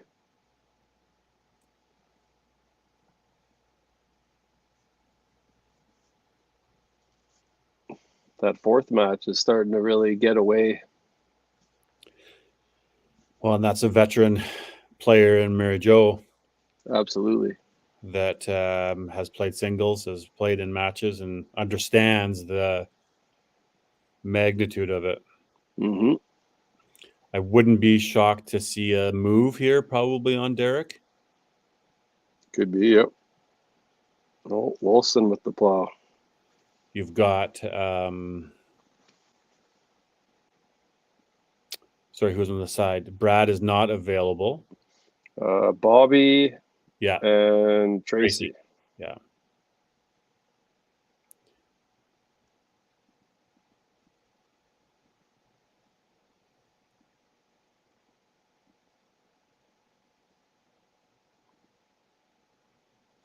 All right, cleans it up. Gets to the side, that one. So he's still up in the match. Rob is on John. Yep.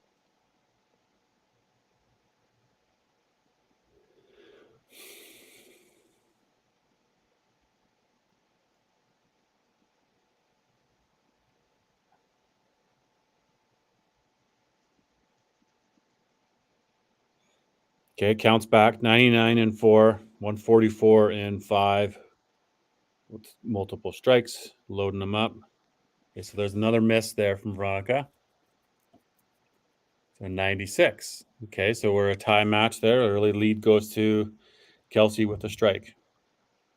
Curtis opportunity here to go first with his strike, working on in fourth.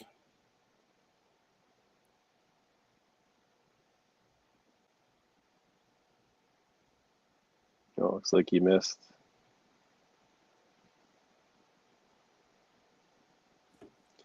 Yeah, I said emotions are high. Sometimes you got to take a deep breath, rein her in this situation, especially for the Carnage.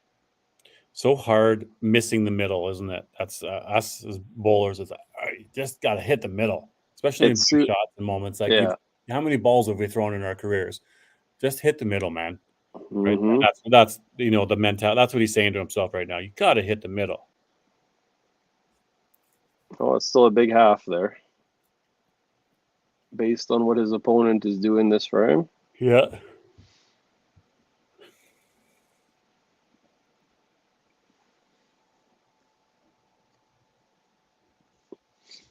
Okay, a little oops there by Amy. Puts Curtis back into the driver's seat there.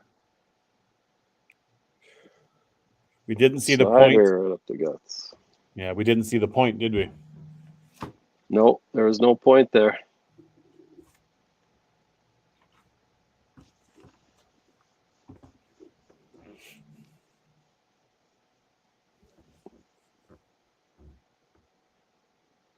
Ooh, rips it. Okay. Crunchy. So puts him at the potential 100, 130, and 5. So he's in his match. He spares this up. He's even his match.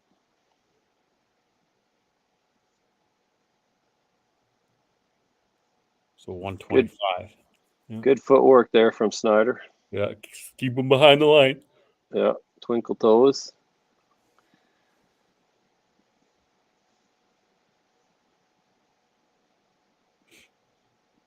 Oh, yeah. He's fired up. He knows the magnitude of this match. He knows what's going on. Yeah. That'll put him actually a bit in the driver's seat with the punch there from Snyder.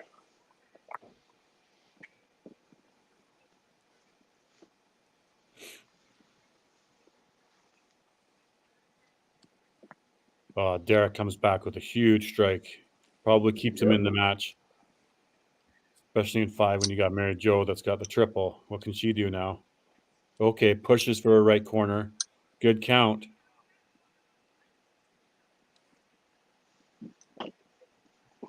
Just for our viewers, in case you didn't know, in 4.5 hours is WrestleMania.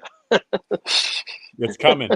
We haven't made any wrestling references today, so we gotta get one in there. Big one from Rob. No, we haven't talked about wrestling at all. It's kind of like the opening of WrestleMania is kind of like the opening of the Oscars. Opening of the Grammys. Right? Like, don't you love the opening of all these award shows? There's a reference for the 180 or 300 people that are watching right now. You must be used to watching thousands and thousands of people that are watching. Sorry, I should say that. Yeah, the millions and millions. Yeah, isn't it cool to watch the opening of some shows? Just as much as it is to watch that final moment when the basket goes in, or the putt goes in, or the shot goes in, or the strike goes down, right? The opening of the WrestleMania is sights and sounds unheard of. It's cool. Oh, for sure. Yeah. ROC, we're going to book it 5 years or 7 years. Look, we know how far in advance WrestleManias are booked. We're going to go to one. We're going to do a bowling trip WrestleMania. Wow. All right. I'm in. 10 years, sometime in the next 10 years, we're going to organize the WrestleMania trip. Who's in? I'm in. Yeah. There we go. Book your tickets now. Yeah, Robert Tummins in. Oh, I guess we should do a commercial break. Let's not get too excited about this. Sorry, guys. Oh, yeah.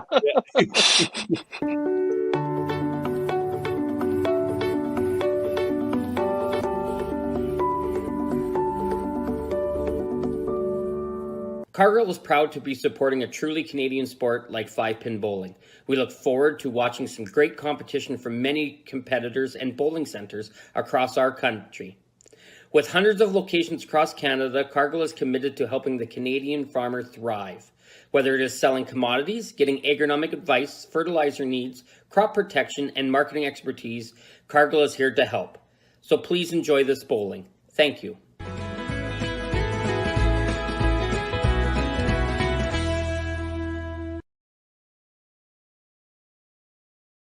When you come to the Canadian Brewhouse, you'll feel right at home.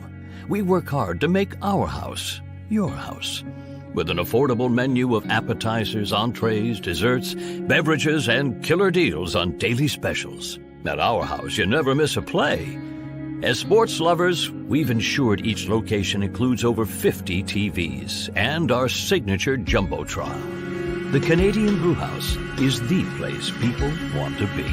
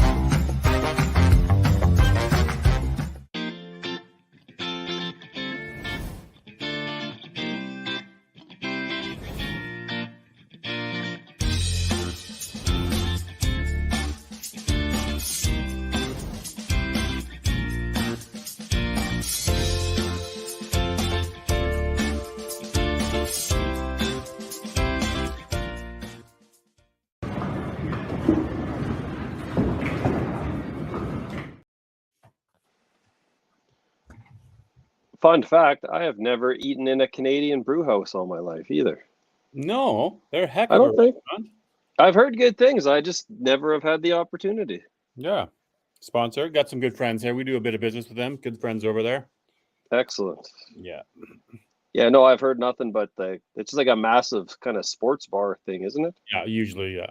They've got a couple of them that also tie into the banquet or the Canadian Ice House, which is a big one here right where Rogers Place is. Okay. Yeah. Their Sorry, food's actually really good. got a little excited earlier there talking about a WrestleMania trip with bowlers, but I think it's something that come together. And here's the thing that could tie in our conversation, Ryan. If you do a quick Google search of where will future WrestleManias be held, where do you think one is going to be on tap for you? I heard a rumor, and we were talking about it last night, that next year's might be in Minneapolis, which is only a 16-hour drive for me. Right. What about So after that? Where that I think they keep it pretty tight to the vest. Where would I like to go? I mean, Philadelphia would have been one of my dream scenarios because it's literally in my football team stadium this weekend. So, but what location were we talking about before? Oh, Vegas. Yeah, I mean, that would be kind of insane. Wait till baseball gets there. We'll make a whole week of her. They're looking at WrestleMania 2026 or 2027 at Allegiant Stadium. Ooh. So we're going, man. We're going. All right. You and I and whoever else from bowling, we're going to a WrestleMania at Las Vegas. Book it. I love it. We're going to WrestleMania, and I get to put you through a table. What a day this is. Holy cow. What a day. We are hereby locked in blood now that we are going, commentary blood, that we are going to WrestleMania Las Vegas when it's there. So much. Maybe we should focus on this bowling match a bit here, though. Still 5 frames to go, but we got Kelsey there with a solid lead after Veronica punches. 129. Snyder automatic. Yeah. Yeah, that top match is swung back in Carnage's favor. Second match is close. Third match is close. It's that fourth one with Mary Jo with the hot start there is going to be tough to make that up. And Derek's still going. Just good through the strike in 5. PPG sponsored WrestleMania trip. I'll buy us all T-shirts. How about that? I'll custom make T-shirts for whoever's going. There you go. That's my sponsorship, Robert. And Scott there throws the strike and WrestleMania sticks. themed. Dobbs with a huge double, building some momentum there. Yeah, that's gotta have him. Big shot from Mary Jo right here. Sorry, I missed that. Were we getting WrestleMania themed 5-pin universe merch? Yeah, we're getting, when we go, for anybody who's going to Vegas for WrestleMania in the future, I'll buy t-shirts. Hell There yeah. we go. And you know what? That'll be a Wolfson with a big double Also with too. a big double. Okay, guys, see, this is momentum. This is now, you could almost feel out of the commercial break that this is when energy and input level needs to increase. Yeah, that's what they did last game. And Mary Jo's opening up, so that was a huge double from Dobbs to leap back into the fray here. Yeah, 90 count puts him at 151 and 6. Obviously, then that adds a strike in 7-8 should you do it. You know, needs to keep throwing strike, bottom line. Absolutely.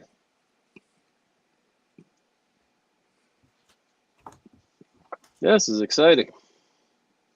This is what we want for 4 hours of 5-pin bowling. Every match means something.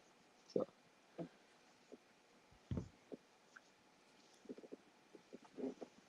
And Wolfson and Walsh are essentially, well, no, sorry. Walsh is a little bit behind. Double here would be big to keep pace.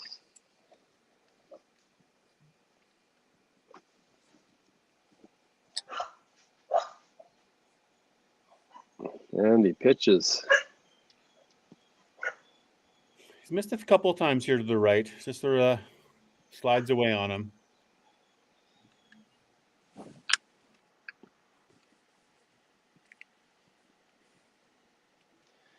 I'm going to tell you, Isa, we've looked into WrestleMania trips before. They are not cheap.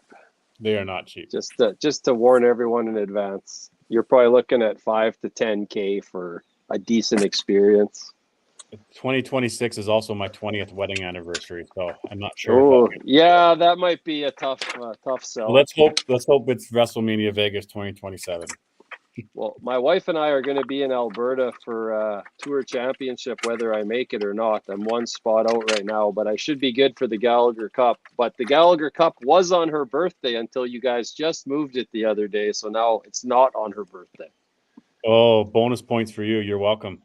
Which means I could probably come and at least get my free BPG swag and try to dethrone the other team there, old Jay Brains. Yeah, Innovator versus Jay Brains. Jay Brains has won 3 years in a row now. They've won them all.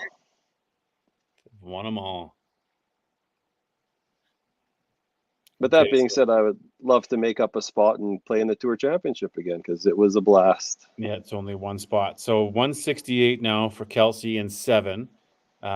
Strike here by Veronica in the 8th frame would only put her at 161 at the strike. So it's really half a ball down. Yeah, and Amy with the big strike there. Big strike to, potentially give some momentum. Curtis can keep himself well ahead here.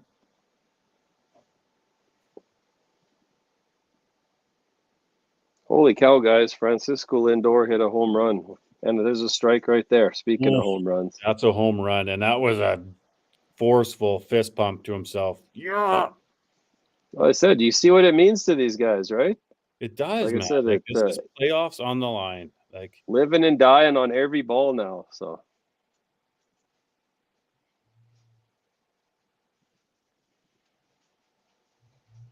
Mr. Mayer had his fist out early. Yeah. He did. That left his hand and he was already fist pumping. That's a spot bowler, eh? Anybody who wants to see what that looks like? Yeah. Right there, yeah. Flicked it immediately. That was crazy. Yeah. Okay, so he's in good control there. This is a massive shot here for Derek. Mm-hmm.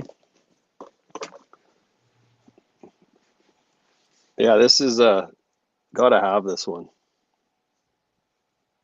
Still 3 frames left after this. Oh, he pitched. Oh, just didn't snap back on him. So he's still going to be down a fair amount here. 126, 156 max in 7. He's looking at max 291. Getting far ahead, but that's the reality. Made the spare though. Had to have it. Yeah.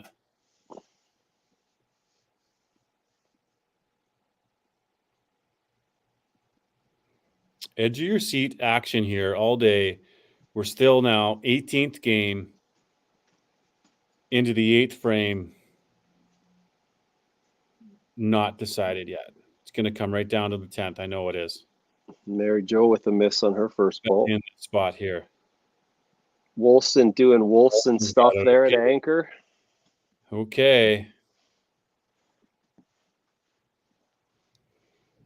40.5 they're at. See if Mary Jo can cover her half here. That's a big spare.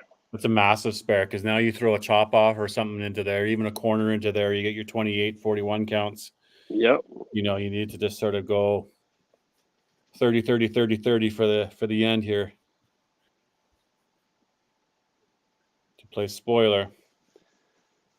Yeah, and what's Derek got left out there? 156, 286 he still has on the board. I think if I did the math right.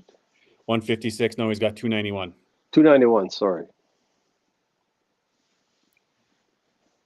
Okay. Okay, John has a strike. Okay, we're going 8, 9, 10, getting into the heart. Yep. This first match is pretty tight too, because Veronica's working on a spare and Kelsey's open. So yeah, it is. This is a big shot here too to start momentum for 8th.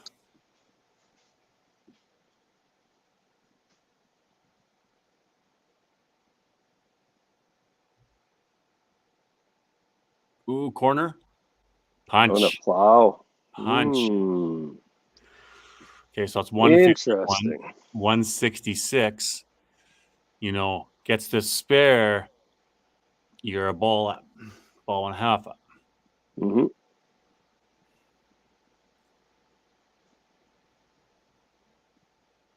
Missed it. Okay, so you're half ball. Still gonna have a lead. With still 2 a ball to up 15. Okay, so that's 183 and 61. You're 22, 90.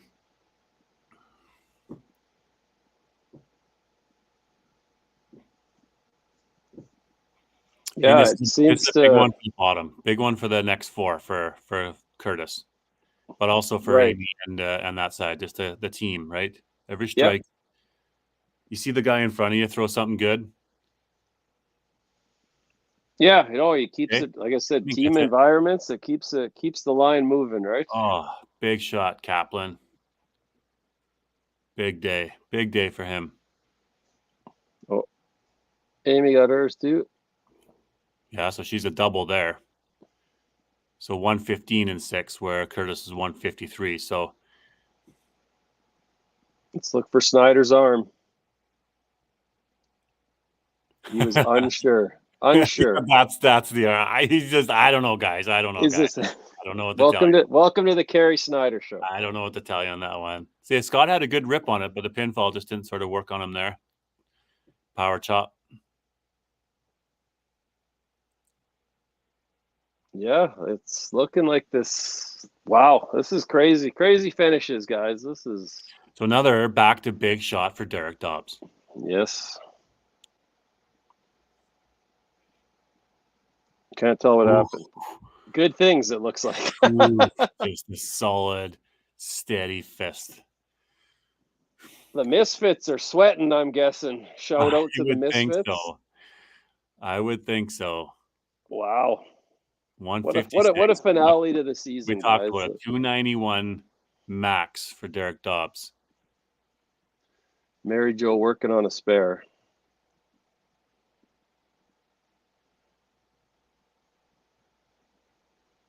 Wilson just on fire today. Oh, look at these guys just coming. It's coming down to it.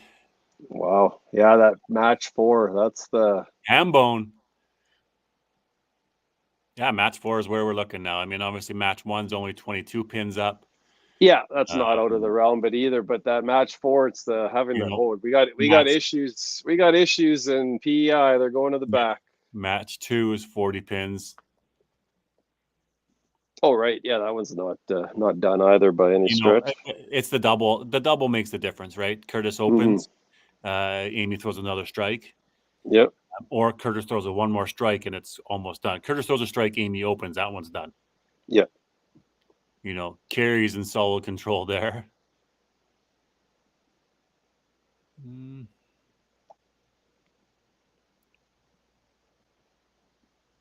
Oh, they have to chop 3-2. Scott's got to finish his last ball there, does he? Did a full reset? Yeah, it might be.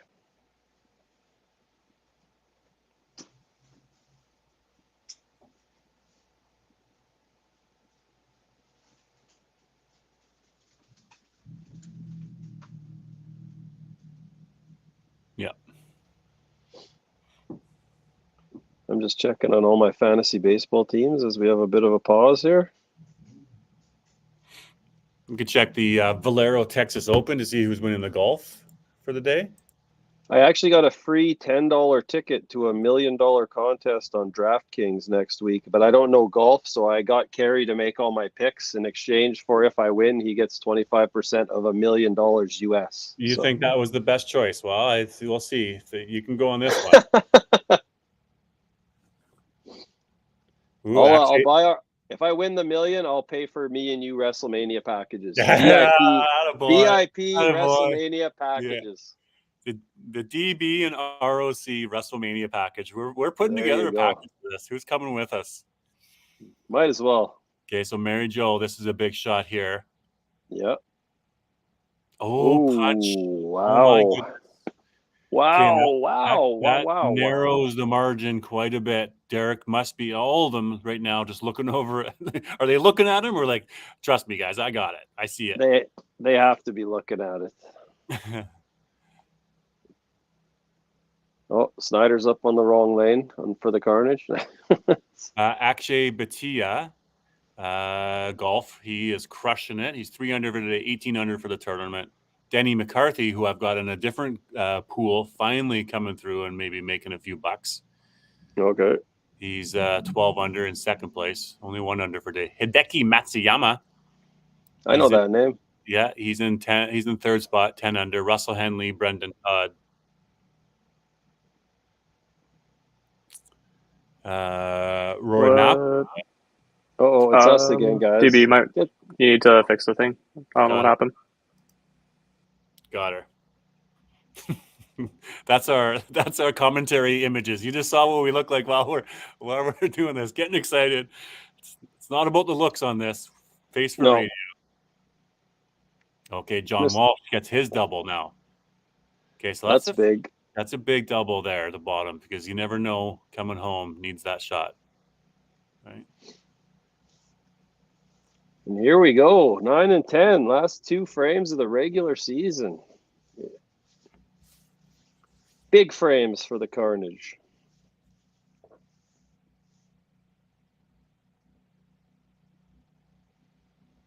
Veronica with a miss her first ball. Let's see if Kelsey can jump on her.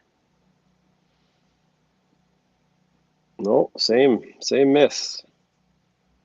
Still got. He needs a spare. Oh, didn't get it. Okay, so this top match is likely going to Kelsey. I mean, you can go 45 count, but you need 22. You're already Kelsey spares it. It's that's huge right there. That'll pretty much cap it. Yeah, Veronica missed a lot of wood on that one, so. She started off really strong, corner, even the spare, and then just kind of a couple of punches and sort of started to miss the rest of the game. Yeah, Curtis is there. These guys are both up to doubles here. Amy as well. Amy just doesn't even pause. Just goes to throw. Throws the bomb. Got it. Amy Spence has been in big situations. That looks like a little miss left. Saw that. A little fast for Curtis there. So that's interesting now. Yeah. Okay, so that's 160. Big half here for Curtis. I'm going to have to cover it.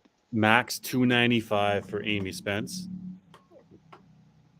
So, yeah, she bangs out. It's hers, it looks like. Max 293 right now for Curtis if he finishes and bangs out. Got the spare. Yep. That's Yeah, big. 218, 248, 293. Scott got roasted on his first ball. He did. And Kerry's got the double here. So Scott can spare this up. 215, 260. Obviously, what happens here with Kerry? Oh, punch there. Close. Okay, guys, we got another match that's tight. Yeah. Coming down to the 10th because Scott spared. So Scott's got max 260. Kerry's going to have 210, 215, 220. He's going to have 265. What I want to know, is there a tie potentially developing here? Could there be a tie somewhere? There is potentials happening here.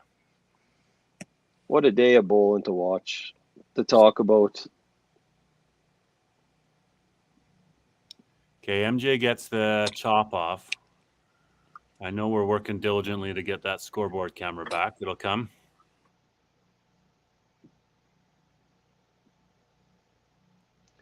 I know this. Derek Dobbs is up, and Derek Dobbs needs to throw a strike. Mary Jo covers it.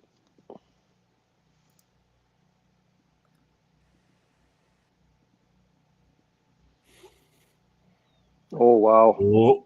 Oh, 3-pin miss there. That's not good.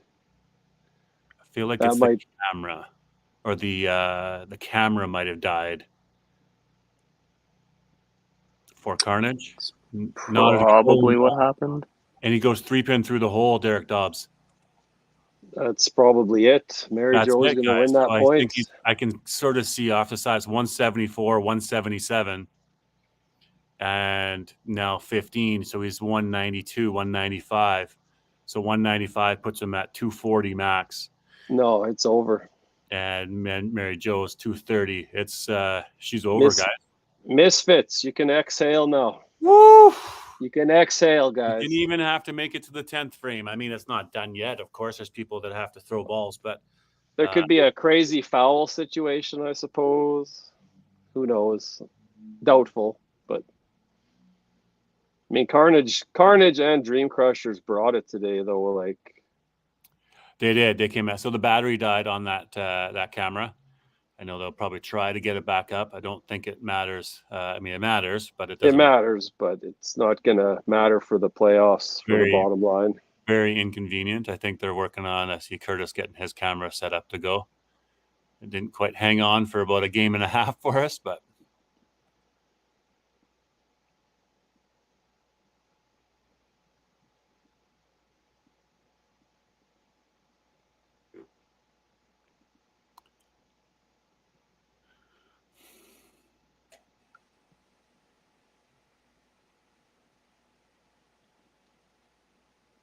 Thank you for the quick adjustment.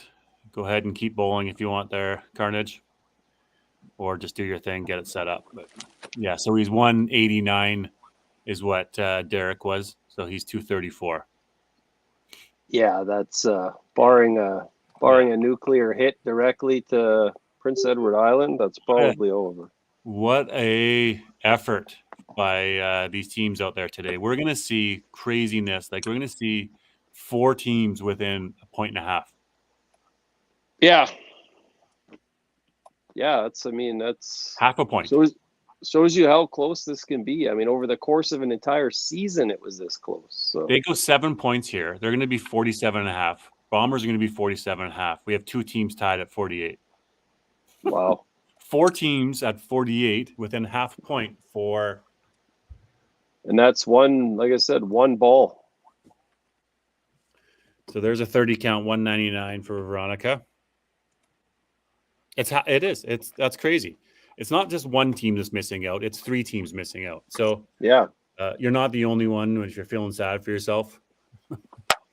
Well, they said how many teams are in every division? 12. There's 14 teams that are not playing in the playoffs whenever they start. Well, shoot, and count yourself lucky then. And really, just a couple of points ahead. You got Revengers at 51 and a half. You got Kingpins at 52. Right. Nuts, man. Yeah, it's 7 teams. awesome. 7 teams within 4 points. Yeah. And I mean, you got to give it. I said, like, give it to the Carnage. These 2 games, they played so well. Like I said, it's Mary Jo just was relentless there. John is still firing there at the bottom too. It's a tough task, really. Like, let's be honest, to go 8-0, 8-0, or to go 14 points. I mean, it's a really hard thing to do in this game and sport. There's good players everywhere across the country. And like I said, that half point last game, if that was a full point for the Carnage, we're talking tiebreaker scenarios again, right? So it's tough. Yeah. I feel for these guys that are going to be on the outside looking in, but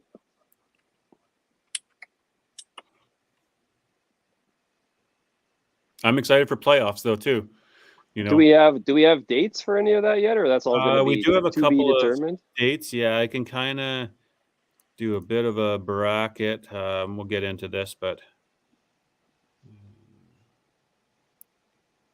I got this sort of set up here, but we'll talk about that in a sec. Okay. We do have dates. I think I don't want to quote it because I know we've got green and gold coming up. We've got I think it's one here in April, one here in May. Okay. And I think Scott here has a chance to beat Carey in the 3 spot. At the end of the season, things get a little bit kind of crazy with schedules. So we've typically sort of worked with the teams that are in the playoffs. We have set dates that we are ideal, perfect dates, but it's also making sure that everybody's available. We don't want teams to be without a lot of their players, and we know that the commitments get a little bit crazy this time of year. So that's what we did last year. Absolutely. We had a couple on Monday night last year that were really exciting. I seem to recall watching like the finals, and it had to be summertime or close to it. Yeah, it got a little bit later into the year. So Scott was 230, 33, 248. Yeah, he had the chance to tie. He did. He could have. Snyder could still rip a 3-pin here. If that happens, I apologize, Carey. Don't do that. But that is aces. Both 3 pins both and the head 3 pins. I said, shout out to Mary Jo, great bowling and fighting for every point out there.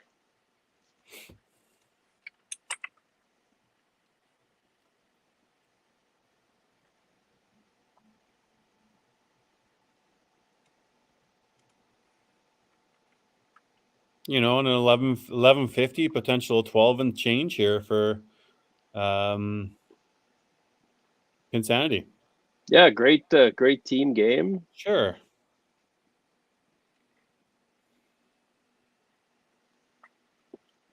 Oh, good for them. As I said, I hope we see them back. They can still total still. I guess you're right. I didn't even see that. Thank you for pointing that out. I can't see the full bottom total for Pin Sanity. So 1175. Okay. And then 1198. So here really it matters. Yeah. 3-pin.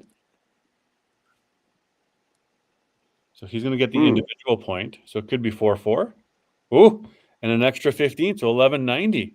Wow. Good point, Brando. Holy.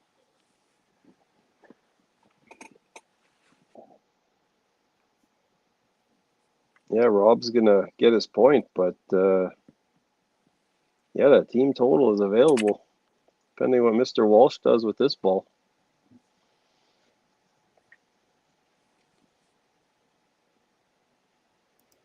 Yes, Tompkins, it's definitely going to be a brand new champion this year. Yep. Oh, okay. What does that do to the total, though? Well, he counts it, though, right? So he counts the 20. 15? I think they... 210. They only need 6. Well, he needs the spare. He needs a spare, though. Spare, and a pin, or they can't get total. Looks good. Got it. Think it's good? Oh, Yeah. they're gonna Insanity. take total. Hey, so this is total. That's their 4 points they need to get out of the Oh, basement. that You guys, yeah. Congratulations, Pin so they've already Sanity. got one. Holy. 5.5. They're gonna move up out of the basement. Huge finish. Woo! Stay behind the line, Walsh. Keep it on the lane. Congratulations. that too. Yeah. Great job, Pin Sanity. 4-4. Pin Sanity knocks the knockouts in the last spot in that division. Holy. Right, so that's going to give them 5 points on the day. Gives them up to 29.5. Correct, yeah. We might Awesome, see great. some smiles. We might see some smiles on the Maybe. face of the Pin Sanity on this one now. Hey, That's it. Great run from the Carnage. It's yeah, like I said, it's tough. It's tough. You're bowling the best in Canada every week, so you don't know what's gonna happen. Yeah, it's what a day. What some matches. Well, guys, Pin Sanity, we're gonna see some smiles. We want to see some smiles now. That 4 points, big finish, pulls you out of the basement. You're now you're moved up over the knockouts. That's got to feel good. Give me 1 sec here, guys. Get my audio. So you're saying you didn't hear that great question? In other words, right, Alan? I'm just trying to work on some audio here. For some reason, it's giving me grief. But anyway, just hold up there, guys. Okay. All right, we'll give this a whirl. Are you on? Yeah. You can hear me now, Alan? We're good? Yeah.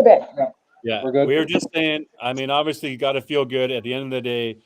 4 points there. You're now out of the basement. You moved your way up to 11th, and you broke some hearts and some dreams and a whole lot of things this year to a couple of teams. You know, we take something out of that. We feeling good. We got some smiles on the faces over there. I think they're pretty happy. I think they're pretty happy. Like I said, they were just learning to dance, and we're gonna step on some toes. You know, sorry if it hurts. Yeah. Well, and obviously first year in the league, it's a little bit of a learning curve. Small market, exactly. but you know what? There's onwards and upwards, and you can only get better, right? So, not in 12th place. You're up at 11th, so maybe it's a little bragging rights over another team up in Dawson Creek could be good for you. I think we're losing audio there, but Jeff, obviously on your side, Carnage, huge battle for you guys. You were in the mix there. It just wasn't quite meant to be. The total at the end of the day probably isn't one that really matters there for you, but it's the one match and the points there. But you know, heck of a go for Carnage. Yeah, you know what? We didn't have a great start to the season, and you know that kind of just meant that we had to continue to dig the rest of the second half of the season. And you know what? I'm proud of the team of what they did and how they dug, and you know I think it's just good momentum for us going into next season. But yeah, that last game was a little disappointing. I think you could feel the energy drop when things seemed to get out of hand in that fourth spot there, and you know just that's kind of where it finished in that 10th frame there on us. So. Yeah. It's crazy to think that there's that many teams that were that close a margin. You know, obviously, if it was a 7-1, we would have had 4 teams within half a point. You know, 2 other teams within 3 points. So the parity in the league is a good thing. So be it. Unfortunately, not everybody can be happy and make the playoffs, and we're on the outside looking in this year. So, but like you said, yeah.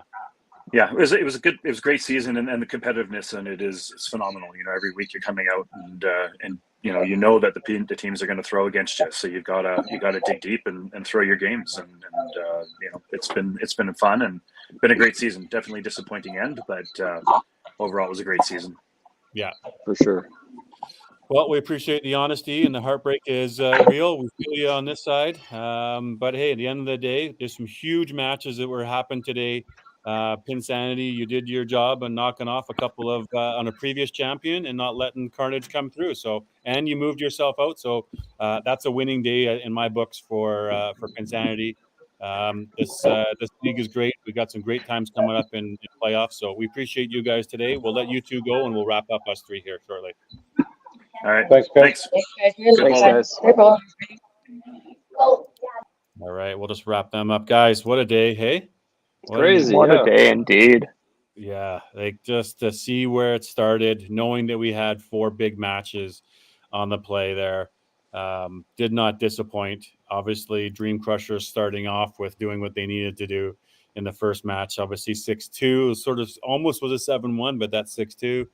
Then needing the 8 and unfortunately not getting that done, and now they're in a tied position. And then in Revengers not quite getting to where they wanted to be in the 52 as a storyline. Carnage not quite getting what they needed to do to get done. But then the Pin Sanity, whirling themselves out of the basement. Where do you guys see as the big storyline from today, Ryan? Yeah, just those 2 big teams from Edmonton and Calgary. I mean, giving themselves a chance going to that last game, and then Pin Sanity doing enough to break both their hearts. And like I said, getting yourself out of that last spot. I mean, it's great for your self-confidence. I mean, who knows? Next year they come out firing. Anyone in this league, there's 24 teams. They're all top caliber teams from across our nation, right? So anyone I think could win on any given day. So yeah. How about you, Brandon? What do you think was the big takeaway today? Definitely the Pin Sanity's performance. I mean, you get to play spoiler to 2 of the biggest teams in the league, and in the process, you pull yourself out of the basement, like we've been talking about. It's really well done. A lot of teams might get demoralized looking at the standings and like, well, we're out of playoffs. Who really cares? But they still put the fight out there. Absolutely. Yeah, and I, you know what? At the end of the day, I am obviously sad that my team, the Bombers, I try not to show any bias or favoritism. Happy for anybody doing stuff, but if the Bombers aren't in it, I'm also not heartbroken that the Dream Crushers aren't in it. So now we got a new winner this year. I would have been happy and would have been supportive of them. You know that, you hear that. Yeah. But also it's not a bad thing for bowling. There's some unbelievable teams that are still in the playoffs. We just look forward to watching now, see what's going to come down the road. So for sure, exciting times ahead. But first, before we go to commercial break, before we wrap this up, we got WrestleMania Night 2 tonight. WrestleMania. This is going to be an epic day. I'm going home. I'm going to probably catch a little bit of a nap. Then I'm waking up and I'm ready to go. WrestleMania bowling tour, Las Vegas. Get yourselves ready. ROC tables. DB yeah. going through tables in a month, maybe. Yeah, I'll Good get times. ready. I need to borrow some hockey gear, but I'm ready. We'll do it. Okay, everybody, we'll wrap it up. Great Awesome, job today. guys. Thanks for your time. Thanks for your efforts. We'll see you around. Take care. Yeah, thanks, guys. Right on, Thanks guys. for watching.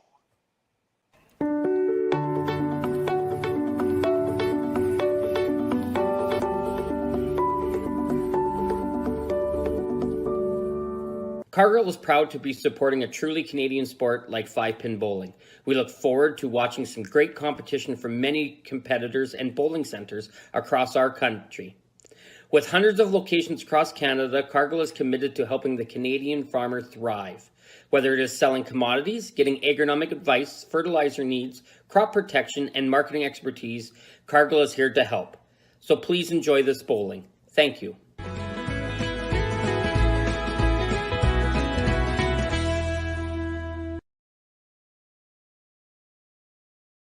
When you come to the Canadian Brewhouse, you'll feel right at home. We work hard to make our house your house.